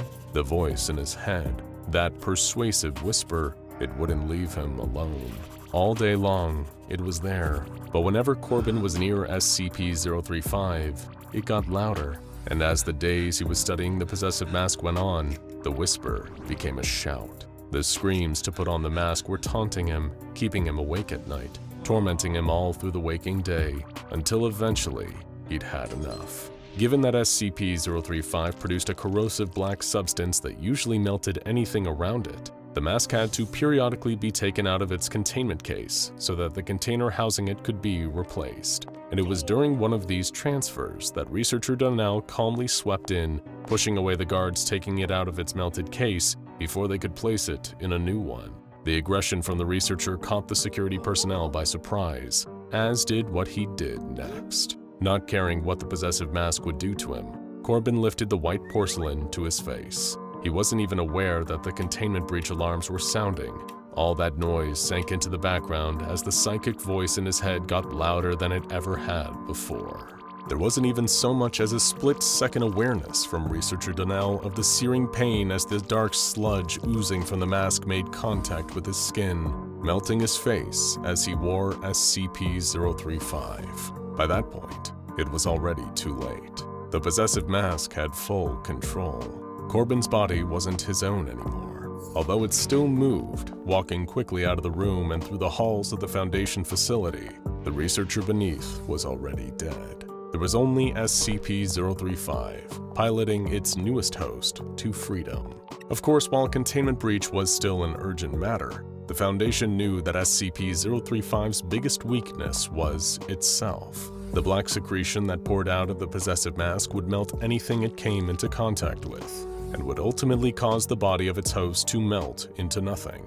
Once that happened, it would be far easier to recontain SCP-035. Someone would merely have to pick it up and place it back in the containment case. However, SCP-035 knew this, too. The mask itself was cunning. It hadn't just picked researcher Donnell at random to be its new vehicle. It wanted him specifically because of his previous posting. Before he had worked with SCP-035, Corbin had been stationed to observe any potential changes at the entrance of SCP-3008. As it stayed firmly on the researcher's face, using him to carry itself out of the Foundation site it had been trapped in, SCP-035 was scouring the remnants of Corbin's mind. It used its innate psychic abilities to plunder the depths of his brain, looking for information.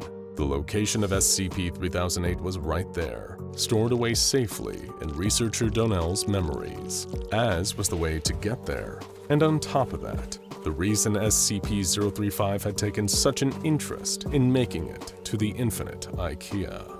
During the Foundation's many years of study and exploration of SCP-3008, they came to learn that not all of the survivors inside the infinite Ikea had originated from the same universe. The current theory was that the entrances to this endless furniture store existed simultaneously in multiple realities, meaning that the people now living alongside each other inside SCP-3008 were actually from varying different worlds across the multiverse. Now, if you were incredibly cunning, incredibly clever, and incredibly sick of being held captive by the Foundation, then perhaps you could figure out a way to navigate your way through the infinite Ikea. You could enter through the front door in one universe, and then exit into another. And of course, that was what the possessive mask was planning to do. As it approached the main entrance of SCP-3008, the black sludge leaking out of the mask had almost destroyed what was left of researcher Corbin Donnell. It wiped more of the corrosive secretion onto the guards stationed at the infinite Ikea, melting through them as SCP-035 made its way inside. First things first, the mask knew it had to find itself a new body to pilot before Corbin's expired. and it didn't take long for the possessive mask to happen across an unwitting candidate between the aisles of flat-pack tables. At around the same time this was happening, Winston, having long since gotten used to the rhythm of life inside SCP-3008, was on his way to the food court. He knew the route by heart now, and as he strolled closer, he was pondering over what he'd help himself to today from the menu. But it was while making his way there that he noticed something, or rather, he noticed not something, that he usually did. There were no staff anywhere around. Although they did not pay the survivors any mind during the day, when the lights of the Ikea were on, Winston knew that the staff members were always present. There were usually a couple milling about the aisles he had to pass in order to get from the settlement of cookware to the food hall, but today, there were none. And while this wouldn't usually be any cause for alarm, it kept playing on Winston's mind as he sat down to eat his plate of Swedish meatballs. He'd been inside SCP-3008 for such a long time that he'd become accustomed to the routine of living there, and the absence of the staff immediately stuck out as something that was out of its usual place. Finishing his food, Winston asked around, talking with his fellow residents of the infinite Ikea, asking if any of them had encountered any of the tall, faceless staff members on their way to get their meals. Each and every one of them that he asked, from varying different settlements, all answered the same,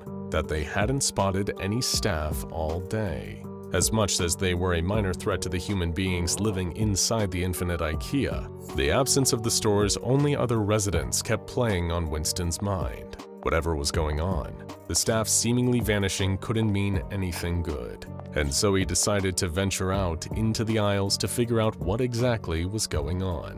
What he found was unlike anything anyone had ever seen in SCP-3008 before. It took Winston several long and uneventful hours to catch even a momentary glimpse of a staff member. He almost felt like someone trekking through a forest looking to get a sighting of Bigfoot or some other elusive urban legend. But as the third hour became the fourth, he spotted a hint of movement between the aisles. Following at a safe distance, listening out for the slightest sounds, Winston couldn't help but think he detected the noise of something heavy being dragged along the stone floor. Peeking out from between the aisles, he saw them. A huge group of staff members were all huddled in a display dining room, only there was something different about all of them. They still retained their recognizable tall and humanoid shapes, with long, disproportionate limbs, but there was something smeared over the staff, a dark, oily black substance that seemed to melt through the floor as it dripped off them. From his hiding place, Winston soon saw where that substance had originated from. The thing being dragged across the floor was another staff member, looking more normal than the rest. One of the others, covered in the corrosive sludge, was gripping it by the collar of its Ikea polo shirt and bringing it through the group. Meanwhile, the ordinary creature was thrashing and flailing its lengthy arms around, trying to get free. It was dragged up to a staff member in the middle of the group, which turned and shocked Winston at the strange sight of it. This staff member, evidently the leader, had a face, or rather, it was wearing a mask. SCP-035 was now firmly affixed to the slender, faceless being, its expression locked in a wide grin that seemed to convey a twisted sense of glee. Its black secretion didn't seem to be affecting its new host in the same way it usually did. The body of the staff member it was now piloting didn't seem to dissolve. As the uncorrupted staff creature was presented to the masked leader, SCP-035 compelled its newfound followers to restrain their prisoner. The workers within SCP-3008 didn't have much in the way of their own free will, or even personalities to speak of. They did, however, seem to share some sort of connection to each other, a hive mind of sorts. So presented with a powerful psychic force like the possessive mask, the entity had been able to not only take over one of the staff members as its new host, but spread its influence to the others. And while Winston watched horrified, it unknowingly demonstrated this. The captive staff member was grabbed and held by the others, its long arms and legs pulled apart. The huddled group lifted it up off the floor so that it couldn't free itself and run off into the endless aisles of furniture. Wearing SCP-035, the leader extended an arm, black ooze dripping from it, the droplets burning holes in the floor as it reached towards the faceless head of the restrained staff member. It placed a large hand over the faceless head of the captive. More of the corrosive secretion passed on to the newest addition to SCP-035's growing army. As the black substance spread over the staff member, so did the influence of the possessive mask force its way into another vessel.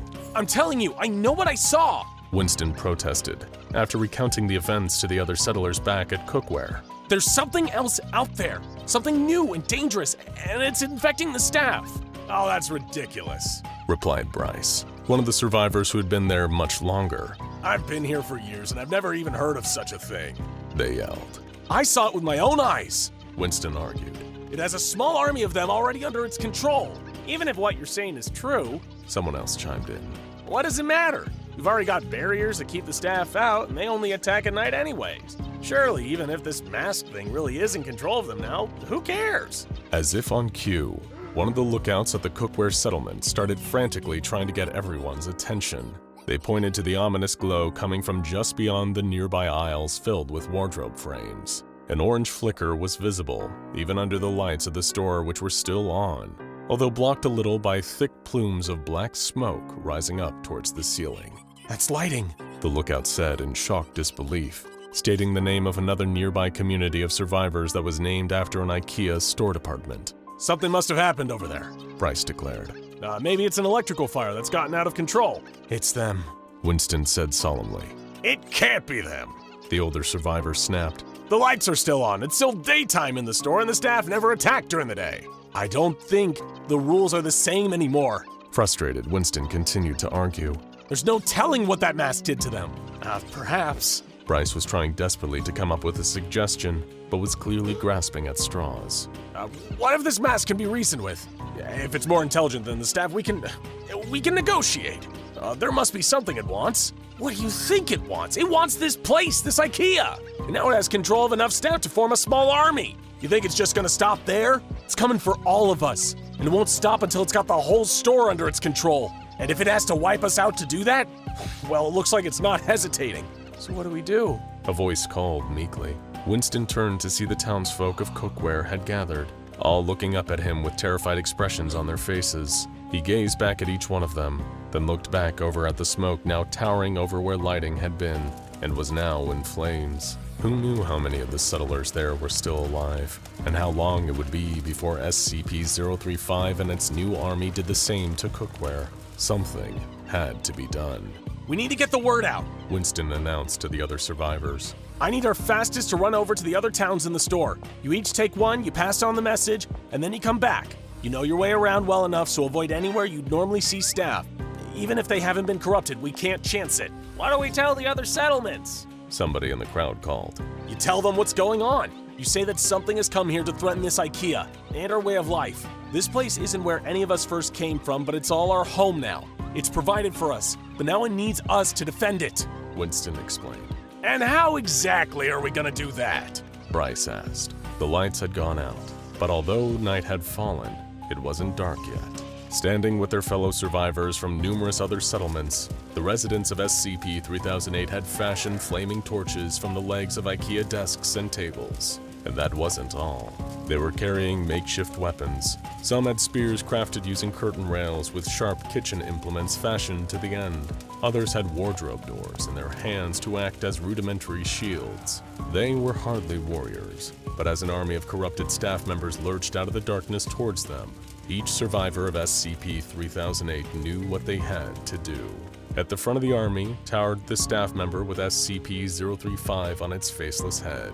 The possessive mask's wide grin had shifted, now a long frown, almost one of disgust at the amassed settlers who opposed it. As it raised an elongated arm to command its horde, Winston raised a curtain rail spear into the air. For Ikea! He yelled, as the residents of SCP-3008 charged. Okay, this isn't good.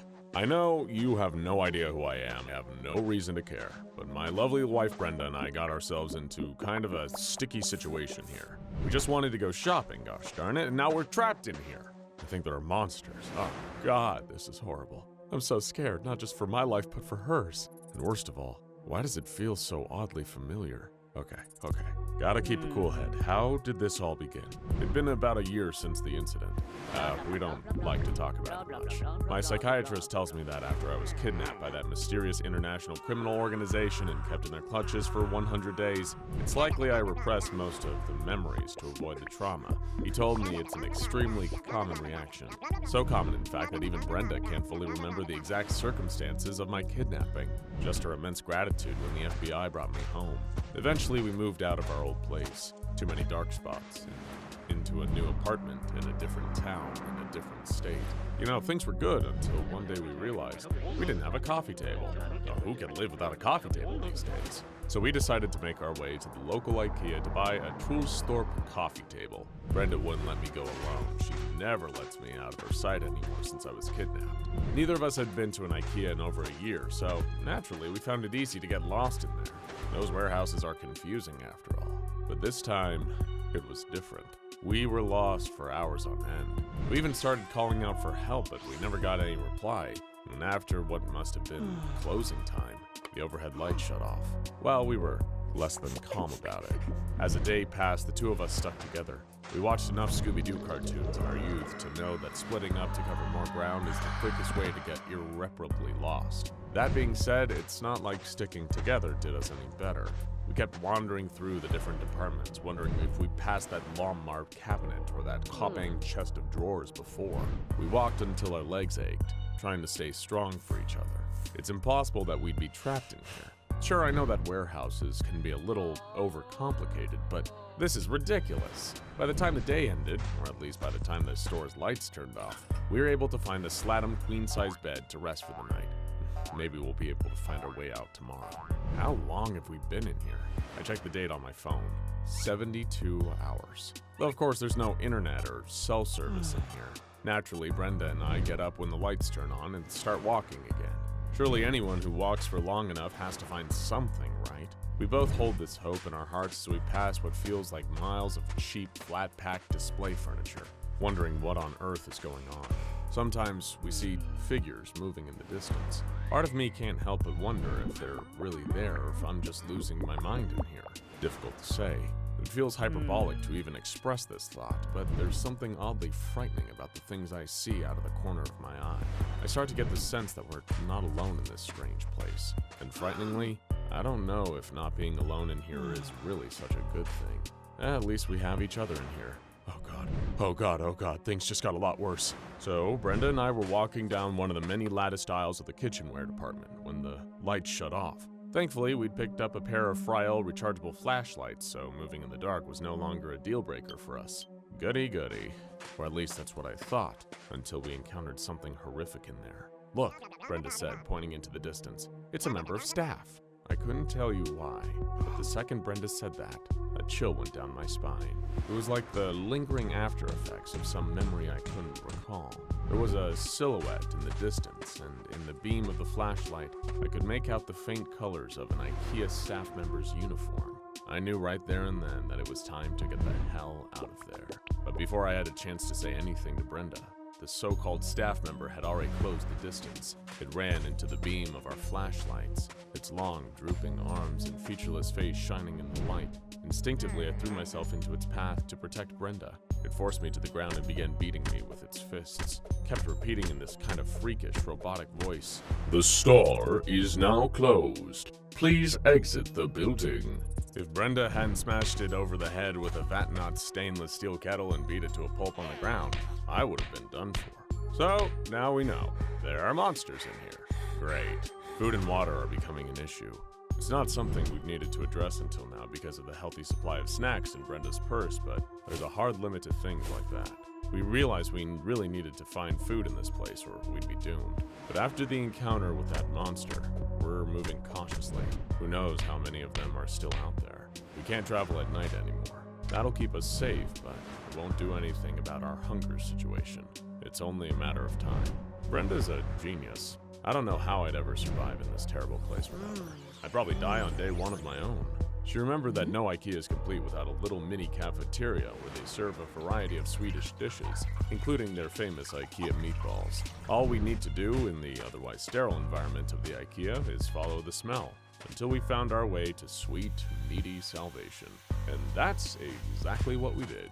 Eventually, this plan bore fruit, and we found our way to the cafeteria. I'd never been so happy to see crappy furniture store food. We both grabbed a bowl full of meatballs when suddenly, just before I could take a bite, I felt an overwhelming wave of nausea. Something about it felt so incredibly, unsettlingly familiar. What the hell was going on here? Another day, another near-death experience. Our hearts leaped up into our throats when we turned a corner and saw one of those faceless monsters just standing there in the next aisle. We were ready to either square up or run for the hills. But oddly, this time, it didn't even seem to register our presence. It was almost like, during the day, they didn't have the same aggressive nature to them. Curiouser and curiouser. Just like it said when it first attacked me, I think these things really only do attack when the store is closed. I guess that makes them lawful evil. God, I miss D&D. We're getting a little better at the whole freaky supernatural Ikea thing. Brenda figured if there are monsters out there, our best bet would be to arm up and protect ourselves. And hell, I'm not gonna disagree. We scavenged different parts of the store to make ourselves a mini Ikea armory, barred full of meat tenderizers, Vorta chef's knives with Vorta meat cleavers from the same set. We also picked up some fracta rope and tarpaulin, and a pair of stylish Vardlands travel backpacks to carry all our new Ikea swag in addition to the food we've been keeping in the Ikea Pruta Tupperware packs. With the two of us together and all this equipment, I feel like we're ready for anything. In the following week, we discovered that we were not, in fact, ready for anything. While what we would later call the 8 Days of Hell started off rather pleasantly, the standard wandering, foraging, and sleeping, it ended in a no-holds-barred fight for our lives when the lights turned off unexpectedly while we were surrounded by maybe 20 members of demonic Ikea staff. Even with our weaponry, we couldn't fight many of them. Instead, we ran for our lives in the dark. That's when Brenda tripped over a carelessly discarded Lalabo 3-piece toy train set. I ran back to help her up, but they were already too close for us to make it out of there. Terrified, we hunkered down and waited to die in each other's arms. That's when a series of expertly placed gunshots rang out through the air, and the staff members collapsed onto the ground, each of their faceless heads perfectly perforated by a well-aimed bullet. We looked up to see the face of our savior, a strange man holding a rifle and a bulletproof vest, grinning wildly. "Come with me if you want to live," he said. And we did. So, we did. When we woke up the next morning after practically passing out from the stress, Brenda and I saw that we'd been shepherded into a miniature makeshift campsite by our mysterious, well-armed Good Samaritan. He told us that his name was James, and he'd been trapped in what he referred to as the infinite Ikea for weeks now. Thankfully, he had his trusty rifle with him, or he probably would have been killed by the staff long before now. We decided, out of politeness, to not ask him why he'd brought a rifle and a bulletproof vest into Ikea in the first place. We were just happy to be alive. We even gave him a few of our tubs of meatballs as thanks for the daring assist. James told us that there were others trapped in here, some of which have even made full settlements. With his weaponry and our supplies, we might even have a good chance of finding others out there, forming a group and getting out. And that sounded like a great idea to Brenda and I, so we were more than happy to tag along. Over the next 21 days, we explored more of the infinite Ikea with James. It certainly felt safer with him around, being able to take on the staff at a distance rather than risk being overpowered and killed in a more traditional struggle. James is a really nice guy, if a little strange. During our 21-day period of searching for others, James killed a few different staff members during the night. For Brenda and I, killing off attacking staff members is a profound relief. But James, he seems to take an almost perverse pleasure in killing them. But we do what we can to overlook that fact. At the end of the day, even if he is a bit of a freaky gun nut, he's a valuable asset in a world like this. However, for days on end, our search for a camp was fruitless. There were supposedly a huge number of communities inside the infinite Ikea, which often have their own unique cultures and hierarchies. It was hard to believe that all of this was actually happening. Was James just making it up and taking us for a ride? But even if he was just crazy, what other options did that leave us? We just had to keep going. But nothing would prepare us for the kind of madness we were about to face. At some point during our journey, when we were still searching for one of the supposed outposts hidden in the depths of the Ikea, we were ambushed, but not by the staff. No, it was a collection of human beings wielding knives and dressed in the staff's clothes, wearing their hollowed-out heads like masks. There were maybe 20 of them when they got the jump on us, surrounding us and neutralizing any advantage James's gun could have given us. These masked strangers identified themselves of a nomadic gang calling themselves the Sons of Vardagan. They'd come from an outpost that had since fallen, so at least we knew that James was right when he told us about the communities out there in the Ikea. And then something even stranger happened. One of the Sons of Vardagan pointed at me and said he recognized me.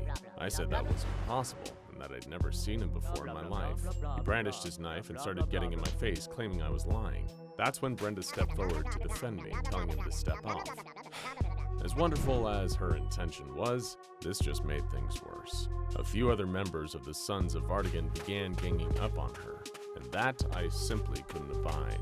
Without even thinking, I threw an impulsive punch, laying out one of the goons. That turned all heads my way and gave James an opportunity to take his chance. He turned his rifle towards some of them and opened fire, killing several of them and scattering the rest. Maybe we were better at this whole survival thing than we thought. Over the next couple of weeks, we continued our search, our confidence bolstered by our win against the Sons of Vardagan. We made occasional stops, searching out cafeterias to refuel our meatball supply.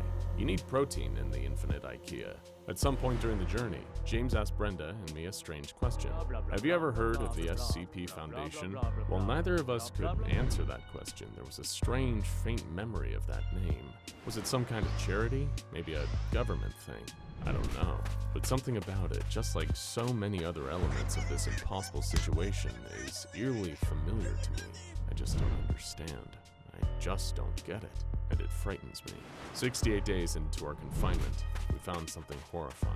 One of the camps that James had alluded to earlier, or at least what was left of it. The walls were broken down, and the courtyard area of this makeshift community was littered with corpses. Brenda and I were horrified by the sight of what seemed like some kind of massacre.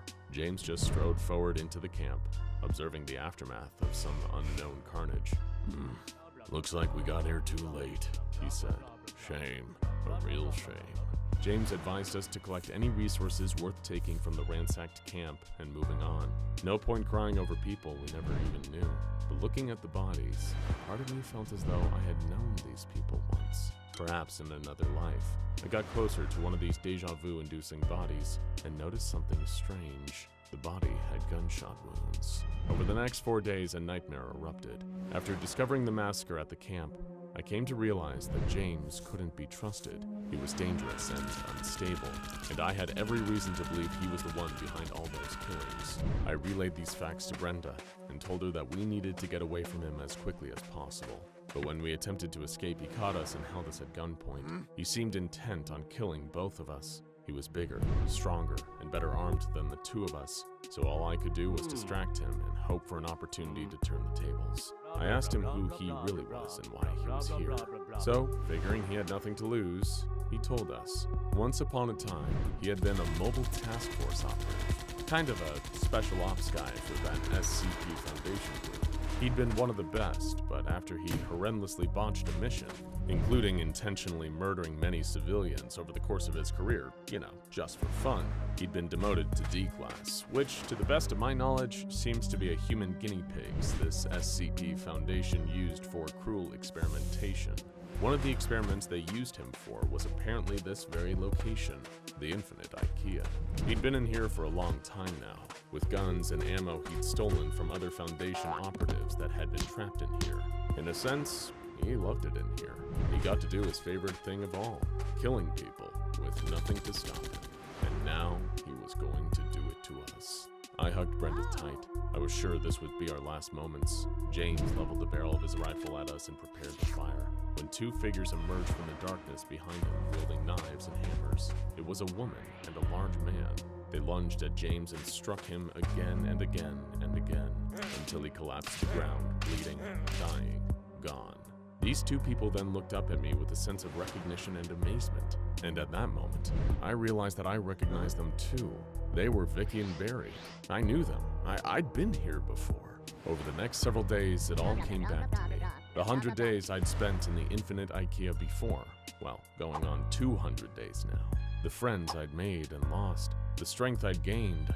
I'd never been kidnapped. That had just been a cover story formulated by the same SCP Foundation that produced that gun-toting maniac James. Brenda was amazed to hear all this, and I was both amazed and delighted to see that Vicky and Barry had survived. We believed that Barry had died after leading the staff away from the encampment, but as it turns out, some people are just too badass to kill. My memories were hitting me like a high-pressure fire hose now, washing away the cobwebs and giving me a kind of clarity that I hadn't known in an entire year. And in that glorious moment, I remembered I'd gotten out of here before. I could get us all out of here again. The route was somewhere inside me. I just needed to follow it. Day 200. I remembered somewhere deep down that I needed to keep moving. I led Brenda, Vicky, and Barry behind me. They trusted me, and their trust would be rewarded. Step after step, hour after hour, until eventually we arrived. Light filtered through the glass double doors. A smile spread across my face. Our breath quickened. Barry began to tear up. After all this time, we'd finally found our way out. We officially survived 200 days in Ikea.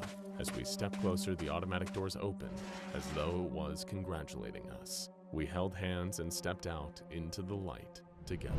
Now go check out how to actually beat SCP-3008 The Infinite Ikea and surviving inside SCP-3008 The Infinite Ikea for more adventures from the scariest furniture store in the multiverse.